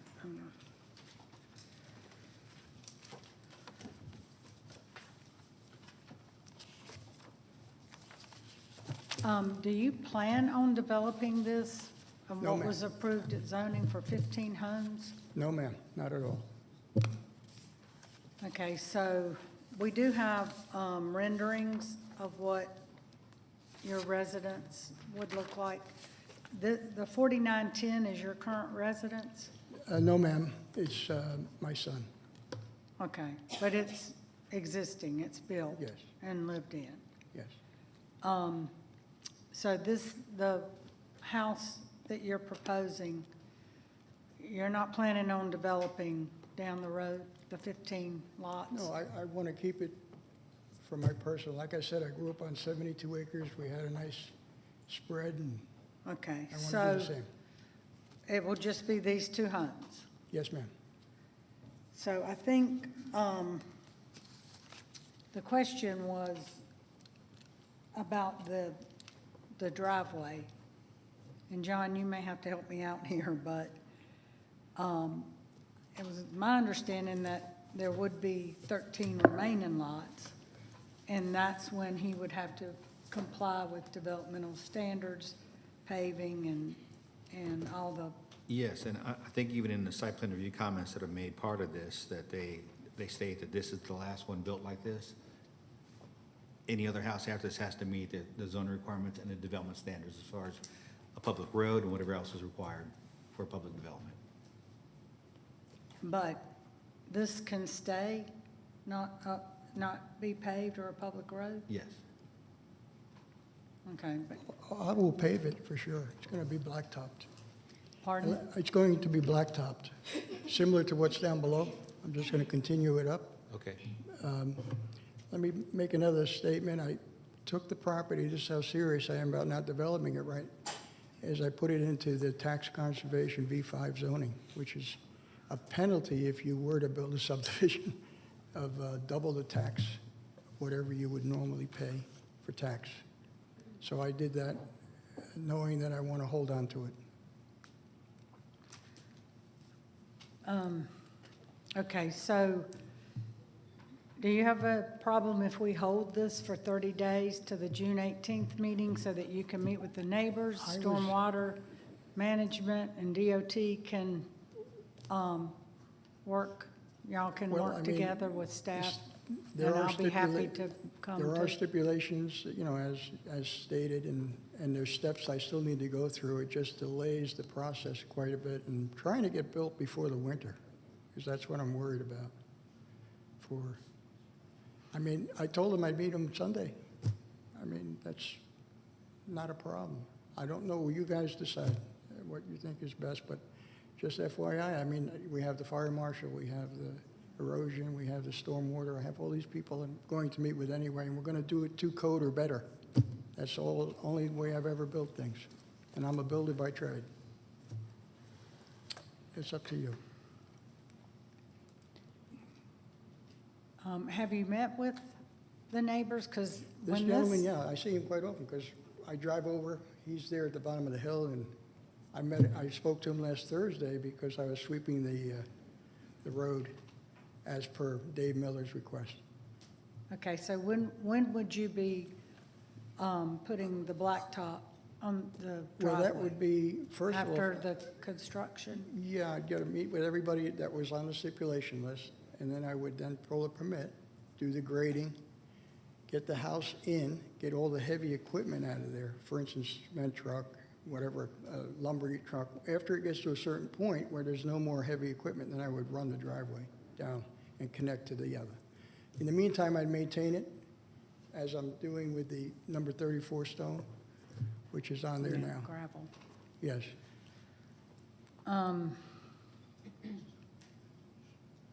So if he gets approval today, he still has to go through plan review and comments from stormwater and DOT and all that? Yeah, Yes. and when he built the first house at 4910, he had to go to Stormwater and get them to look at that plan and approve that plan personally.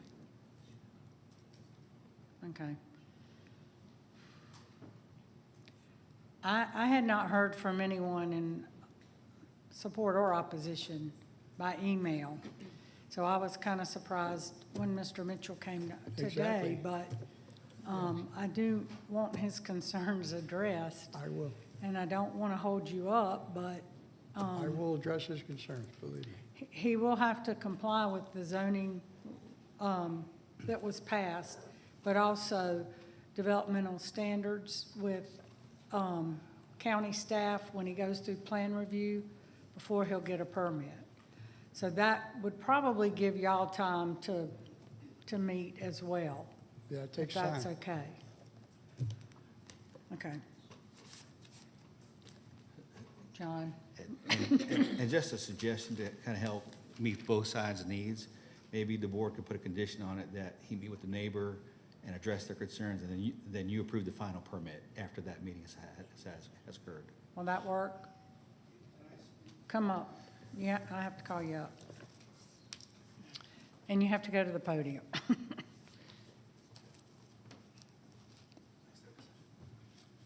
Okay, thank you. We prefer not to hold this gentleman up. He's been a great neighbor.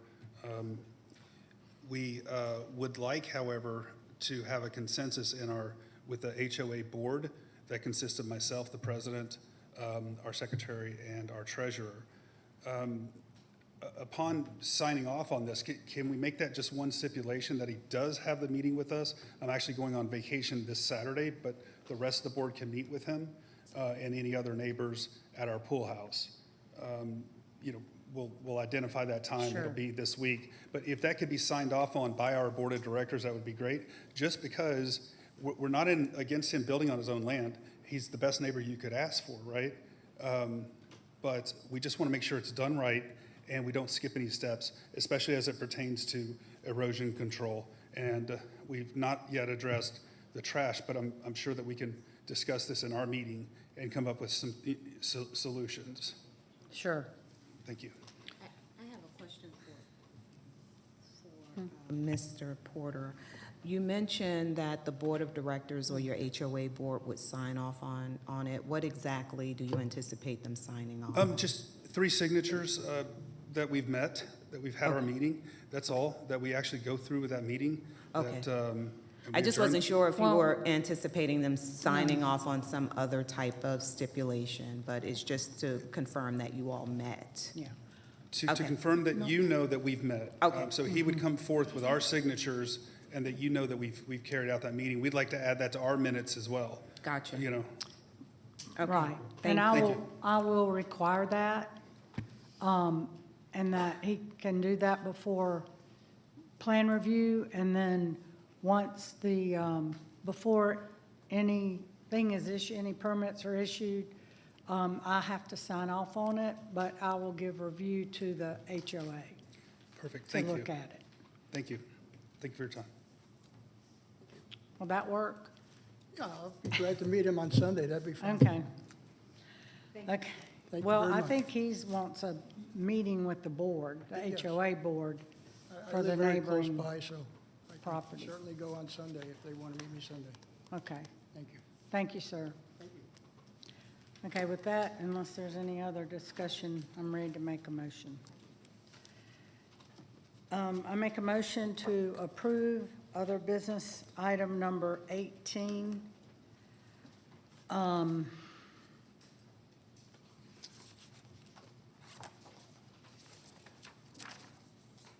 For the proposed second lot with stipulation that the applicant meet with the neighboring HOA board,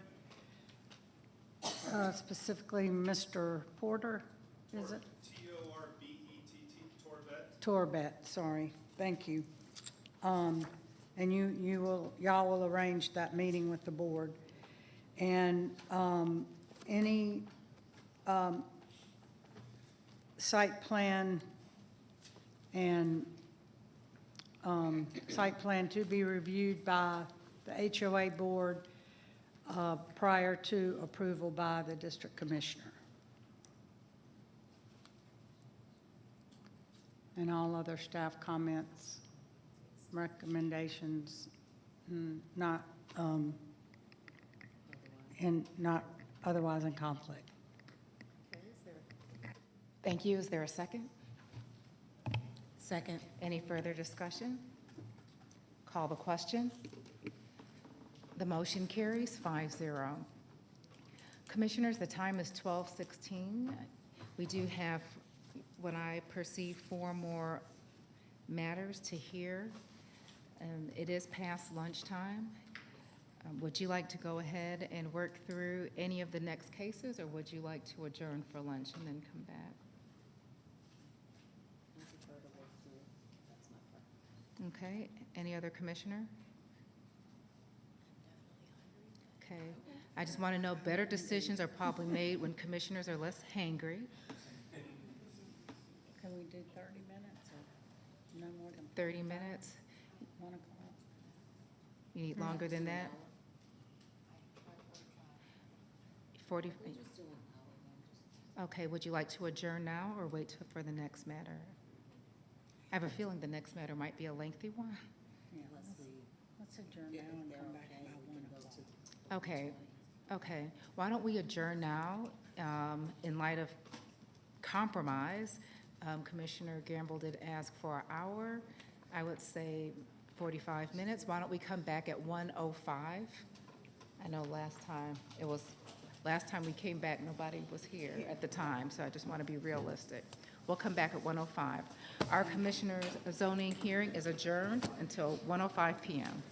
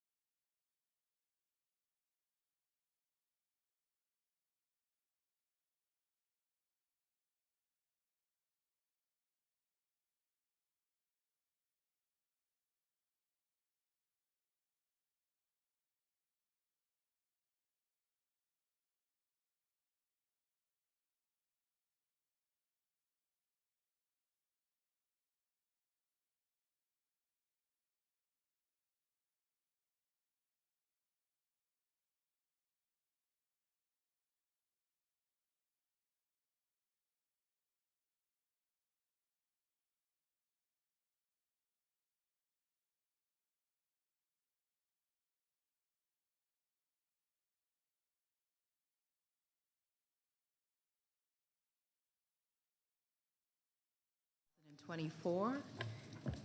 We are at our next case, which is other business item number 19, which is in District 4.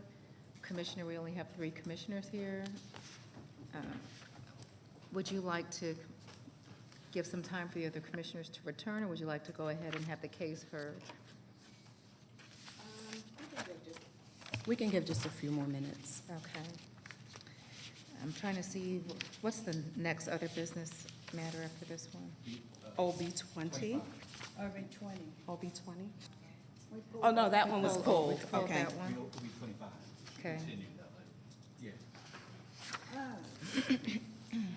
Okay, OB 25 is with respect to Sherrod Conyers. That's in District 3. Is Mr. Conyers here? Okay. He was here all morning. What about OB 20s?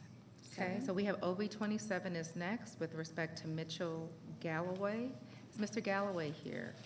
Okay, that is in District 4. Commissioner, would you like to hear that matter? Well, can we ask if opposition is still here because it was on consent? There was Okay. opposition? Okay. Okay. Why don't we go ahead and hear this matter since we have Okay. the parties here? I'll go ahead and call it. Okay, next case is other business item number 27 of 2024, which is to consider a reduction of required public road frontage from 75 feet to 0 feet and consider a variance to allow gravel driveway for Mitchell Galloway. The property is located on the north side of Sullivan Road, east of Sullivan Point Drive, in land lot 14 of the 18th District. The applicant is present. There is one person here opposed. All those who wish to address the board, please come forward to be sworn in.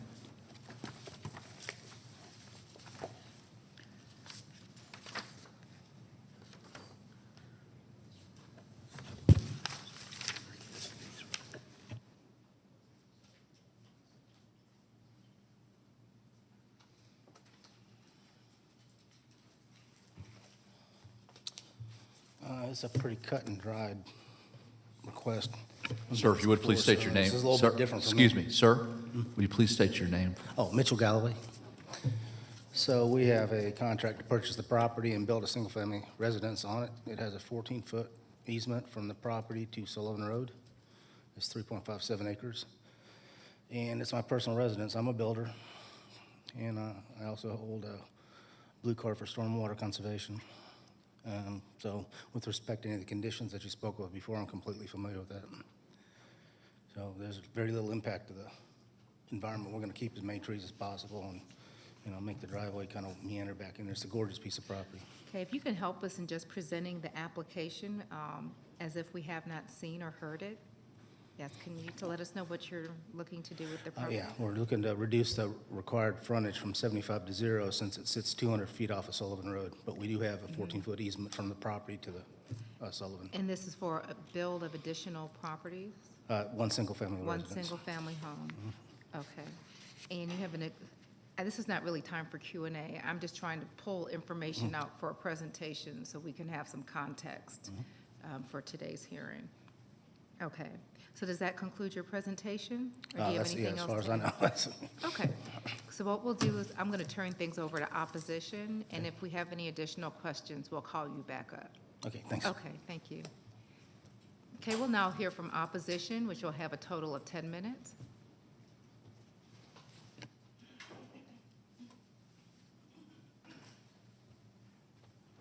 Good morning. My name is Patricia Scarborough. My mother, Sharon Clay, I'm speaking on her behalf as well. I own property. I own 3 acres behind my mother, which is where he's probably going to try to build his house. I got a letter from you guys saying he's going to take up to 1,000 feet from my property in the back. That is nothing but flood zone property. My sister's house is on the front. Let me just show you. I got a couple of pictures here for you. This is my sister's house. 4410. The yellow highlighted area is the driveway that he's going to use to go down. But he was trying to explain to my mother that he was going to take part of 4356, which was a part of her property. She has a gas tank right there, and what he was going to do was take up all the way over to my mother's front side window. He has had that thing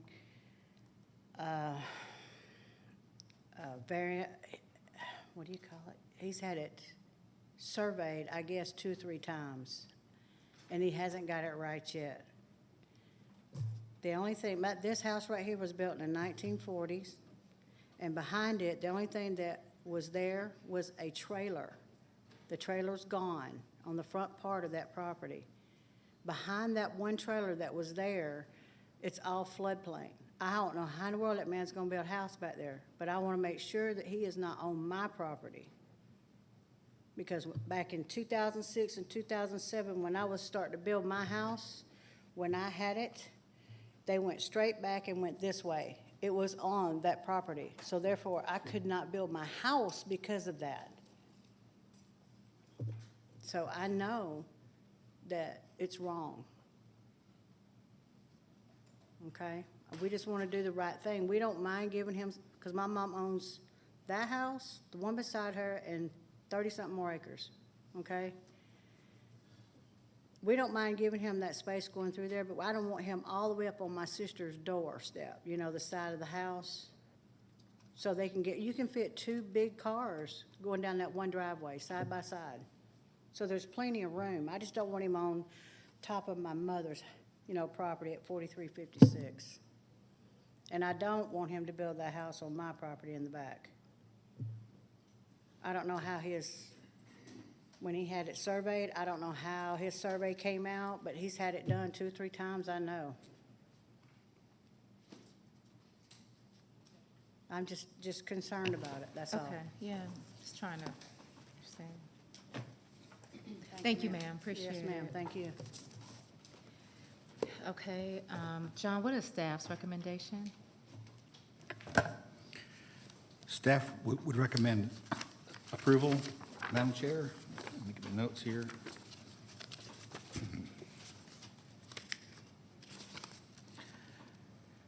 Subject to road frontage reduced to 0 feet, variance approved for the gravel driveway, fire department comments, Cobb DOT comments, water and sewer comments, and stormwater management comments. Okay, thank you. I'll turn things over to the district commissioner. Thank you, Madam Chair. John, there were a few items brought up by Ms. Scarborough that I would like for you to address.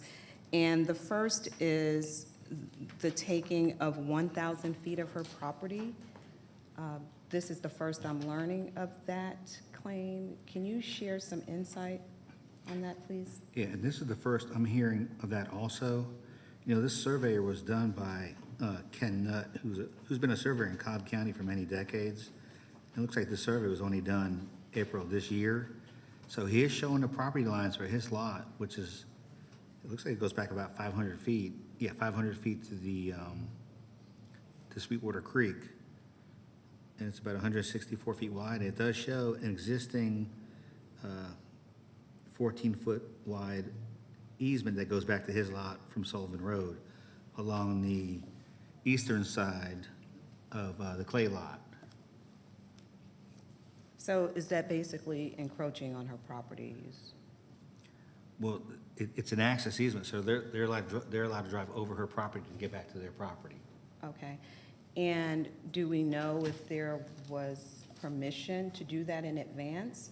You're probably not aware of it since you're also finding this out for the first time. Yeah, and I'm looking right now through the documentation to see if there's a deed book and page number for the access easement, but I'm just not finding that on the plat at this point in time.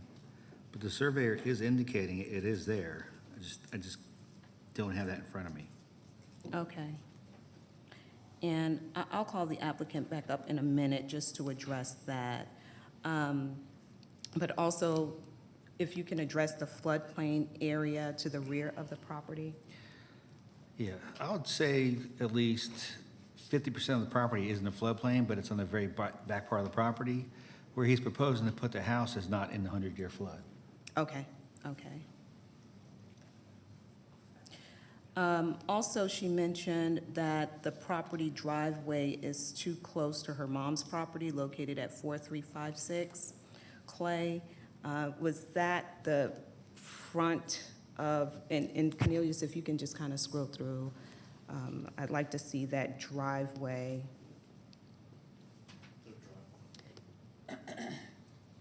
there was another, and perhaps maybe it was the applicant's, but I think it was like over 1,100 feet in front of 4410.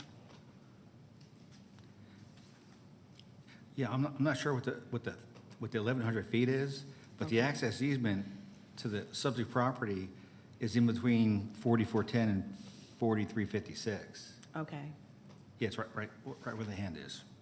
okay. And her mom's address is at 4356. Correct. Okay. And the easement, the access easement will be in front of her mom's house?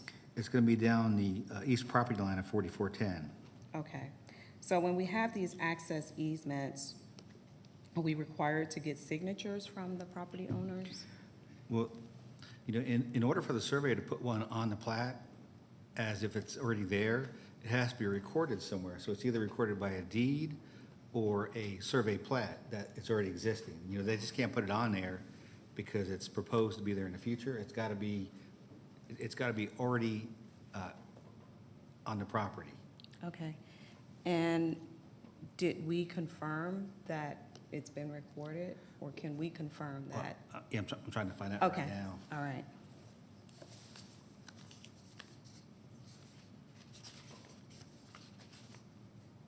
But maybe we should call the applicant back up here to see if they have that deed with them. Where is she? Oh, I'm sorry, the applicant, I'm sorry, he.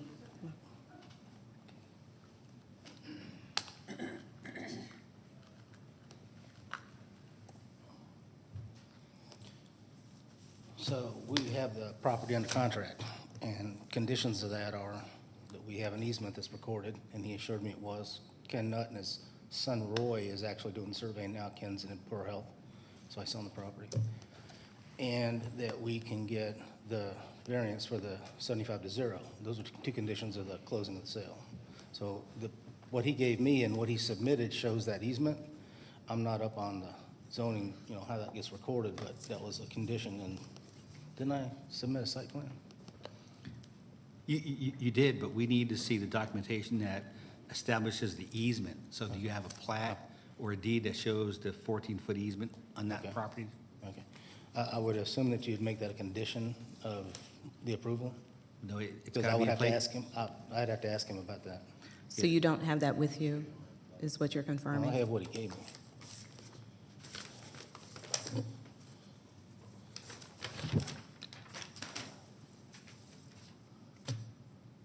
Sorry, I drew on it. I didn't know I was going to submit my own.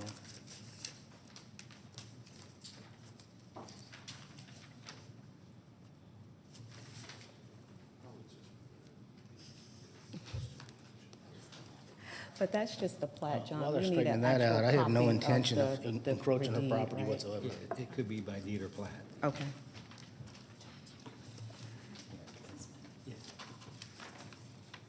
And this is what we have, but we need the, Legal description.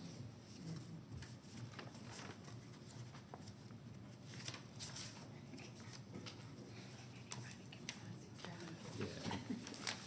And this doesn't help me that much because it normally has a deed book and a page to where the easement is recorded, so we can look it up. And this just doesn't have that on it.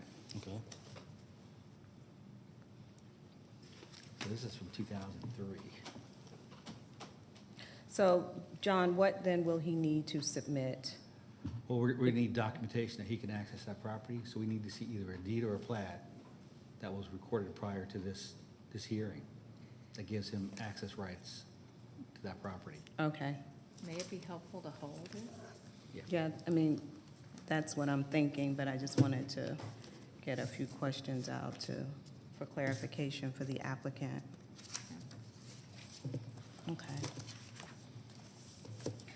So your understanding what we need before we can move forward, that we need a copy of the deed or the plat recorded to confirm the easement? Mhm.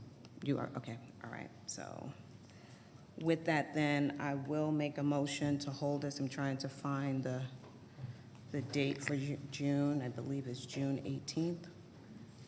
Second. Wait, I have to make the motion. Well, I just want to add a little bit more to the motion. Okay. I'd like to also ask a question of the ladies who are here opposing it. And I see one of them has her hand up. Mhm. Yeah. what do you Is it want okay to if we know? ask them a question prior to your motion? Yeah, sure. Okay. You have a question? Come on up. Yeah. Thank you.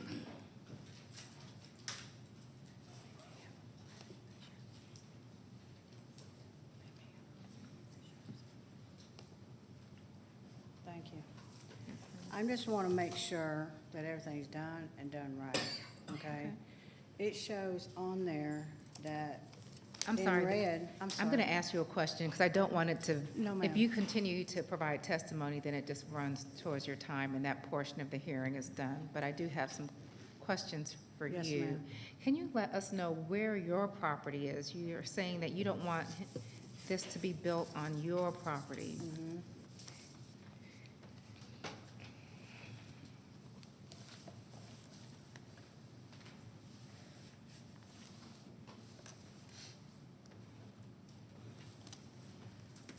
My, well,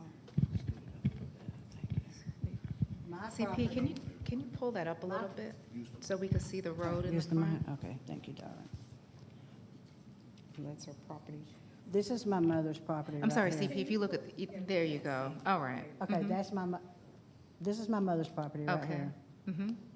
This is my sister's behind, it's not cut off yet. Mine is cut off right here. This is where I'm at. Okay. He's wanting to come down my sister's side on here, which is, like I said, you can fit 2 cars going down that driveway, okay? Go all the way back. If he's gonna build that house, he's got to make sure that he's got it surveyed the right way and not be on mine at all. You see Okay. what I'm saying? I see what you're saying. That's Yes, what I'm ma'am. concerned about, because Okay. I eventually, I want to put a house back there. And if he builds on my property, I'm gonna have a free house, Okay. okay? I just wanna make sure that he does the right thing, Yes, ma'am. okay? Received. That's all. Who owns the house in front? Is that where your mom is living? Can you show me? My mother lives right here, Mhm. Sorry, yes. right here. And who lives to the left of that? That's my mother owns that house too. She My owns sister both of lived them? there, Your yes, ma'am, sister before lives she there? died, Okay. yes. Okay. All right, commissioners may have additional questions. Commissioner Burrow? Yes, were you pointed to your house where you're concerned about him coming over into your property? What is your I haven't address? built my house yet, ma'am, Oh. but I plan on building a house back Okay. there. But does it have an address? Not yet, no ma'am, Okay. because the reason why is back in 2006, when I was going to build my house, when I did the survey, they had me going straight back, but then they had me cornered onto, it used to be White's Realty, but it's changed so much now, I don't know who owned it. So that was the reason why I could not build my house at the time. And it was Bartow Surveying Company, ma'am, that did my survey. And how long ago did you have that survey performed? It was in 2006 or 7. Okay. Ma'am, are you opposed to there being a gravel driveway back there? No, Okay. ma'am, I'm not. I just don't want him on my side or my Okay. mom's, right up to her window, or have to move her gas tank or anything like that. Okay. He's got plenty of room going down that driveway, and I just didn't want it to be all the way up right here. Right. Okay. Trying to do the right thing. I just don't want I just want him to be right up on my sister's house right there. I want them to be able to access, at least get a car or two, into there so they can park. Okay, That's all. okay. Okay. Thank you. I don't perceive there are any additional questions, but thank Okay, you. Thank you very much. Thanks, Commissioner. Okay. John, quick question. For the deed or the plat, and I will also request a new survey done, does that have to be submitted to the planning division? And if so, who should the applicant send those documents to? What the applicant can do is send the documents to me, and then I'll forward it to the county attorney's office to make sure it's a legit access easement. Okay.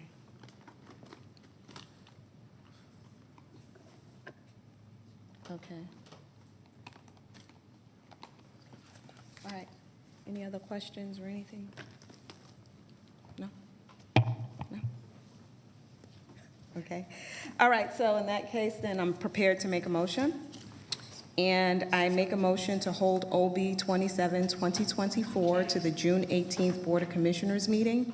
Applicant to submit a deed or plat to confirm the access easement, as well as an updated survey to John Peterson of the Planning Division. Let me put a date on. John, quick question, should I put a date on that? 6/4. To John Peterson, no later than June 4th, 2024. Okay, is there a second? Second. Any discussion? Call the question. The motion carries 4-0. Thank you, Commissioners. Okay, why don't we go back to other business? 19, John. Okay. Thank you.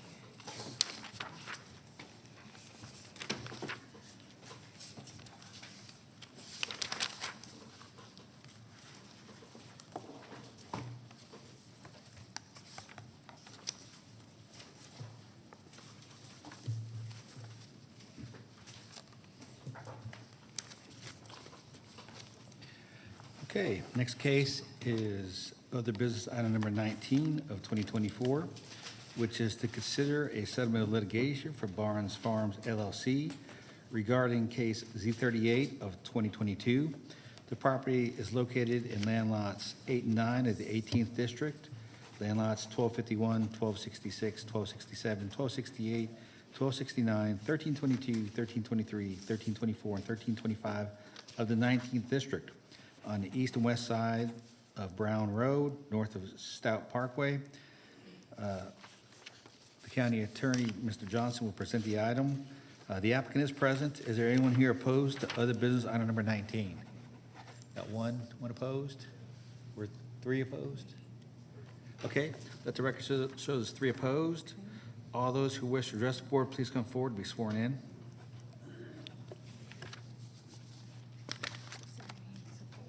Yes, thank you. John, can you find out how many are in support?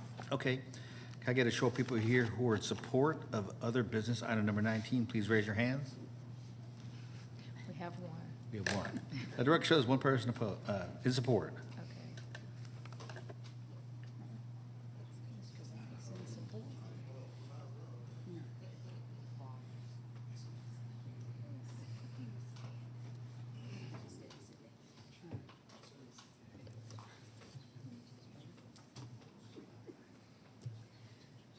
Brian, you can proceed.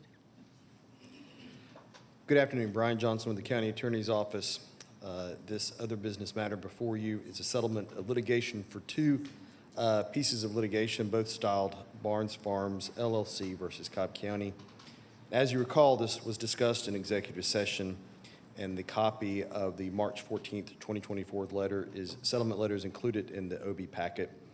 Since that time, there have been 3 revisions and additions to the settlement letter, which I will allow Commissioner Sheffield to address at the appropriate time. These items have been discussed with and agreed to by the applicant. The proposed zoning classification is R20 OSC for a maximum of 114 homes with 125 acres of open space.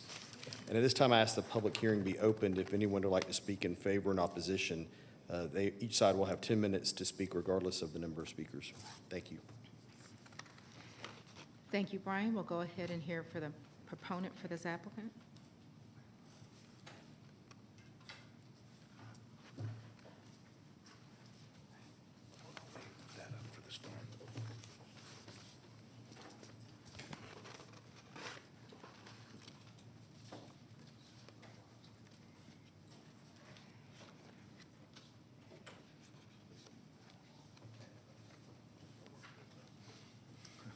Thank you.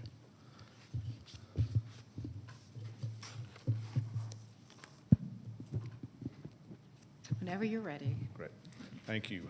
Chairwoman and Commissioners, I'm Kevin Moore, and here I'm pleased to represent Barnes Farm LLC in this proposed settlement of litigation in regards to the zoning of this nearly 200-acre tract owned and owned for quite some time by Barnes Farm. The property, I have shown you on the screen, you can see it highlighted in yellow. Brown Road, in fact, almost splits it in the middle. Brown Road that intersects with Stout Parkway there towards the bottom of your screen. You can see how the property sits on either side of Brown Road. This property, though, does have significant floodplain acreage and therefore has significant dedicated open space as part of this plan. What you can also see, though, in looking at the surrounding area, and I think it's very important for your consideration, especially in terms of this proposed settlement of litigation, and that is you can see that development in the surrounding area, and specifically this rezonings that have been approved in the adjoining areas and surrounding areas, certainly support and are consistent with the proposed settlement category of R20 OSC. On Brown Road to the north is an existing R20 subdivision. I think you'll probably hear from Mr. Bryce here today, who lives in that subdivision. He's actually, consider him a friend now. But that's an R20 subdivision. Across from Brown Road is another large tract. That tract is about 130 acres that has been recently rezoned to R20.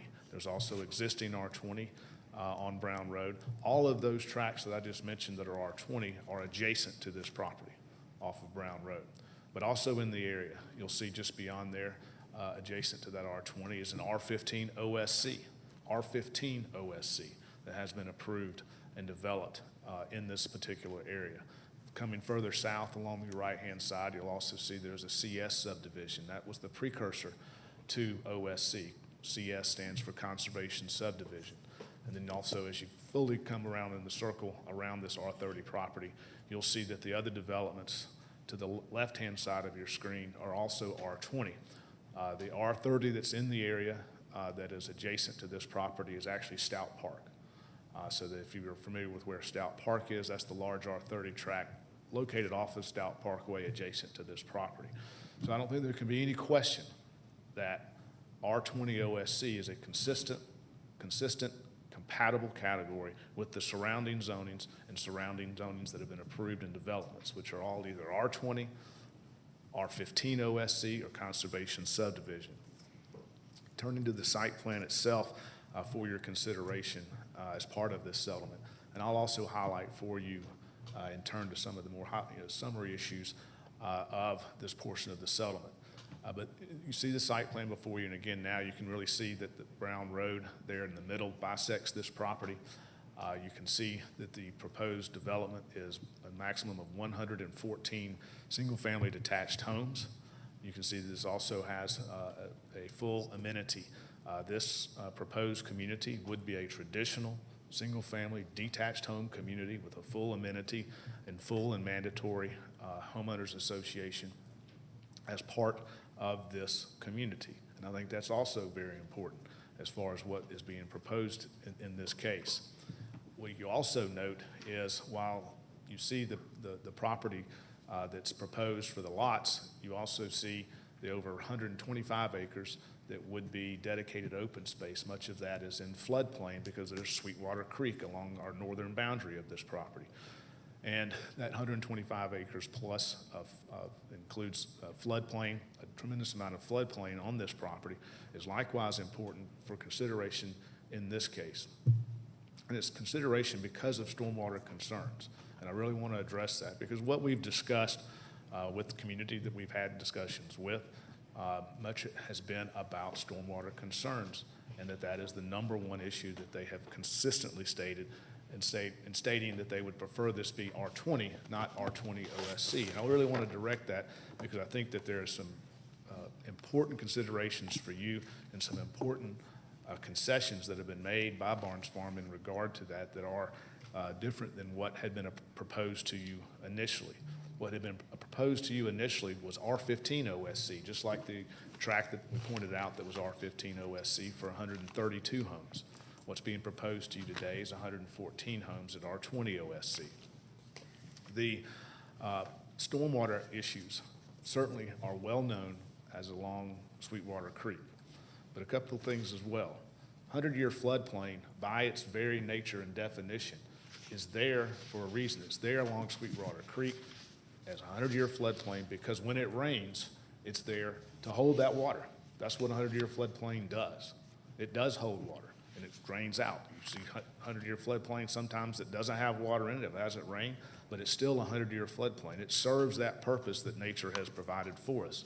Also in this area, as you know, the 100-year floodplain has been redefined and reexamined by the Corps, and has actually increased over that time since the flood that occurred in 2009. And that has been picked up as part of our proposal as well.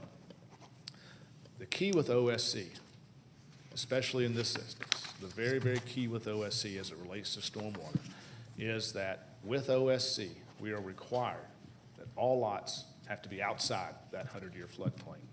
No part of any lot can contain 100-year floodplain. And that's extremely important, especially when stormwater is the primary concern. R20 as a straight category, R30 as a straight category, which is zoned today. You can have floodplain in your lots. And in fact, if this was developed as R20 or developed as R30, you would have the vast majority of lots would contain floodplain.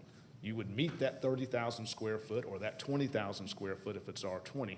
You would meet that by running lot lines out into the floodplain to capture the minimum required square footage. But as long as you have 12,500 square feet of lot area outside the floodplain, you meet the terms of the ordinance. But what that means, if you do that, is that private homeowners own portions of the floodplain. And what would private homeowners do with portions of the floodplain is they would treat it like their yard. They would treat it like their property, which it is. They would cut, maintain, landscape.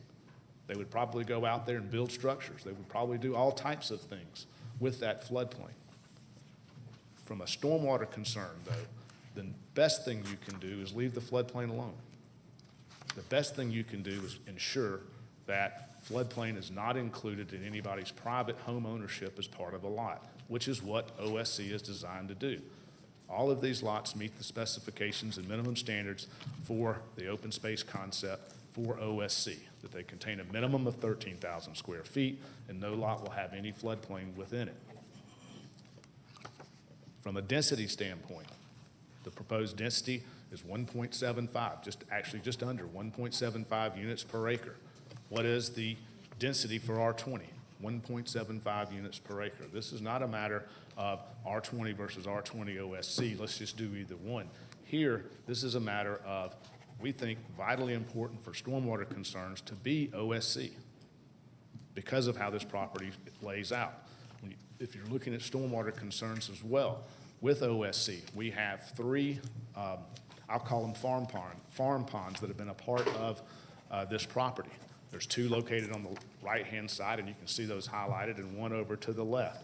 Those ponds will be reworked and stormwater management controls instituted in those farm ponds. As straight R20 or straight R30, those farm ponds go away. As OSC, they can be utilized and saved and preserved and actually add to the stormwater management for the area. The other concessions that we have made that also are vitally important as it relates to stormwater is that we have agreed, as per stormwater's recommendations and discussions with them, that all lots or homes that will be adjacent to floodplain must be 6 feet. The lowest floor elevation of that home must be 6 feet above the floodplain elevation.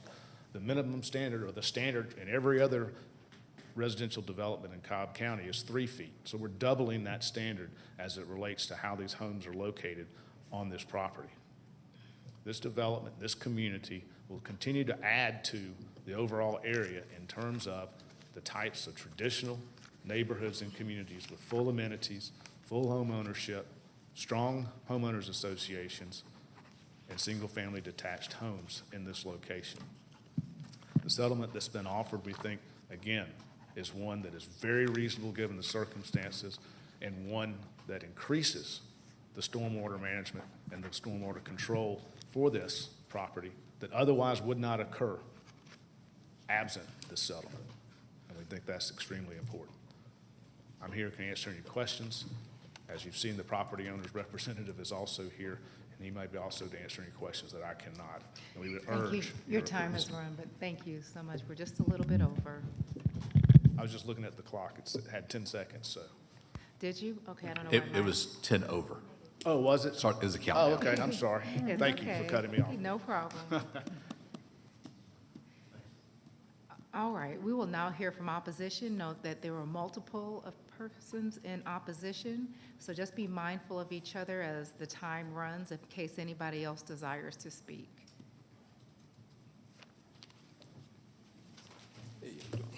We'll give you an extra 10 seconds on the clock. Okay, Board, how you doing? Clint Thorne Rice Jr., President of Browns Crossing, HOA President of Browns Crossing. We're here to meet again. Listening to what Mr. Moore has said about, as far as homeowners having property within the floodplain, we have one of my neighbors here is here. Can you put this up?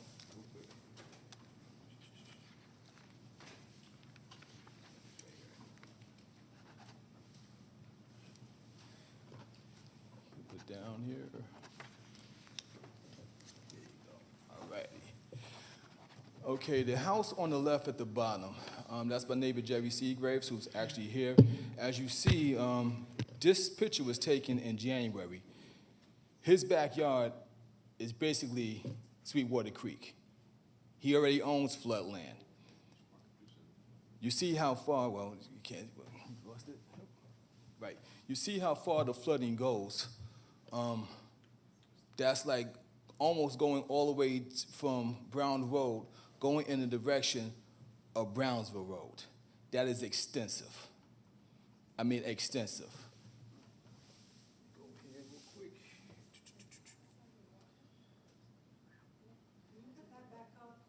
Yes, ma'am. Yes, I can here. So as far as owning property that's already in the floodplain, we already do. That's just one picture, and that's, again, Barnes Farm is directly to the left of Mr. Seagrave's property. We already own floodland. Our backyards is already floodland. Most of my neighbors, if they do not have flood insurance, they need to have flood insurance. Some of the new neighbors that came in that don't know what we dealt with in 2009, they don't realize what we dealt with in 2009, we try to explain to them. Hopefully, something like that will never happen again. That wasn't historic rainfall, historic flooding. It was historic. But again, this is January. There was nothing historic about January. That was just regular rainfall. Look at that. Now, Inline came in. Inline is on the top side of Sweetwater Creek, R20. They were able to make that, establish that in the ponds. And hopefully that can alleviate some of the flood water. That's on the top side. All of that is on the bottom half. That's the bottom half. This speaks volume. Our concern is this right here. Now, I can also go into the aesthetics of changing what the community looks like, because outside of Holloman Reserve, which, by the way, was approved R15 OSC, no question about that. That one slipped through because, unfortunately, the neighbors on Holloman Road, they didn't fully understand what was going on when the signs was posted, and they basically slept at the wheel. However, we don't live on Holloman Road. We live on Brown Road. And we have been proactive for the last couple of years, and this is our issue. Now, former Governor Roy Barnes had the opportunity to sit down and meet with him. Nice guy. I like him. I like Kevin Moore. I understand they're businessmen. As I told Mr. Barnes, I mean, I'll hate to see the cows go. I had a good run for 19 years of just dealing with his cows. I'm going to miss it. I don't want to see him go. I'd rather have the cows be there. A couple of weeks ago, he asked me, what did I want? What I really would want the county to purchase the land and extend Stout Park, because all of that floodland is directly next to Stout Park. We know what we're dealing with. It's going to rain. That's a small amount of rain that happened in January. What is going to happen when we get heavy rain? And we know it's going to come because we have global warming. As some may not believe that this is happening, but we know this is happening. Now, To build a subdivision, even with what they want, with that type of flooding that's going to be right next to it, would you come in and at these prices now, would you spend close to $500,000 to be next to that and chance it? I don't think anybody would. We've been here for 2 years. All of this is public record. It's on record. The water is on record. Back when I showed the pictures from '09, they said, okay, it's an historic flood. That's not going to happen again. This happens all the time. Not some of the time, all of the time. I'm going to go here and show you the back of Brown's Crossing, where I'm here representing my neighbors because my neighbors, as my neighbors, are extremely concerned. This is the bottom half of one phase of my subdivision. And you can actually see where the water is. The big portion of it is not where the creek is. The creek, Sweetwater Creek, is actually in the tree line. So, yeah, my neighbors get that water out in their backyards all the time. It's like a roll of the dice. When it rains, and again, this is January, they're praying, I hope the rain stops. Do they have flood insurance? Of course they do. You have to be, I mean, it is what it is. This is all the time. That's phase 3. Now we go into phase 1. The neighbors that were here, if they had to leave, they're dealing with the exact same thing. Here's the bottom half, and here's the bridge on Brown Road. And you see the bridge right here. You see the bridge. That's the bridge on Brown Road. On the top side, on the left, that's our phase 1. And you see right there the tree lines where you see where the creek is. All that water is already in their backyards. So pretty much the neighbors already own flood land. So having R20 and having new neighbors that happen to have land that happens to be part of a floodplain, well, you know what? That's their choice if they choose to buy it. That would be their choice. Now, from where the bridge is, as you can see the bridge, you see how high that water is to the bridge. The bridge, pretty much, for the most part, again, this is January. This is January. A little bit more rain, we won't have a bridge. The bridge will be underwater. Now, what I'm going to do is I'm going to show you exactly how deep it gets. That's Brown Road. Now, this is going downhill.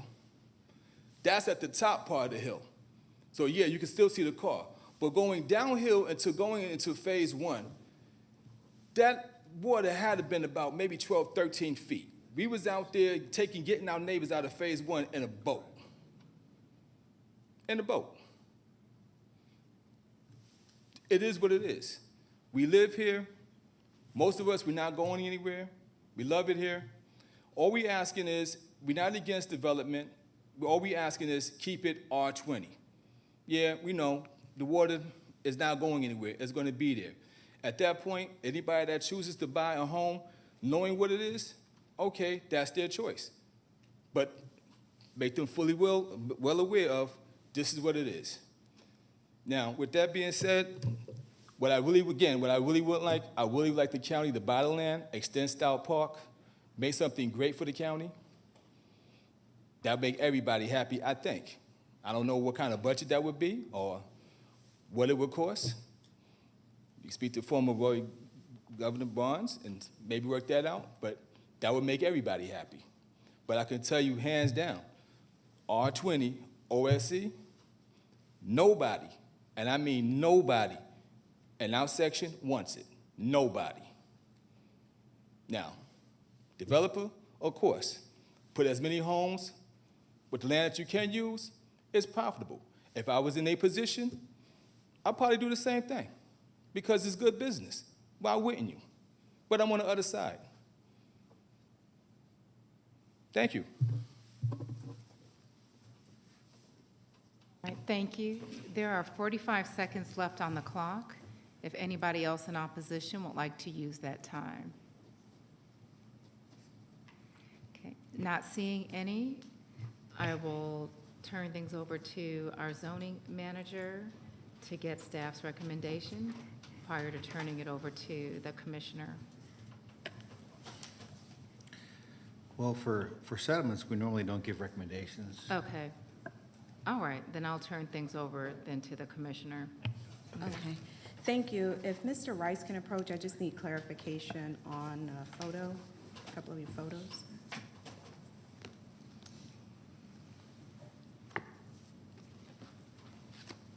It's the last photo you shared where you mentioned that you had to help your neighbors with the boat.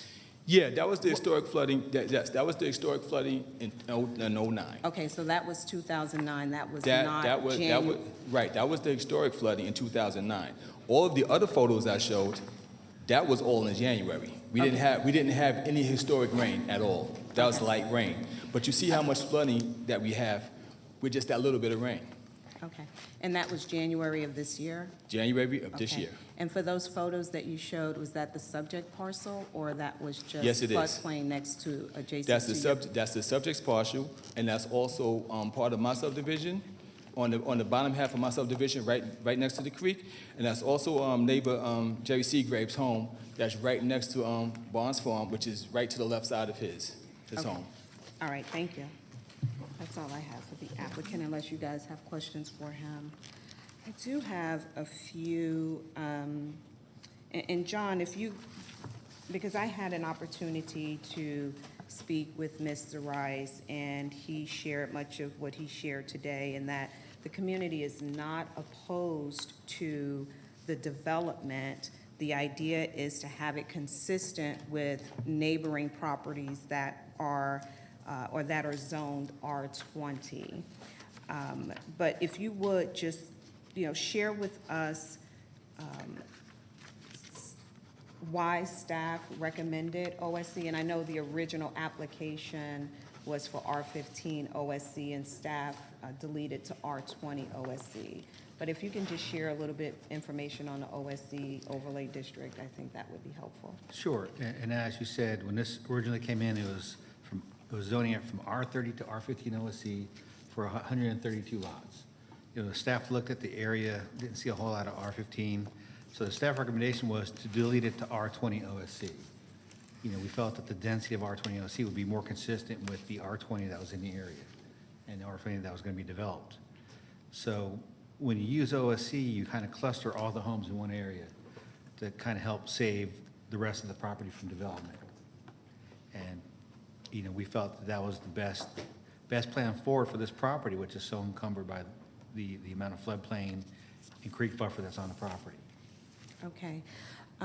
Also, there is a request or a thought that it should be R20, no SC, but would the density be the same? Because even with the OSC, what's being requested now, the units per acre is 1.75 units per acre, which still puts it in the VLDR, or the very low density residential category.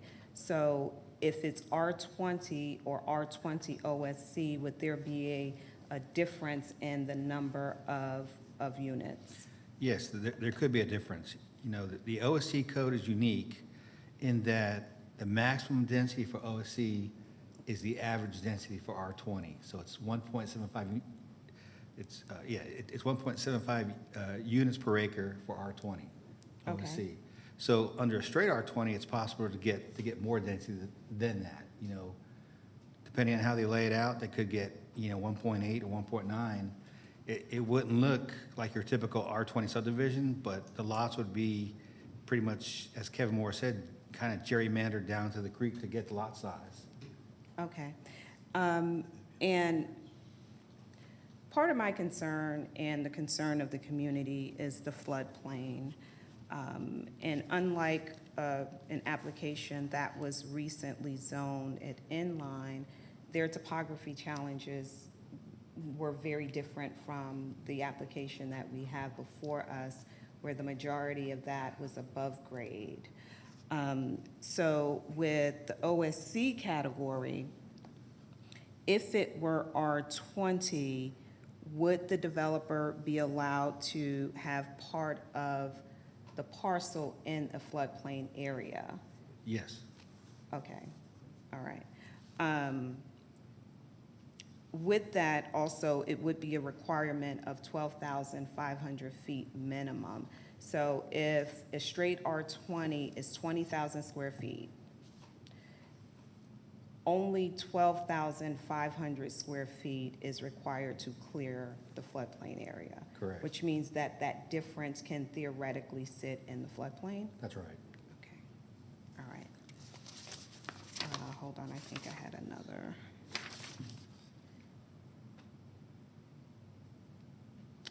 I think that was all the questions I have for John. I have some for other staff, but if you guys have questions for John. John, did the applicant ever submit a straight R20 OSC plan for consideration? No, not to my knowledge. Straight R20, Start- You said I think OSC. that was asked. No, I asked if the applicant had submitted a straight R20 plan. Well, you said OSC, I- but you meant R20. A straight R20 plan. No, they did not. And no, they did not. And I think we asked For for that R20. at the original hearing when it was denied, but I didn't know if they had submitted anything during the settlement of litigation or discussions. No, those plans were not submitted. Okay. I have some other comments. Okay. Unless you- Well, I had a few other questions for staff, but if you have some for John, then you can go ahead and jump in and ask those of John. Okay. Well, Mr. Moore pointed out an R15 OSC, and I think it's at the top right-hand corner is the only R15 OSC that I'm finding on here, with R20 and R30 mostly surrounding the property. The reason I was asking for an straight R20 is because with the open space, which is, you can't build on anyway if it's mostly floodplain. I mean, yes, you can put some part of the lots in there, but the OSC gives the density bonus. And these lots are 13,000 square feet under OSC, but under straight R20, they would be 20,000. That's not correct? Under straight R20?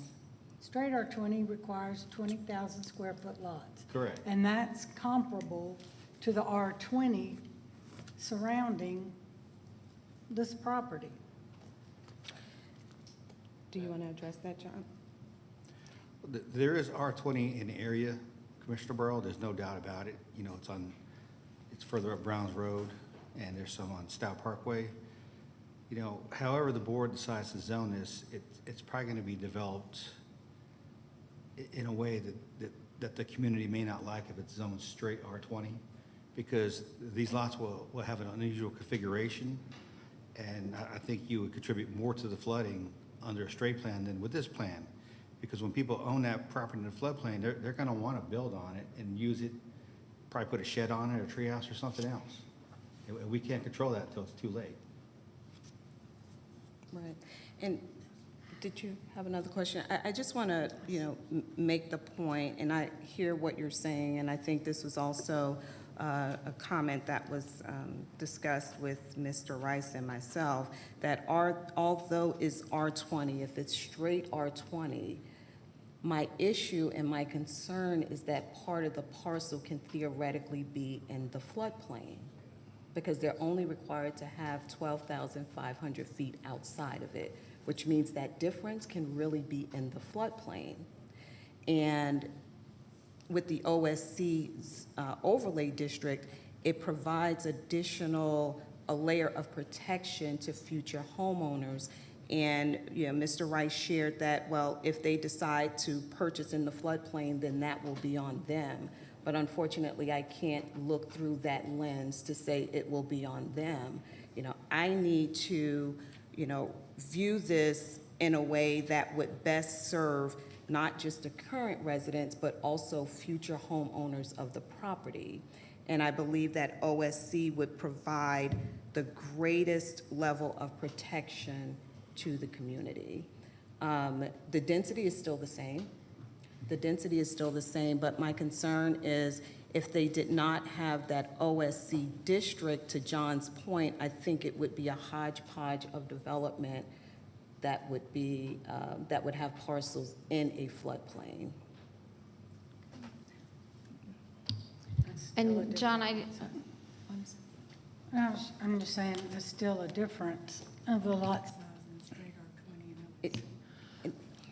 well, and this is where I struggle, because in here, it states that, you know, the first level floor has to be raised 6 feet above floodplain. So are you only going to raise it 6 feet for the footprint of the house? Or are you going to be raising it for 6 feet for the whole 13,000 square foot lot? Because that, again, that impacts our conversation as far as, do you have a lot with floodplain in it, or do you not? Sure. But the bigger concern I have with this is, are we just lifting it 6 feet above floodplain for the footprint of the house? Or are we going to be doing all 114 lots at 13,000 feet, 6 feet above? The water's going somewhere.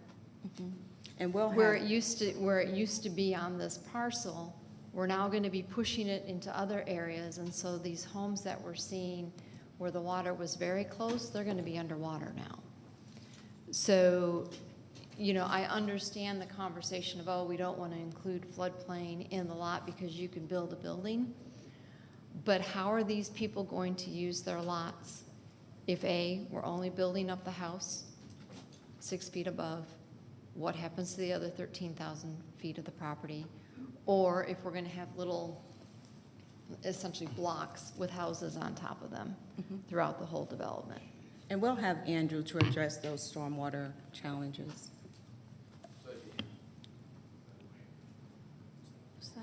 Go ahead, I'm sorry, I said that we'll have Andrew to address the stormwater and the requirement of the 6 feet. And it sounds like a few of the questions that have come up are questions that probably the applicant can provide some clarification on, like the actual construction and stuff as well. Thank you. We'll have Andrew to come up, and then we'll have the applicant to come up behind him. Hello, Andrew Heath, Cobb Stormwater Management. Okay, thank you, Andrew. Did you catch the commissioner's concern and her questions regarding the 6 feet, which our code requires 3 feet? And Yes. part of the litigation, they agreed to double that, but if you would just address her comments and concerns. Yes. And I guess this kind of gets back to what John was talking about with the OSC versus the straight R20, in that when they go to the OSC, the lot itself is relatively small. I've forgotten the area. I want to say it's like right around 13,000 square feet, something like that. And so the lot itself is the minimum size lot is right near that 12,500 square feet area that John was talking about. So that means they basically can't have any of the lot at all within the floodplain. And actually, there were a few lots that I identified when I made my comments, maybe like, I've forgotten exactly, maybe 5 or 6, where there was just a minor floodplain intrusion on the back of the lot, but that was relatively minor. But the reason is, on those lots, the floodplain, you really can't have any floodplain on the lot at all, because if you had any floodplain on the lot, you no longer have the 12,500 feet above. So really what they've had to do to get the OSC is they pretty much have to build all those lots entirely outside the floodplain. And so really, I guess the most direct answer to your question, Commissioner, is that really, since none of the lots will really be able to be within the floodplain, pretty much all of the lot area is going to be outside the floodplain. But where the house is itself, and one of the things I asked them to do is to reword one of the stipulations, because the term first floor, I think that was in the stipulation letter, isn't really defined in code, but lowest floor is. So the lowest floor would have to be the 6 feet above. Now, that would have to be elevated somehow they could bring in fill material. And in that case, though, the fill material would be okay because basically the entire lot is already outside the floodplain. So where you would be placing the fill material would be outside the floodplain. Or they could potentially use some sort of foundation to elevate the home a little bit. Because the slope of the land is rising away if you were standing in the floodplain and you started walking out away from the floodplain up onto the subdivision, the ground is rising up. So eventually you reach a point where, you know, all of the lots won't really require a lot of fill. You're just going to be above 6 feet just because the ground is rising up. But I guess the most direct answer to your question is they won't really have to fill into the floodplain because the R20 OSC is essentially forcing every single lot to be basically outside the floodplain or above the floodplain elevation. And then they're only having to worry about then, hey, how do I elevate the house either on fill or on a foundation to reach that 6 foot elevation that we're requiring, if that makes any sense. Okay. And also, in review, I'm sorry, Commissioner, did that answer your questions? Okay. In reviewing Carl Carver, who's no longer with us, he's in retirement, his comments in 2022, he states that one of the conditions back then is that all the proposed lots within the subdivision shall be elevated, such as the lowest finished floor and adjacent ground is a minimum of 6 feet above the current 100 floodplain elevations of the overall property. And I know that in the stipulation letter, we make mention of those properties within the floodplain. But with his comments meaning all, I just want to confirm, and maybe this would be a question for John or for the applicant, that all will indeed be 6 feet above, because the front part of this development is built above grade. Yes, and that may be kind of what we were talking about before. As you move further toward, away from the floodplain, you're moving up onto higher ground. So some of those lots are just going to meet the 6 foot elevation requirement very easily without any fill or anything, just because the land is higher. But some of those lots that are down closer to the floodplain, they're going to need to, those homes would need to probably be elevated, whether that means bringing in a little bit of fill or using a foundation. But yeah, that would, the way I read the stipulation letter is that 6 foot requirement would apply to all the lots in the subdivision. Yes. Okay. But for the ones that are above grade, there would not be any additional, I guess, measures taken to raise that because it meets that requirement?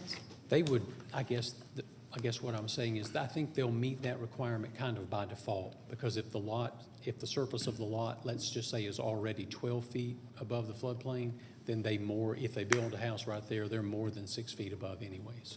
Okay, thank you. Okay, that's all I had for Andrew for now.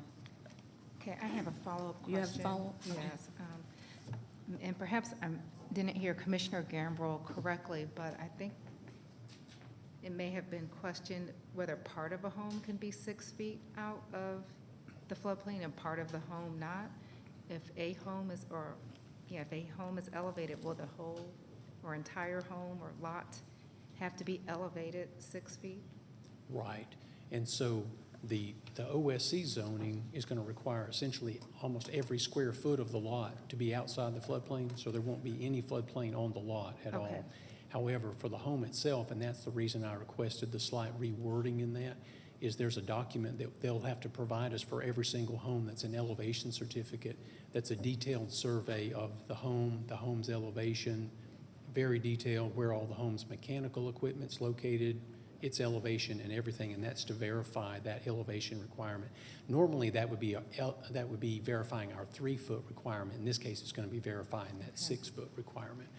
But that would apply, and that lowest floor is a term that's used in that document, and that's why I requested they be changed that. So that would mean the absolute lowest floor of that home, whatever that lowest floor is going to have to meet that requirement. Finished or unfinished?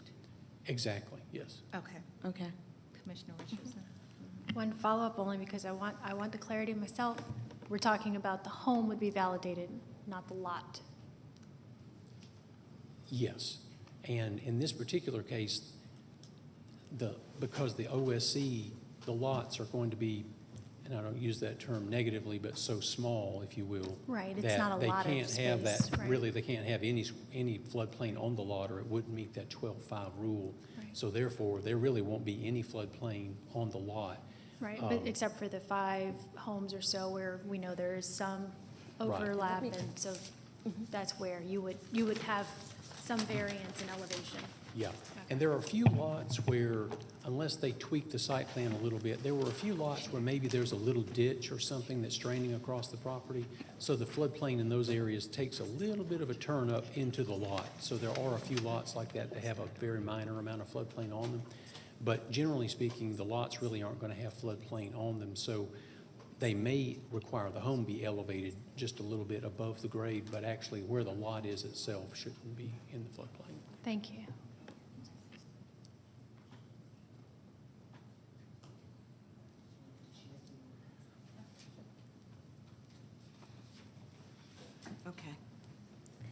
Okay, thank you. And what we're passing around is a larger site plan that shows the impacted parcels that are in the floodplain. We're barely touching it, but I just want to pass it along to my colleagues to review. But if I can have the applicant also to come up. Oh, should I ask for?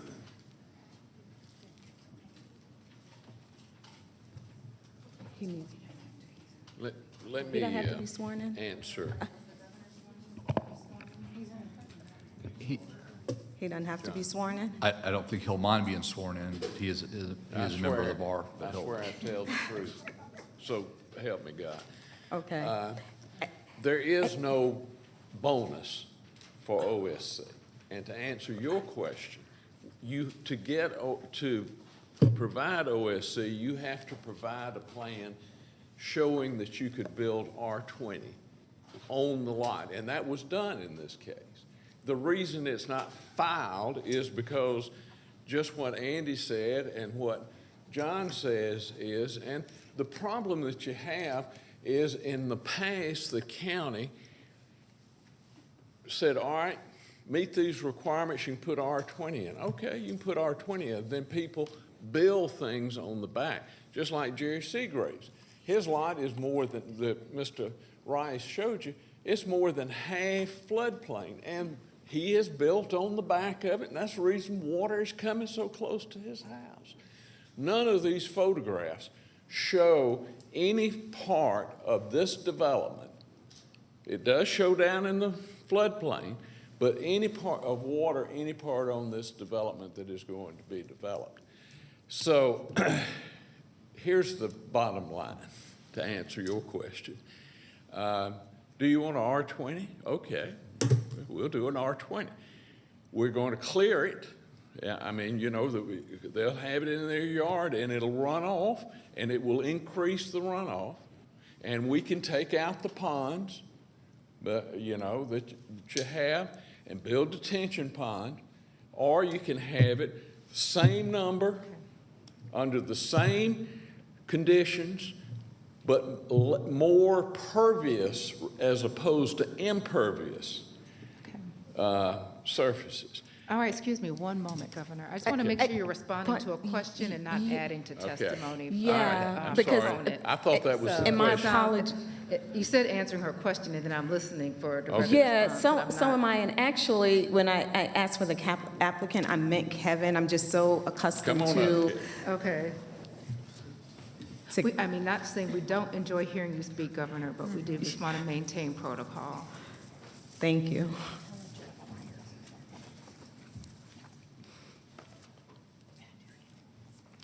Thank you, Kevin. Sure. Well, I called you up to address some of Commissioner Gambrell's concern. I know that you were the representative for Z38 is what I think it was, so Yes. just wanted to touch on those concerns. And I believe Commissioner Gambrell's question was in regard to basically how do you achieve 6 feet above the floodplain elevation for the lowest floor of the home? And I believe that was the question. How is that going to be achieved? And I think, yeah, And have a usable lot. Right, and have a usable lot. And I think that the understanding or the, maybe perhaps the picture in the mind is that all of a sudden you have a lot and it's got this house like a pillbox sticking up out of the ground. Maybe even like you see if you go to the beach and you see homes that are up on stilts and that type of thing. And that could be further from the truth here as to how that would be accomplished. Keeping in mind that the county standard for every single home that's built is 3 feet. The lowest floor has to be 3 feet above the floodplain elevation. Here we're saying 6 feet. And as Mr. Heath was explaining, that as you come out of that floodplain is defined by an elevation line at whatever that number is, 900 feet above sea level or whatever it is here. And so you have to, the lowest floor elevation has to be 6 feet above that. But as you come into the lots, they're already higher than the floodplain elevation. The key here is that we will need to be able to grade and work with the dirt as well as the foundations to ensure that that lowest floor elevation, is 6 feet above for those lots. And that can be achieved. It costs more to do that, but it doesn't stick a house up in the middle like kind of that you might automatically think. You're able to rework some of the dirt that's around the lots that may be a problem, that are a little bit lower, but not in the floodplain, out of the floodplain, and achieve that. And that's how that's done. But it will not appear to the eye any different. It won't appear to the eye any different. Okay.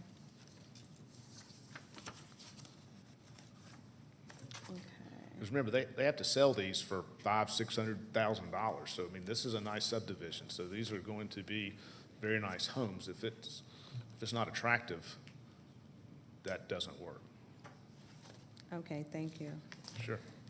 Thank you for the question. That was the only follow-up question I have for Kevin, if you have some. We're on the 6 feet lot.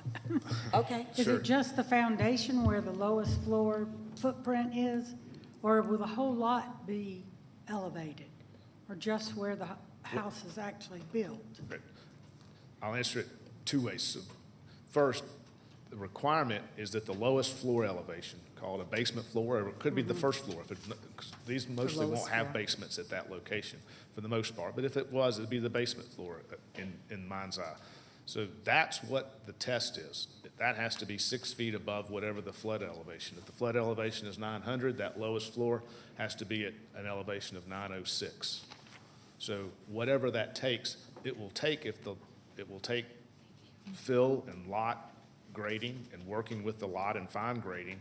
So again, that doesn't mean that the whole lot is 6 feet out, or 6 feet above. I shouldn't say 6 feet out, but 6 feet above. Just means the house is, and by how that's accomplished, most of the lot then would be as well, if not the entire lots.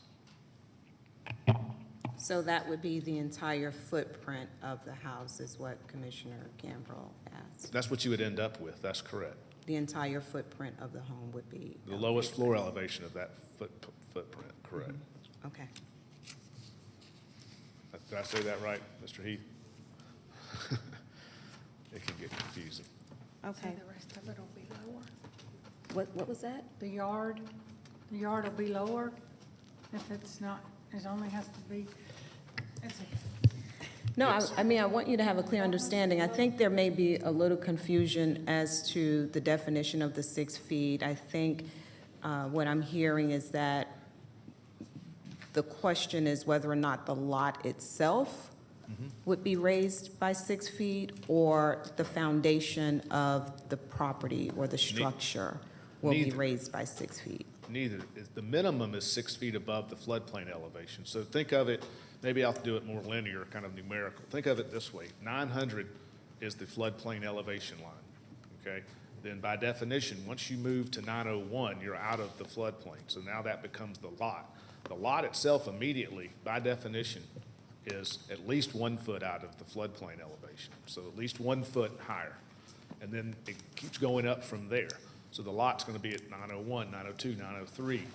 So all you have to do, what you're trying to do then is simply make sure that that lowest floor elevation is 6 feet at 906 instead of being at 900. The rest of the lot will then be somewhere between 901 and probably 9, 12, even higher, could be higher than that, so as it's spread out amongst all the lots.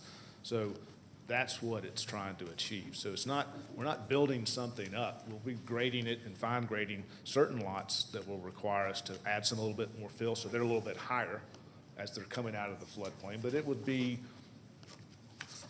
done in such a way to make it transition to the other lots and down to the street and to the sidewalks and to wherever else they go. So it won't look out of place to do that.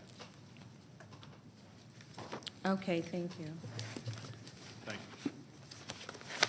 Are there any other questions? Do you guys have any other questions for Kevin? Thank you. Okay, all right, thank you. Let's see if I had any other staff questions.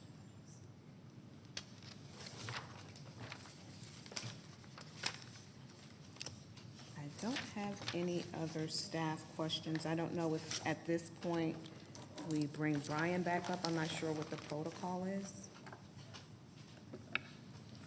If we can bring Brian back up for the, we can understand what the conditions are for the settlement of litigation.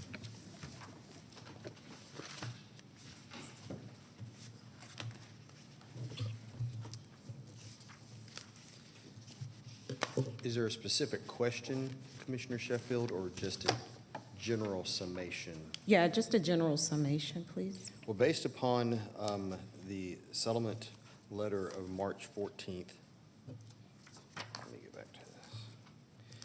It remains that the R20 OSC on the, just under the, I believe 191 acres would be approved for 114 lots with 125 acres of open space.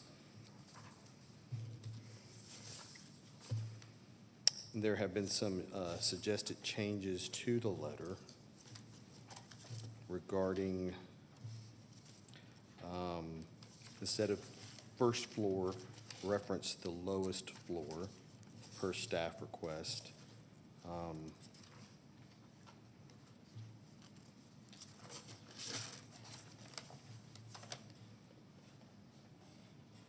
And of course, all, in addition, the approval will be in addition to compliance with all staff comments and recommendations.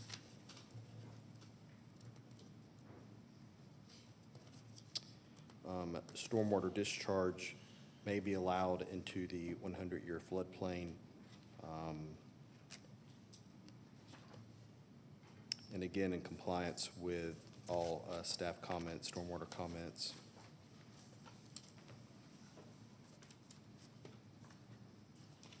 Those are the additional changes in addition to the letter that was presented during an executive session from March 14th. And I believe at one time the settlement letter had 2 variances, and I think the one is for the side setbacks, and then reduction of rear setbacks for respective lots to 25 feet. And I believe that's where we are. Absent any other questions or concerns, I think there's been some ample dialogue here in addition to the executive session, and I know there has been a lot of exchange the past few days as to some of these updates to the settlement letter, which the applicant has agreed to. And I would defer to Kevin if there's anything additional that needs to be addressed.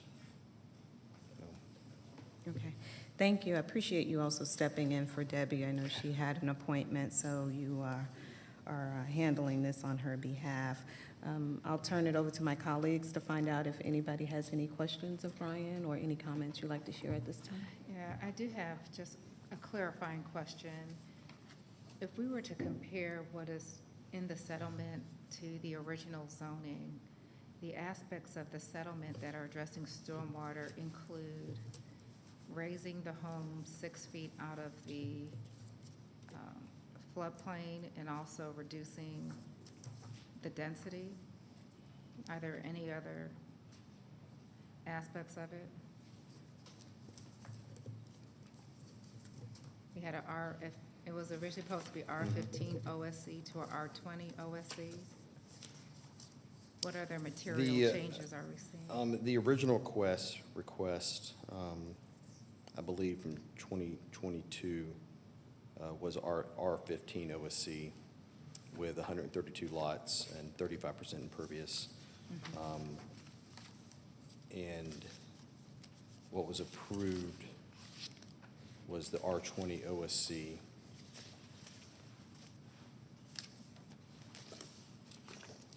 And then that addressed the lowest finished floors, the lowest floors to be a minimum of 6 feet above the 100-year floodplain. Our code only requires 3 feet, and that's to address the concerns of the flooding that was evidence from 2009, I believe. And so what was decided upon by the board in February 2023, of course, is not the same that comes out of settlement, but I believe the stormwater issues have been addressed to the satisfaction of stormwater staff and to the applicant. And I think that some of the primary ones are the placement of the lots and the allowance of discharge rather than a requirement to go into the floodplain. Okay.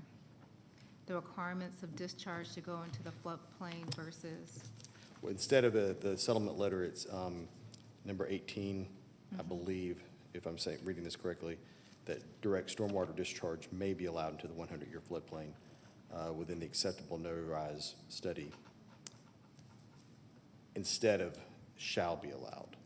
And so that's allowing for discretion, and I think that's what allows for the certain lots to be built. And I think there was a few of them that have some of the floodplain encroachment onto the lot, but not necessarily it's in the extra lot size. okay, so lot placement is what I'm hearing primarily, and also the raising of the home out of the floodplain by 6 feet seem to be the most material change. It's not substantial. I mean, I will have to concede that I was not part of the executive session discussion, but I believe that the changes from a year ago through the settlement discussion and through executive session are not substantial, but they're important. Okay. I share that because I know I had a lot of concern with respect to flooding with this zoning application, which is why I did not support it when it first came before us. And so what I was looking at were some considerations for how we're going to address stormwater, looking at the propensity of this area to flood. And, you know,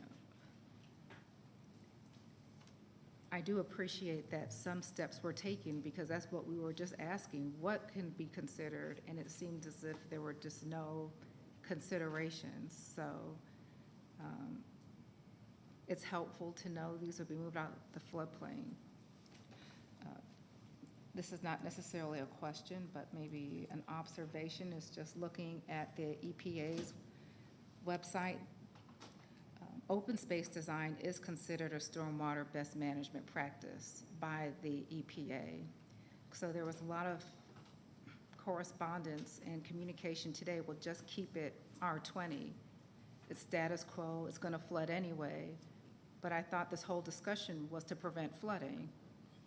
And that's what we're trying to address here.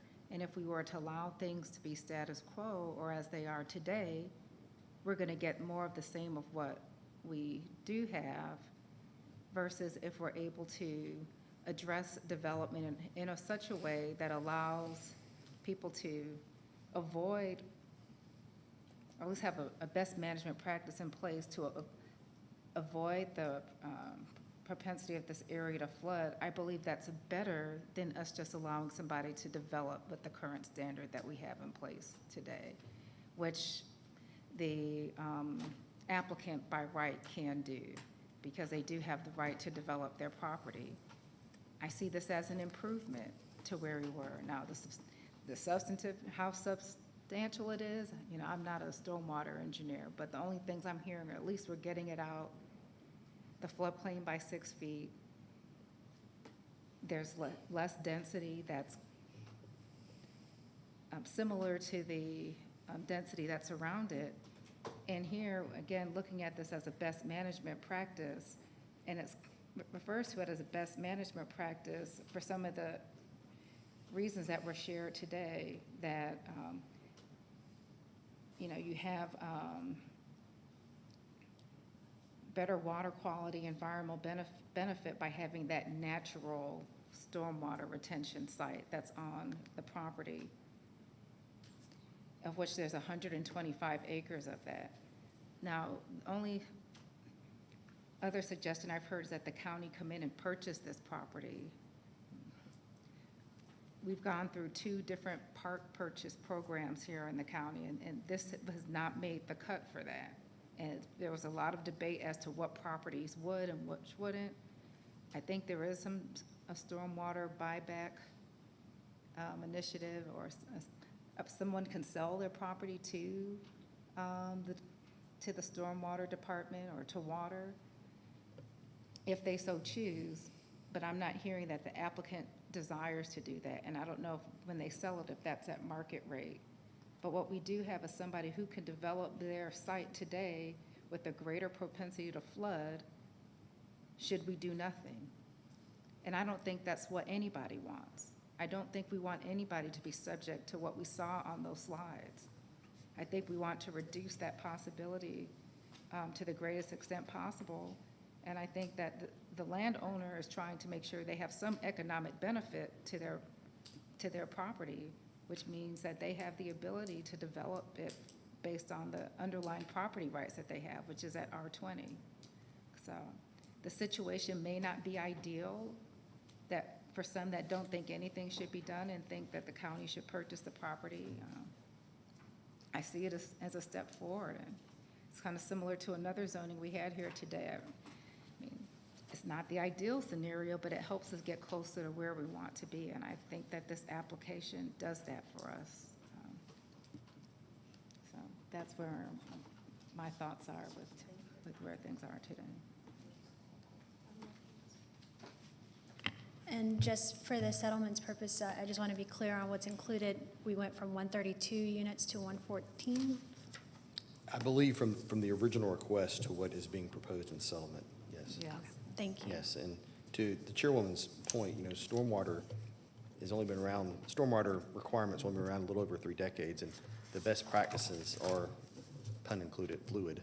They continue to get better, and I think with science and technology. So, and I think with each of these, this is a settlement litigation. You have to take it very independently as to what was transpired in executive session, what was discussed, but this is a good faith effort from both the applicant, the plaintiff, and the county to reach a settlement as to this issue. Yes. Yes, just a comment. Governor Barnes, when I misspoke when I said a bonus density.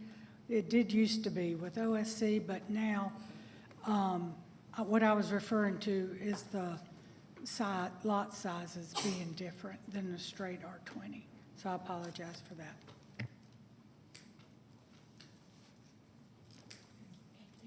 Thank you. Anyone else?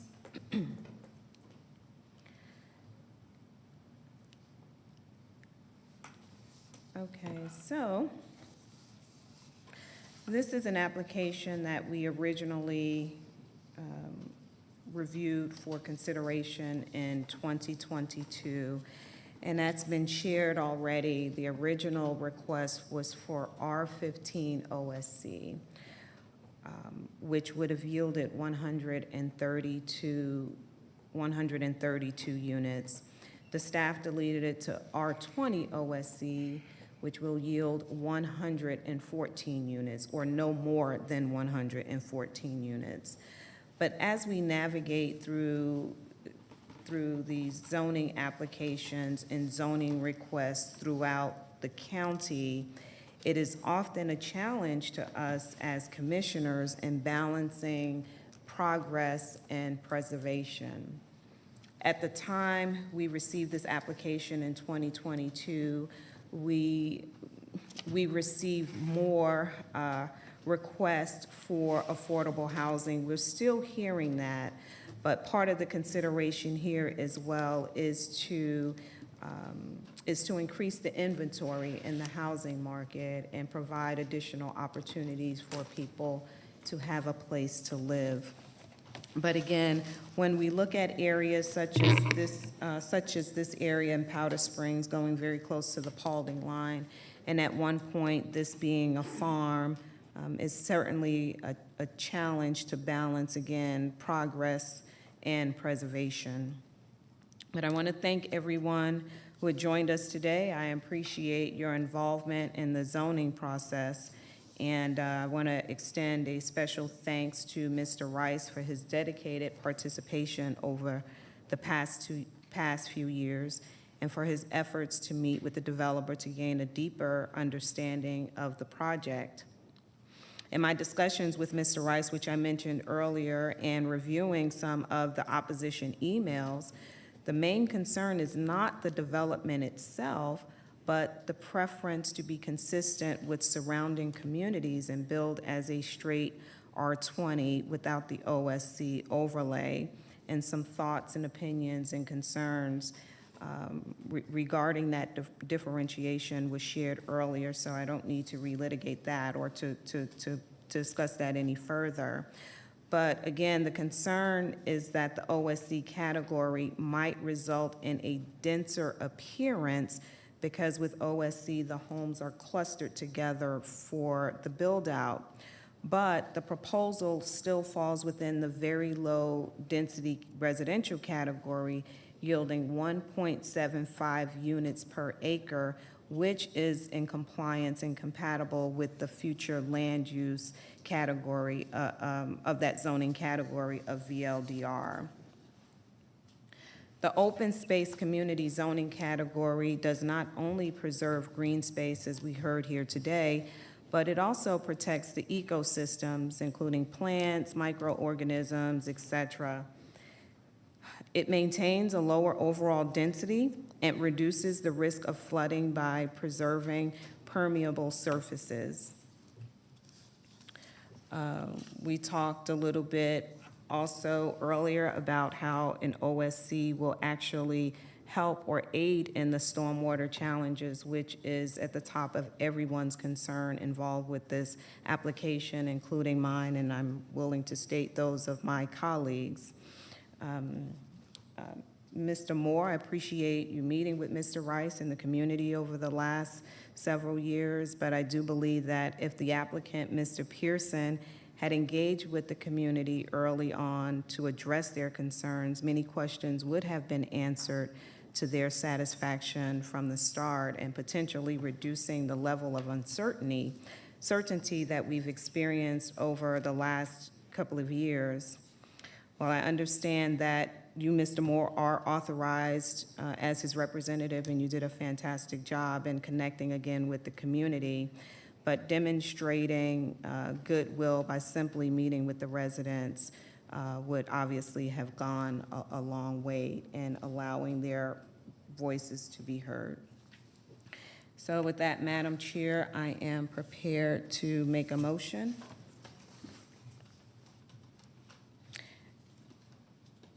Now, before making the motion, John, or Bill, for clarification, I know that we have the OB item in front of us, but do I need to make reference to the original application of Z28 where staff recommended deletion to R20 OSC?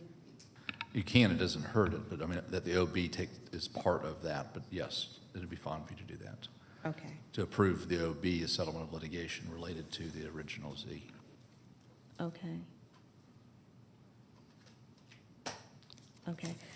So I make a motion to uphold staff recommendation to delete Z28 to the R20 OSC category, and to approve OB 19 2024 settlement of litigation with the following conditions. The development must comply with all Cobb County ordinances and development standards, except for item number 17 of the stipulation letter dated March 14, 2024, from Roy Barnes and J. Kevin Moore. Item number 17 of the stipulation letter dated May 14, 2024, from Roy Barnes and J. Kevin Moore to be revised to reflect that all lots shall be graded to provide the minimum lowest floor elevation 6 feet above the 100-year floodplain elevation instead of the minimum 3 foot required by the Cobb County zoning and development ordinances. Include the following wording to item number 18 of the stipulation letter dated March 14, 2024, from Roy Barnes and J. Kevin Moore to reflect that if the direct discharge study does not support fee in lieu of detention, traditional detention to provide channel protection and control of the 2, 5, 10, 25, 50, and 100-year post-development event flow rates shall be provided. And while we did not discuss this next item in advance, it's very standard to revise item number 5 of the stipulation letter dated March 14, 2024, from Roy Barnes and Kevin Moore to reflect that the final elevations be approved by the district commissioner. So, Bill, with that last one, I'm not sure how that should be handled because that wasn't discussed before now. We can ask the applicant if they're willing to agree to that.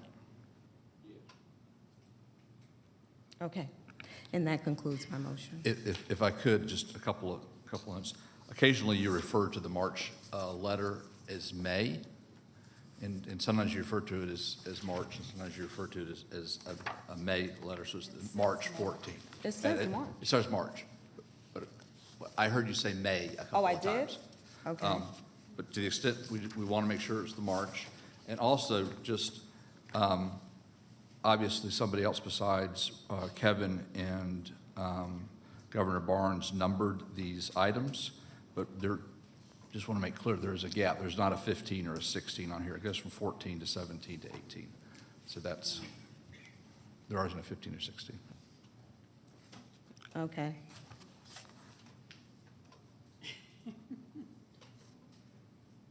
So, what about the ones that she referenced? Were they the correct numbers? They're the numbers that are on the letter, yes. Okay. Yeah. And that's what we would go by, was what numbers on the letter, yeah. Right, and this is the letter that's been submitted for the record, correct? So even though it's misnumbered, it still aligns with my stipulation. And for the clerk, for any reference that I made of May, please ensure that it's March. I don't recall saying May, but sounds like I did. I don't think I did. Does that conclude your motion, Commissioner? Yes. Yes, is there a second? Second. Any additional comments or questions? I'll call the question. The motion carries 3-2 with Commissioners Burrow and Gamble in opposition. Okay, we are now moving into our final 2 cases of the afternoon. I believe the next case we have is at other business item 27? 25. 25? Okay. Okay, That's next right, we case heard is other business item number 25 of 2024, which is to consider a stipulation and site plan amendment for Sherrod and Conyers regarding rezoning case Z36 of 2016.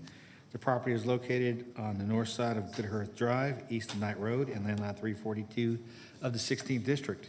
The applicant is present. Is there anyone here opposed to other business item number 25? Let the record show there's no one opposed. Would the applicant please come forward to be sworn in?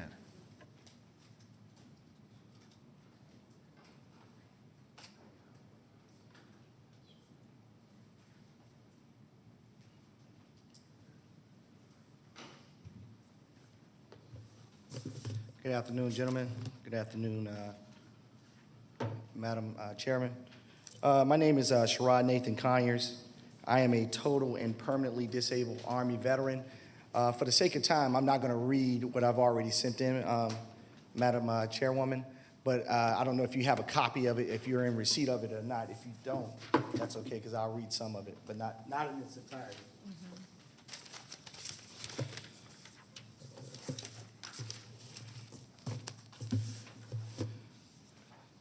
Just to give you a little context and background, my family and I, we moved from California back in 2020, July of 2020.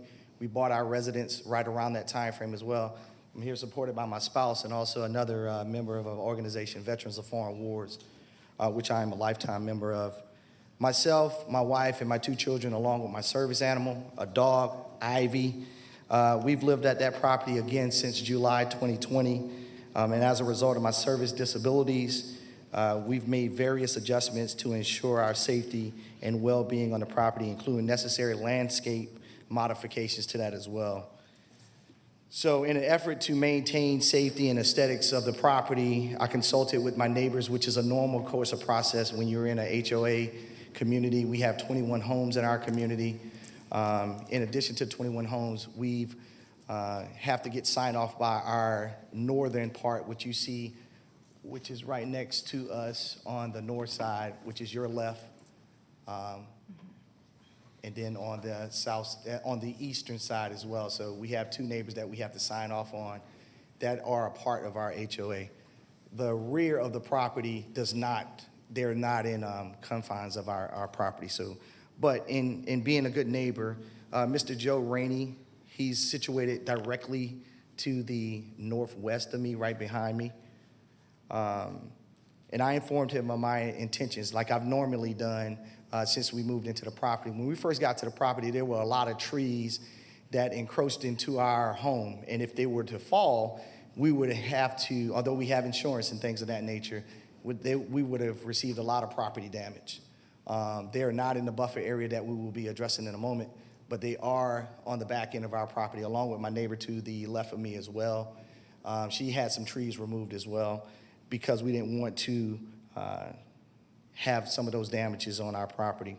So after doing that, removing those trees could and possibly potentially affect our pool area and also our backyard as well.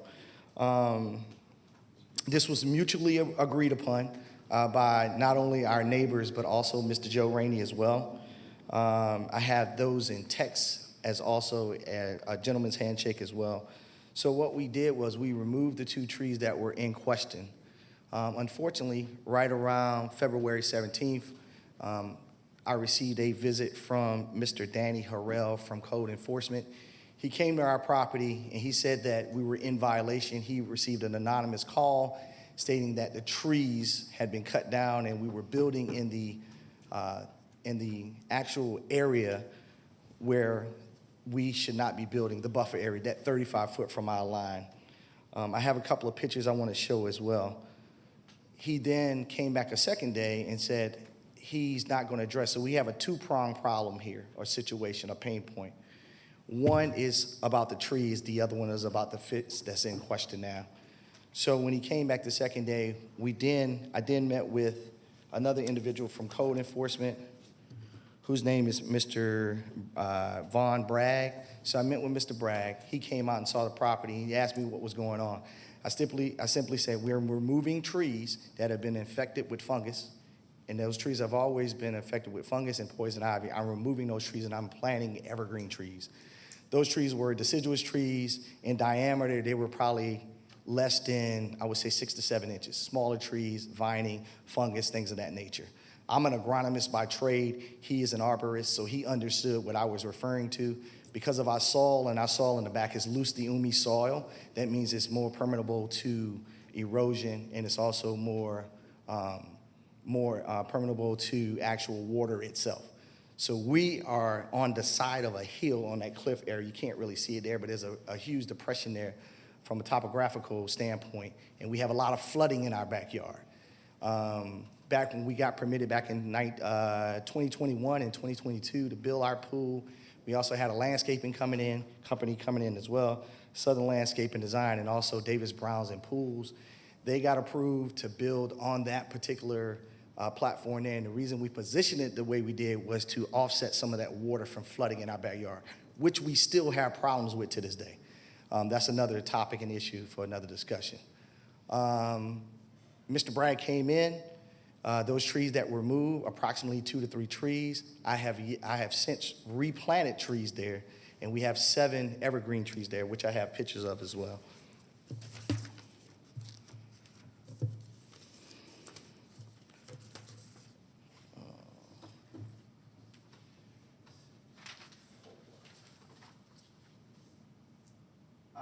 can see here. Yeah, absolutely. As you can see here, this area here is the north portion that's on Mr. Rainey's property. That's my property line. It's a foot from his property line.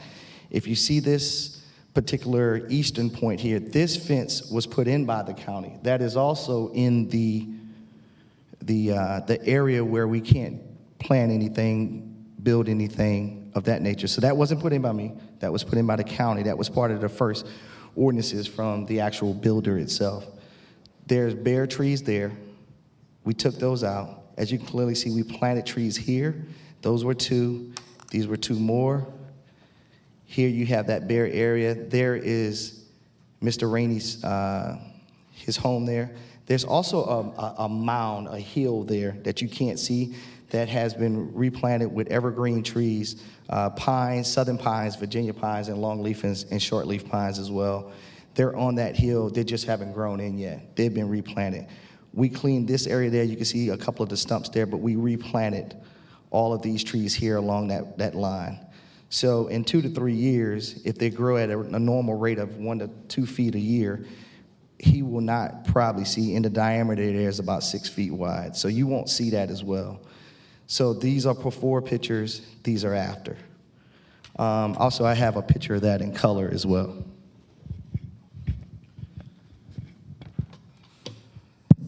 Another part of the reason why we fenced that area in, it wasn't just because of the ordinances for the pool, which by code we had to have. We have an enormous problem with animals in our backyard as well.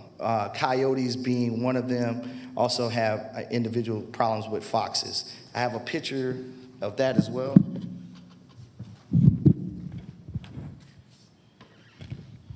This is a picture that was given to me. I also have one, but it's also been given to me by my next door neighbor, Mr. Joe Rainey. You can tell by the gait of the actual coyote itself, i.e. the way it walks, that it is a coyote, not to be confused with a dog. Here's another picture as well. You can see the date there, and there's more pictures as well.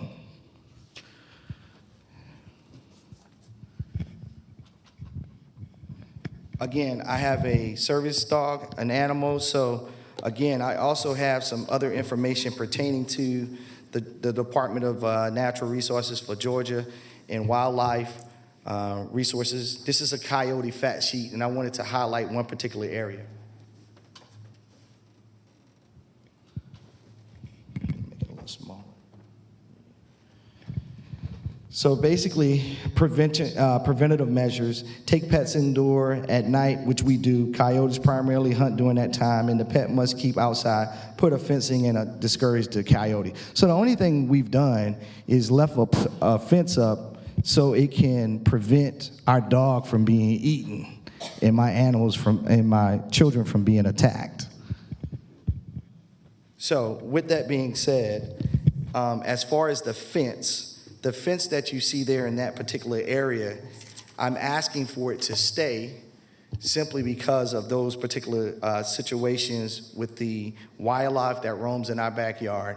We've already atoned and planted more trees based on Mr. Bragg's recommendations. And if more trees need to be planted, we can do that as well. That concludes all of my presentation.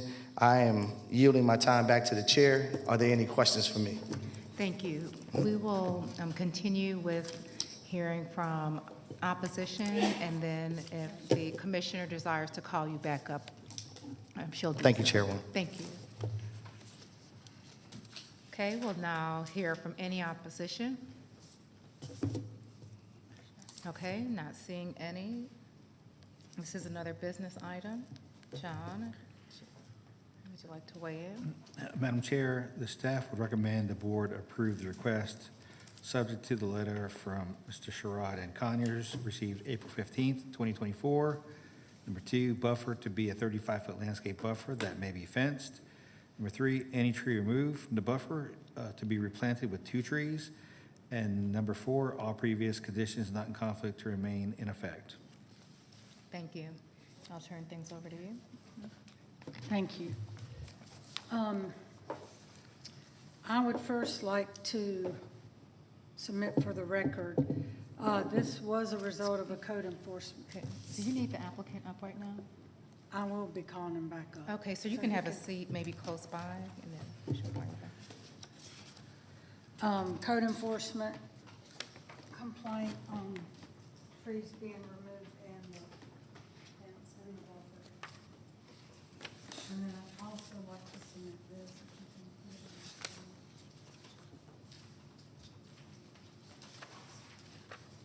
put it on. The neighbor directly behind was not able to be here today, but he did email us a few days ago. The picture. This is Mr. Rainey's backyard, and you can see how he has a direct view of your house and backyard with a few trees planted here. And he also has an email attached to that of your conversation about planting the trees. He wasn't, he was agreeable to screening that, but he didn't, it's our decision on this to, what we require. And he wasn't aware of, that he could make the decision or whatever. But the email, I can forward the email to you as well. But I did want to submit it for the record. So the issue here is, number one, there is a 35-foot buffer behind Sherrod's house. And now there's a fence that is at the very end of the buffer property line. And you heard the testimony of, the animals and all, but when this was zoned, that was put in place to be a buffer from the neighbors. So I understand the hardship or the request to leave the fence. And I normally would not agree to that. But what I'd like for you to do is get with Bragg Vaughn again and have him give you an idea for you to come up with a landscaper or yourself, if you will, to give us a landscape plan for this view here and also where the fence is, to come from the fence to 35 feet out with rows of cryptomeria or whatever the county arborist recommends. And submit those to us before, we can approve this today with that stipulation that comes back to me within 30 days to approve and for the county arborist to approve. Are you agreeable to doing that? Yes, ma'am, that's fine. Okay. I'm amenable to that. Okay. I think that would appease, well, also the neighbor on the side where the 6-foot fence is, where the buffer is, have they expressed any concern, or have they said they're agreeable to the fence staying there? All of my neighbors. Excuse me, sir, can we just have you come to the Yeah, come. microphone, please? Sorry. Being broadcasted. Yes, ma'am. All of my neighbors were taken to ice cream for lunch, so they love me. They don't have a problem at all with me leaving the fence there. The only problem you ran into was with Mr. Rainey. We expressed I told him before it was even built, and I just want the records to reflect that this fence has been there for 2 years. It was never a problem with the fence. That was never the concern. The concern came into play is when I removed trees from that particular area, that buffer zone. That's when the anonymous call came in. Right. But they don't have a problem at all because they've already signed off on it. Yes, ma'am. Okay. I didn't see a letter or anything from I you have it. addressing. Okay, if you could submit that for the Sure. record, that would help. Yeah. So I'd like to meet with you, or Bragg and I could come out to your house and see the plan in the next 30 days. If you'll just give me a call, that would work. Yes, ma'am, I can get your information and you can get mine after the hearing. Okay. Thank you. Commissioner Richardson has a question. And this may be directed towards Commissioner Burrell. I'm just looking for the history on the building of the fence. I think it was referenced that it was the county that constructed that fence? That's the Property split line? rail fence. That's not where the buffer is. I see, okay. The so 6-foot there's a privacy new- fence he put in There's a new, himself. okay, thank you. That helps me. Yeah. That, actually, I think, Sherrod, was it the 6-foot, the split rail fence, the developer's fence that was put in when the house was built? Yes, ma'am, let me show you another picture That's from a what- different angle and vantage point.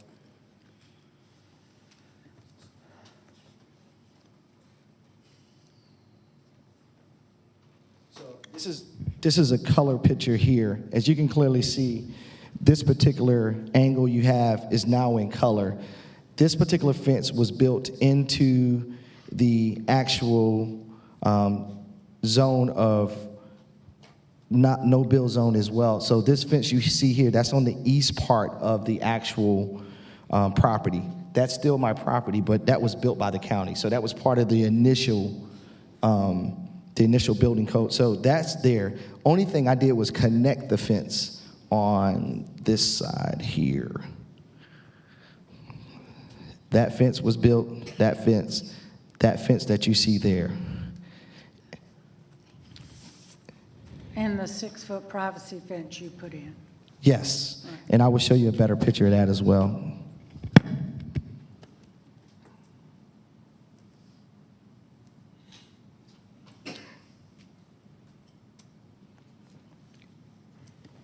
So here's another good vantage point and indication. As you can clearly see, is a hill here. We planted a palm there because we cut down another tree that was infested. So we put a palm there. As you clearly see, those trees we've planted to replace the ones that we cut down. That fence here for approximately 30 feet. This is the fence that's in question. This fence has been here on the property since late 2021, early 2002. So, 2022, excuse me. So this fence has been there. That's never been a problem or question. It's the actual landscaping here that you see, and we have already replanted trees, flowers, ground covers, and also we're planning on planting other evergreen trees here as well. Okay. And also with the plantings that you're going to be doing, you do understand in the 35-foot buffer, nothing can be put in there. We're allowing the fence to stay, but nothing can be put in there but the plantings, the trees that you put in there. Yes, ma'am, that's understood. We don't have plans, architectural designs, schematics, anything to build in that area. Is going to be left as a buffer zone. The only thing we have there are the trees. We're not building any type of apparatus, anything there. So that buffer will be adhered to. Okay. Okay, so were there any other? I have a question, John. With this picture that is up right now, I see the orange lines down at the lower left that look like it's an easement. And then I see it kind of go behind, which was, I'm guessing, this 35-foot buffer that was supposed to be put into the green space. Is that area supposed to be available to all residents of the subdivision to use for the open space portion of this development? The area behind the applicant, I believe, is part of a detention pond facility and the open space. So it's supposed to be usable by all the folks in the neighborhood.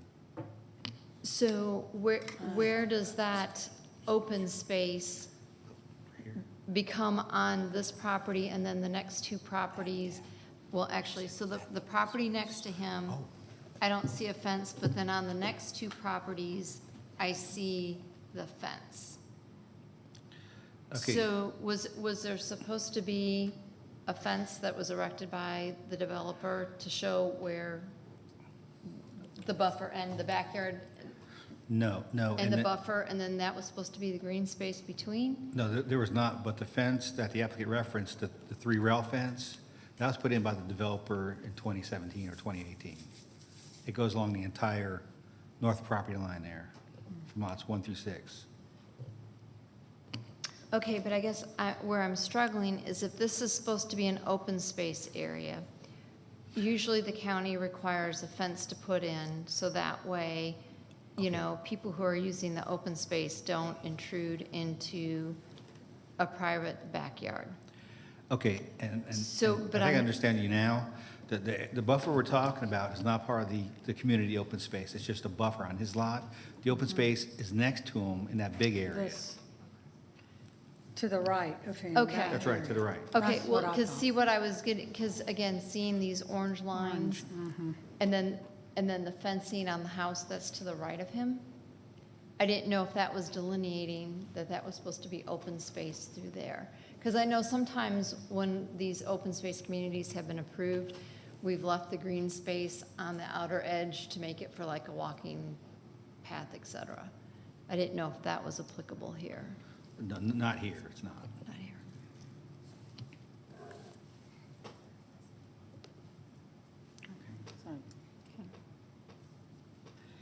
Okay. So I will make a motion to approve other business item number 25 with the following conditions. Landscape plan for the 35-foot buffer area and also the fence line behind Mr. Joe Rainey's property to be brought to the district commissioner with approval from the county arborist within 30 days from today's date. And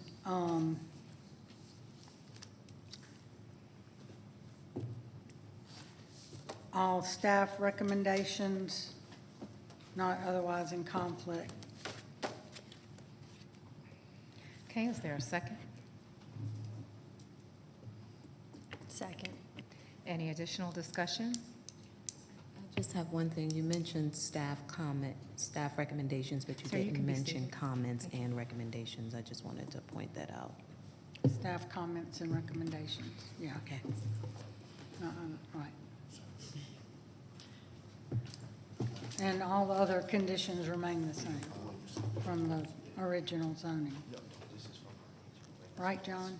Correct. Okay, we have a motion, a second. Are there any other comments or questions?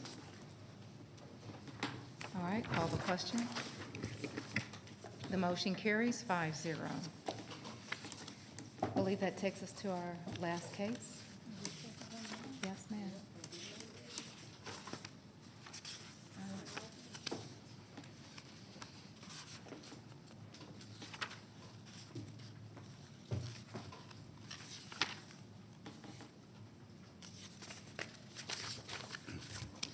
Okay, last item is other business item number 30 of 2024, which is to consider a reduction of required public road frontage from 75 feet to 18 feet for Perifia A. Rodriguez. The property is located on the north side of Clay Road in land lot 1220 of the 19th District. Is the applicant present? The director of the applicant is here. Is there anyone here opposed to other business item number 30? Got one person opposed. All those who wish to address the board, please come forward and be sworn in.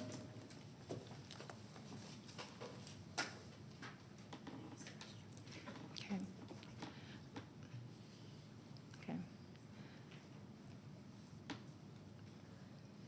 While they're being sworn in, let's go ahead and take a 5-minute break. We'll come back.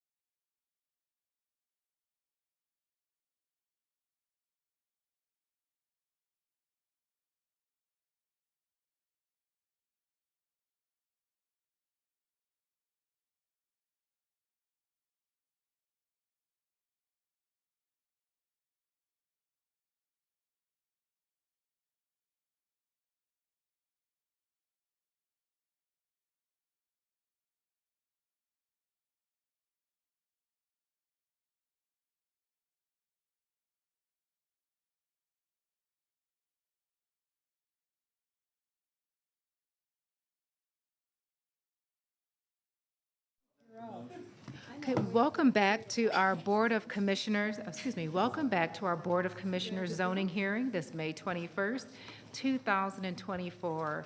We thank all of you for powering with us to this last and final application of the day. John, I'll turn things over to you to cue things up. We already called the case, so would the applicant please come forward to present the facts? Oh, hey, Cameron, did he get sworn in already? Yeah, he did. They did.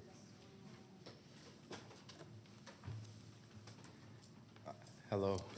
I actually wanted to ask if it was okay if the plaintiff, Lolita, would come first and let us know.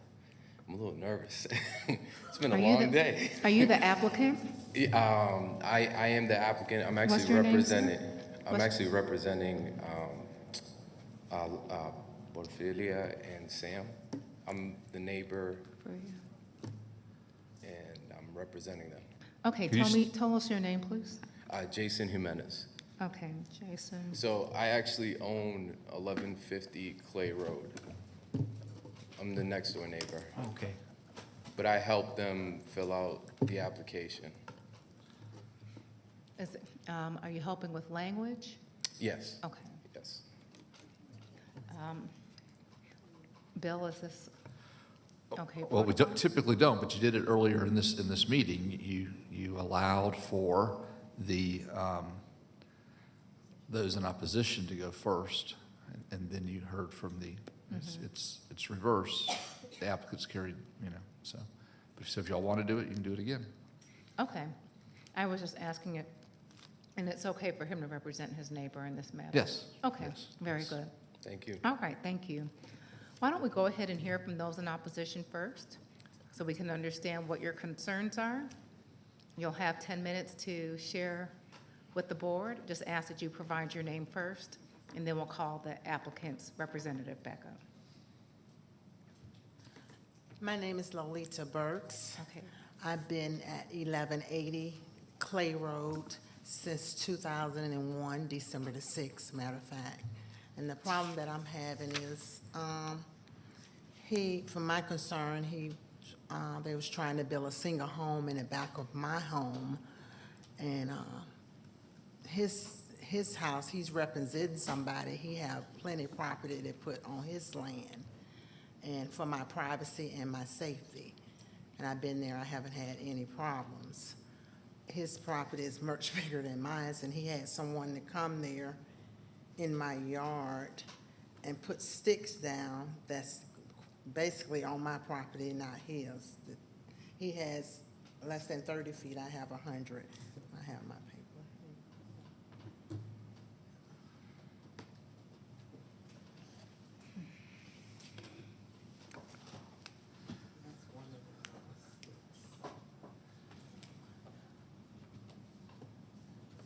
This is my property, that's one of the sticks. That's one of them. And this is in my backyard, and this is another stick they had someone to put there. And him and I guess the people that he's with today was in my backyard, and I asked them why they was back there. And he said, oh, I'm your neighbor, but I don't hardly see him. I'm like, and this is my home, my whole yard and my home. And he said, I'm your neighbor, Jason, and ran through my neighbor yard, which is 1184.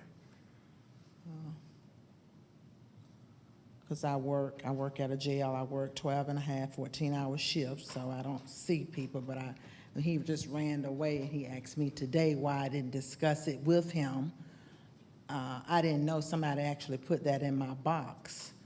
And I called here and spoke with someone, and they told me, yeah, I can show up here.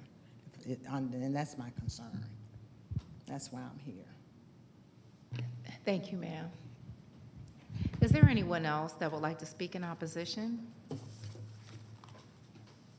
Okay, not seeing any, I'll go ahead and turn things over to the applicant.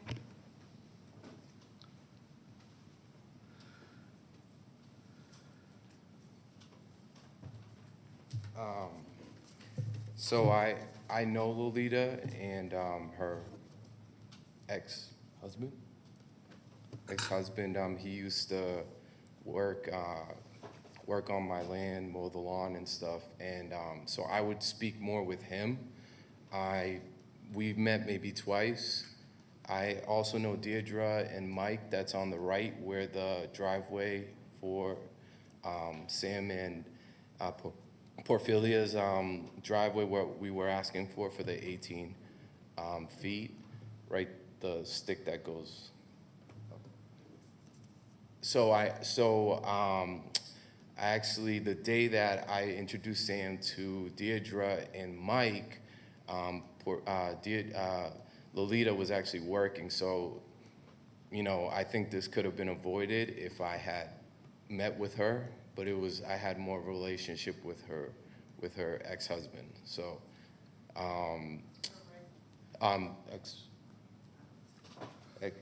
ex-boyfriend, boyfriend.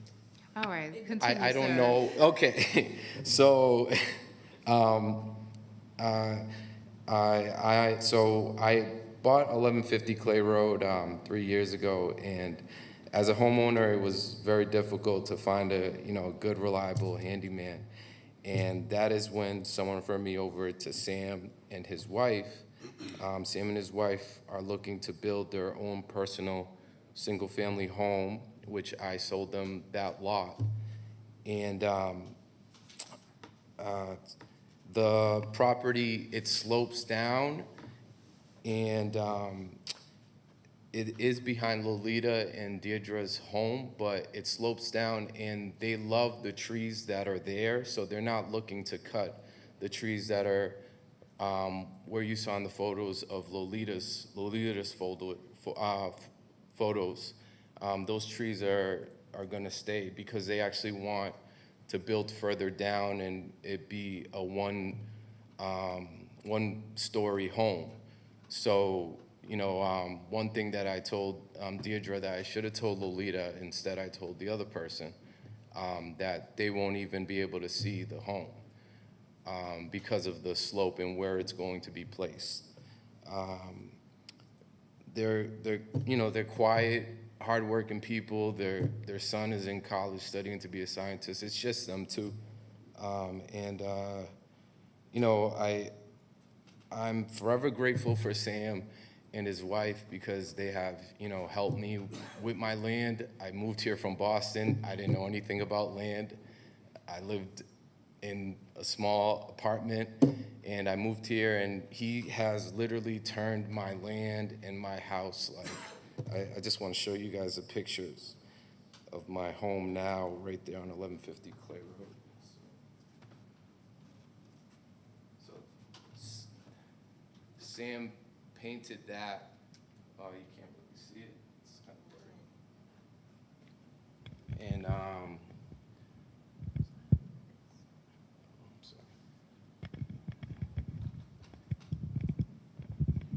so that's that, and the reason why I'm showing you this also is because that's similar to how the home is going to look, and it'll one story and further down the property. So,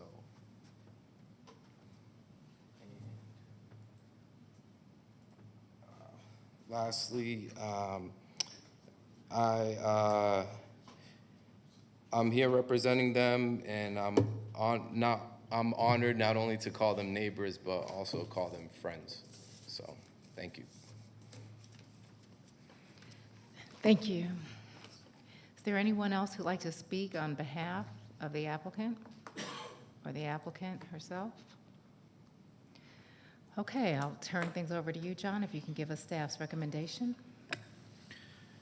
Madam Chair, the staff would recommend the board approve the request, subject to road frontage to be reduced to 18 feet, the fire department comments, and Cobb DOT comments. Okay, I'll turn things over to the district commissioner. Thank you, Madam Chair. I just have some questions for clarification. If I can have Mr. Jimenez as well as the applicants in the event you need to interpret. Were the applicants sworn in, John? Were the applicants sworn There was Okay, 14. all right, okay. Okay, so I'm trying to determine how all of this intertwines. So, Mr. Jimenez, you own 1150 Clay Road. My question for you is that a duplex or a single-family residence? Because it appears to be a duplex. That's a single-family residence. Okay, all right. Single-family residence, okay. And also, Ms. Lolita owns 1180 Clay Road. And Ms. Rodriguez is looking to build on that outlined area, the application that's before us today. Correct. Okay.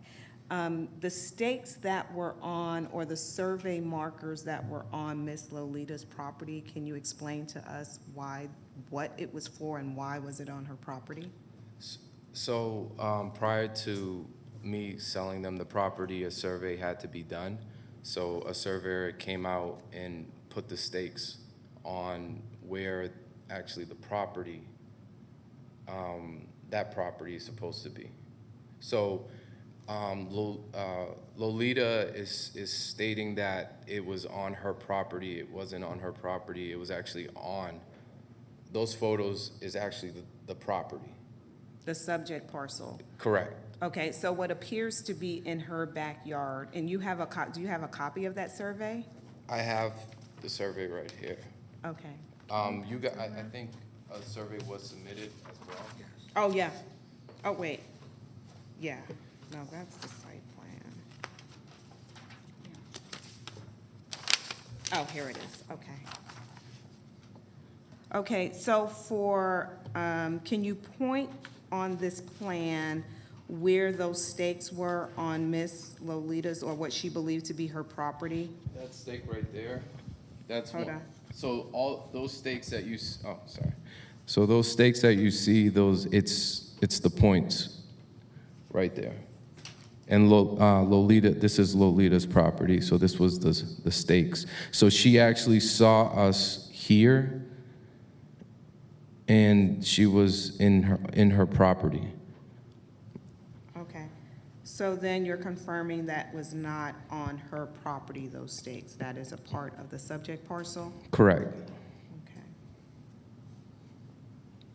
Okay. Yeah. For those stakes, because the concern, and I had an opportunity to speak with her during the break, the concern is that it is on her property.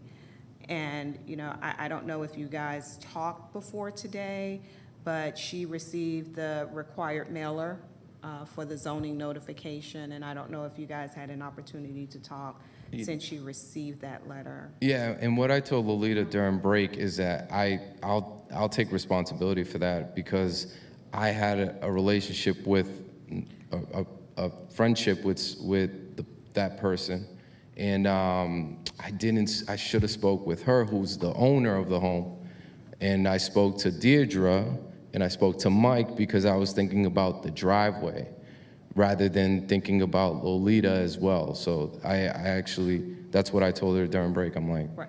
yeah. But outside of speaking with her with respect to the placement of the stakes, she believes that that is on her property. So did you have an opportunity to maybe furnish her or provide her with a copy of the survey? Yeah, no, I should have. Yeah, I should have gave her a copy that once the survey was done. The survey was actually done when I purchased the home, because when I purchased both lots. So when I came 3 years ago, I owned that back lot. And so that's the stakes that she's seeing. I believe those are from the 3 years ago. No, it's not. They're not? Okay, so another survey was done, and that's the stakes of the lot. Okay.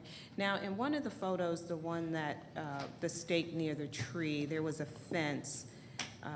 Were those stakes on the interior side of the fence on her property?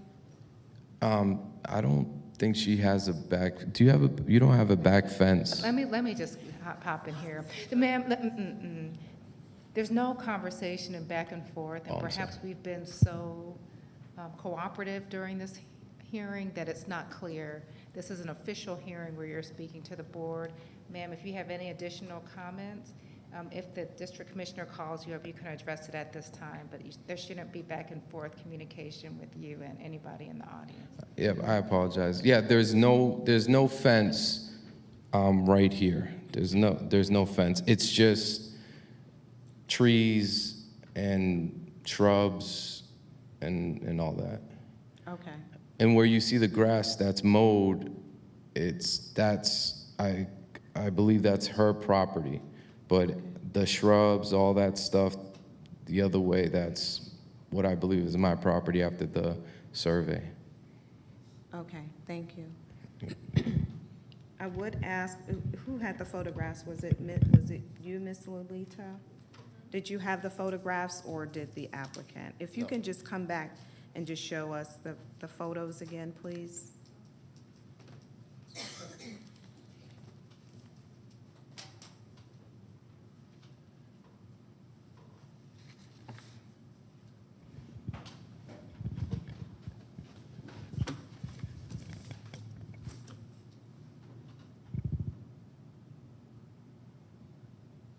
And while you're pulling that up, do you have a survey of your property? Do I have one? Do you have a survey of your property? Because I didn't know this was going on. Okay. Are you planning to? Yes, I To get a am. survey? Okay. Yes, but I called a surveyor, and I guess that's the one that he used, because of the way the guy was talking to me on the phone. And he was saying, well, I don't know what he gonna do, but he got his own land, which is right here, that he didn't even show y'all. I've been there since I said 2021. Is this the picture? Is how you do it? This is his land. This is his, Can you slide the phone up just a little because we can't, okay, thank you. Okay, that's better. This is his land. He got a lot. 12, this is the front of his home. This is a side. He got a pony and all this. He want to put someone in the back of my home. That was my home, which I'm gonna go back to, because he's just showed y'all one little picture. I'm going to my home. This is my house here. And where this stick is, that's the neighbor, that's their fence. This is my property here. Okay, can you just pinch that back in, and if you can orient me to where your house is in relation to the stake, because it's really difficult for me to see. What do you need me to do? Okay, so in looking at the stake, My house is here. Going. and where is Stake this? is down here, the way, it's like going down right here. Okay, All so, this is my property because this was a HUD house when I bought it. okay, can you go back to the previous photo? No, the other way, the other The way. one with my house? Okay. Right here. So the fence, no, pinch it back in. Okay, so the fence, okay, so the fence that we're seeing in this photo on the right-hand side where the vehicle is sticking out, okay? Let's just keep that in mind. Do you see the fence there? What fence? Oh, yeah, over this. This is where, are you talking about right here? Okay. This is the neighbor car, and they had that fence there when I moved there. Okay. That's my the opposite. Okay, all right, that's not what I'm getting at, but can you just pinch it, Cornelius? I'm just trying to determine if that fence is the same fence near the stake, Yes, if that it runs is. along the That's same what- line. Yes, it is. Okay, so can you go to the next photo? And if that's the same, if this is the same fence as the previous photo, then, you know, and I'm not a surveyor, but if the fence is up and the stake is here, it just appears that it's on her property. It's on my property. Right, and that's what I'm confirming. You can come out there. It's, Right, just based on the fence. So, I mean, I would recommend that, you already mentioned that you are going to get a survey of the property. I just had 8 trees cut down. Yes, I am getting a Okay. surveyor because for him to come in here and Okay. basically fee up, because he got 12 acres or whatever. Okay. and Okay. try to take my property and put people back there. It's just not fair to me to have a chance to get a real surveyor. Okay, I understand, ma'am. Okay, that's all I have unless you guys have some questions for her. If you can show, ma'am, can you come up for a moment, Ms. Lolita?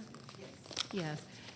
Can we take a look at the site plan of the property?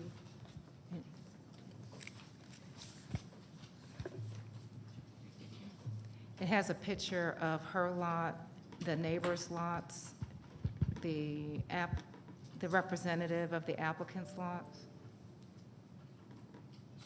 And it shows the subject property.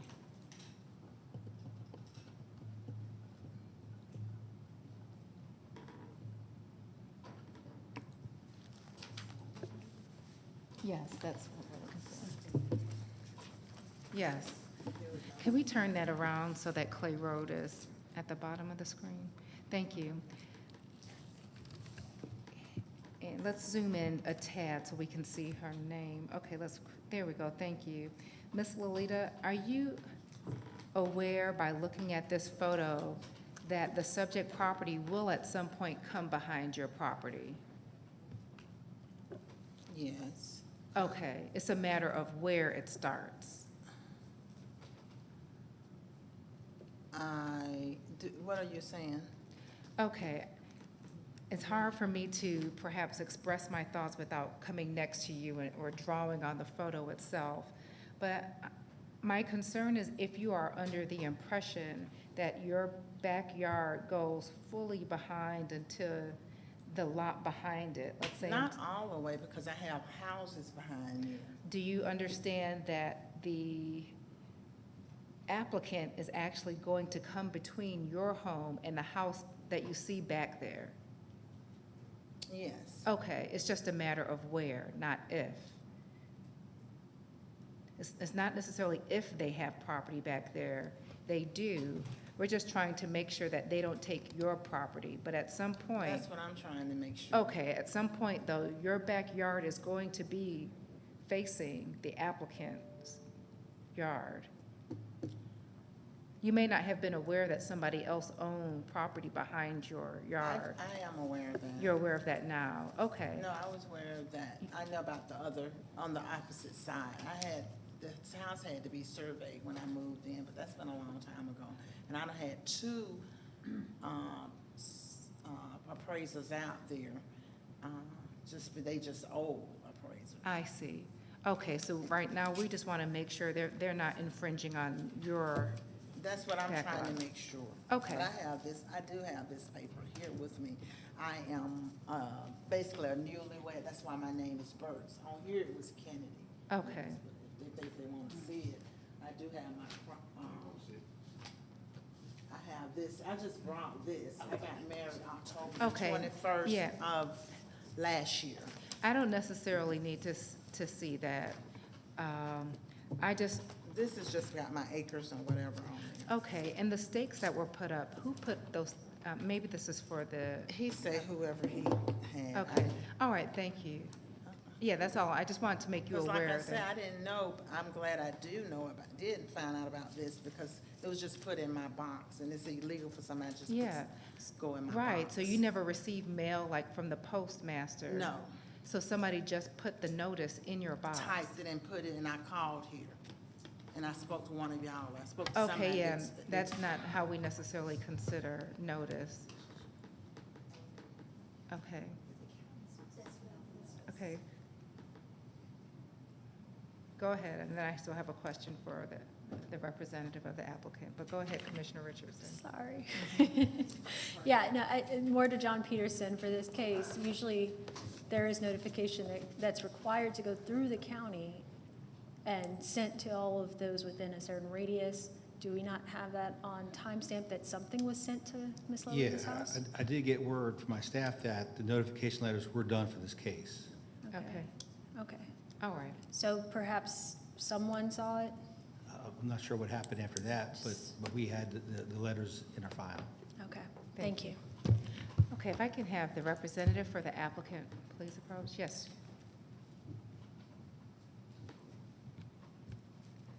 Just hijack this, Commissioner Sheffield. Let me get it back. Excuse me, sir. The stakes that were put down, who put those stakes down? The surveyor. The surveyor did, okay. Yeah. All right. And can I just mention one thing about the survey? I don't know, because we're Oh, doing I'm a sorry. lot of people presenting part of their case versus responding to Yeah, our I question. just want, the fence that you mentioned, it stops at that corner, and just look where the stake is. So the fence that you saw in the photo, it goes further down, and then it stops. Okay. Does that make sense? It does, doesn't. thank you. Okay, thank Those are all my questions, Sheffield.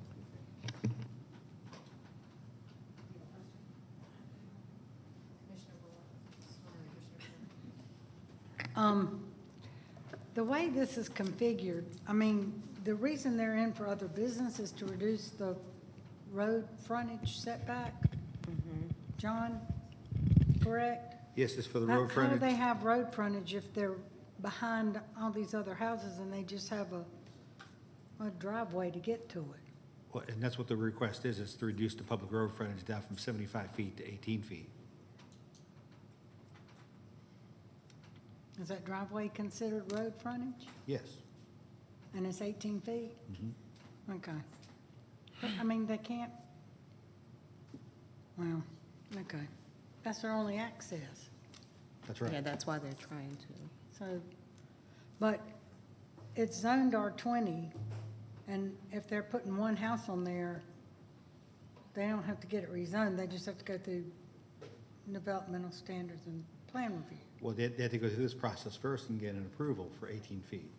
And then Okay. they apply for the permits. Right. So with the survey submitted, wouldn't that tell us where their property line is versus Ms. Lolita's property line? It shows it on the survey where it is.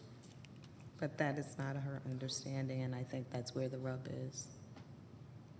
Well, and this board typically doesn't get involved in property line disputes. No, but we do require surveys, and that would tell where he can build and can't build. Right, and the applicant has submitted a survey. But if there is a disagreement between two property owners, that needs to be resolved outside of this board. Well, I think that when we have applications, if there's a general disagreement among neighbors, we have in the past allowed neighbors to go back to the drawing board and discuss those issues, even if it's outside of what we're asked to consider. So I think that for Ms. Lolita, and I'm sorry, ma'am, what is your last name again? Burks, B-U-R-K-S. Okay. That Ms. Burke's understanding of it is that he is encroaching on her property. And based on Mr. Jimenez's testimony, I believe they have a really good relationship with their neighbor. And I would imagine, ma'am, and I would imagine that he would, in goodwill, at least want to settle this issue or concern with his neighbor before moving forward. So with that, I am inclined to hold it or continue it for 30 days for that conversation to happen. Ms. Burke is going to order, if she has not already, a survey. So by the time that comes in, hopefully that would be able to resolve her concern regarding your application. Well, why don't we hold it for the next zoning hearing versus 30 days? Because we don't Oh, did know I it's say gonna- 30 days? I'm Yes. sorry. Mhm. Yeah. Okay. I don't have You to- you did say 30 days, but the question is, if Ms. Burks is going to get a survey, is it feasible of that being accomplished in less than 30 days? I mean, conceivably, an you expert. can't require Ms. Burks to do anything. It's the applicant that's here before you, just wanting the 18-foot footage. If Right. she doesn't get the survey, Well, there's nothing that the applicant can do regarding that. Right, and I'm not requiring her to get a survey, but she mentioned in her testimony that she's going to order one. So my thought is for her to provide her survey. That would give her, I guess, some sort of assurance that he's not encroaching on her property. I'm not requiring her to do anything, but with me holding it for until the next meeting, that would be the purpose of me holding Right. it. And So, to the point of whether she can get one in 30 days or not, I have no idea. okay.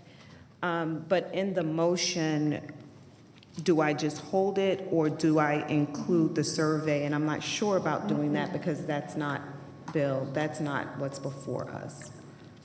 Correct. You have a survey before you that shows the lines and shows where the footage is and all of that. There's just, Right. that's before you right now. Right, I understand that, but again, my question to you is whether or not in my motion for clarification, if I need to mention anything about Ms. Burke's survey, or just hold it until the next BOC meeting. Just hold it to the next BOC All right, meeting. thank you. Can I interject? We really can't get into the dispute of the survey, but they can. What's course. before us is the road I frontage understand. reduction. I understand. So that's what the motion needs to be. Well, I understand that, but again, there has been times where there has been disagreements among neighbors, around developers and residents regarding applications, so I don't see where this one is any different. And I'm not proposing that the commission votes on or weigh in on Ms. Burke's survey, but for her to have assurance that her property is not being encroached upon, the applicant is willing to hold this for 30 days, and whatever they decide to work out in that time frame will be on them. Okay, we have a motion. Is that a form of a motion, what you have? No, I have my motion, but Okay, go ahead, Commissioner. Yeah, I was just going to say, I'm agreeable to that. I would categorize this as, there are still open questions that the neighbors want to resolve, and in coming back after a hold, I'm sure we'll hear whatever's up to, whatever new information may be present. okay. All right, so with that, Madam Chair, I make a motion to continue OB 30, 2020. Hold it? We've To already heard it. continue. We continue it when you don't hear it, but since we heard it, it's considered a hold. Okay. Yep. Okay, thank you. I make a motion to hold OB 30, 2024 to the June 18th, 2024 Board of Commissioners hearing. I'll second. Are there any other comments or questions? Call the question. The motion passes 5-0. Thank you, Commissioners. Our meeting is now adjourned.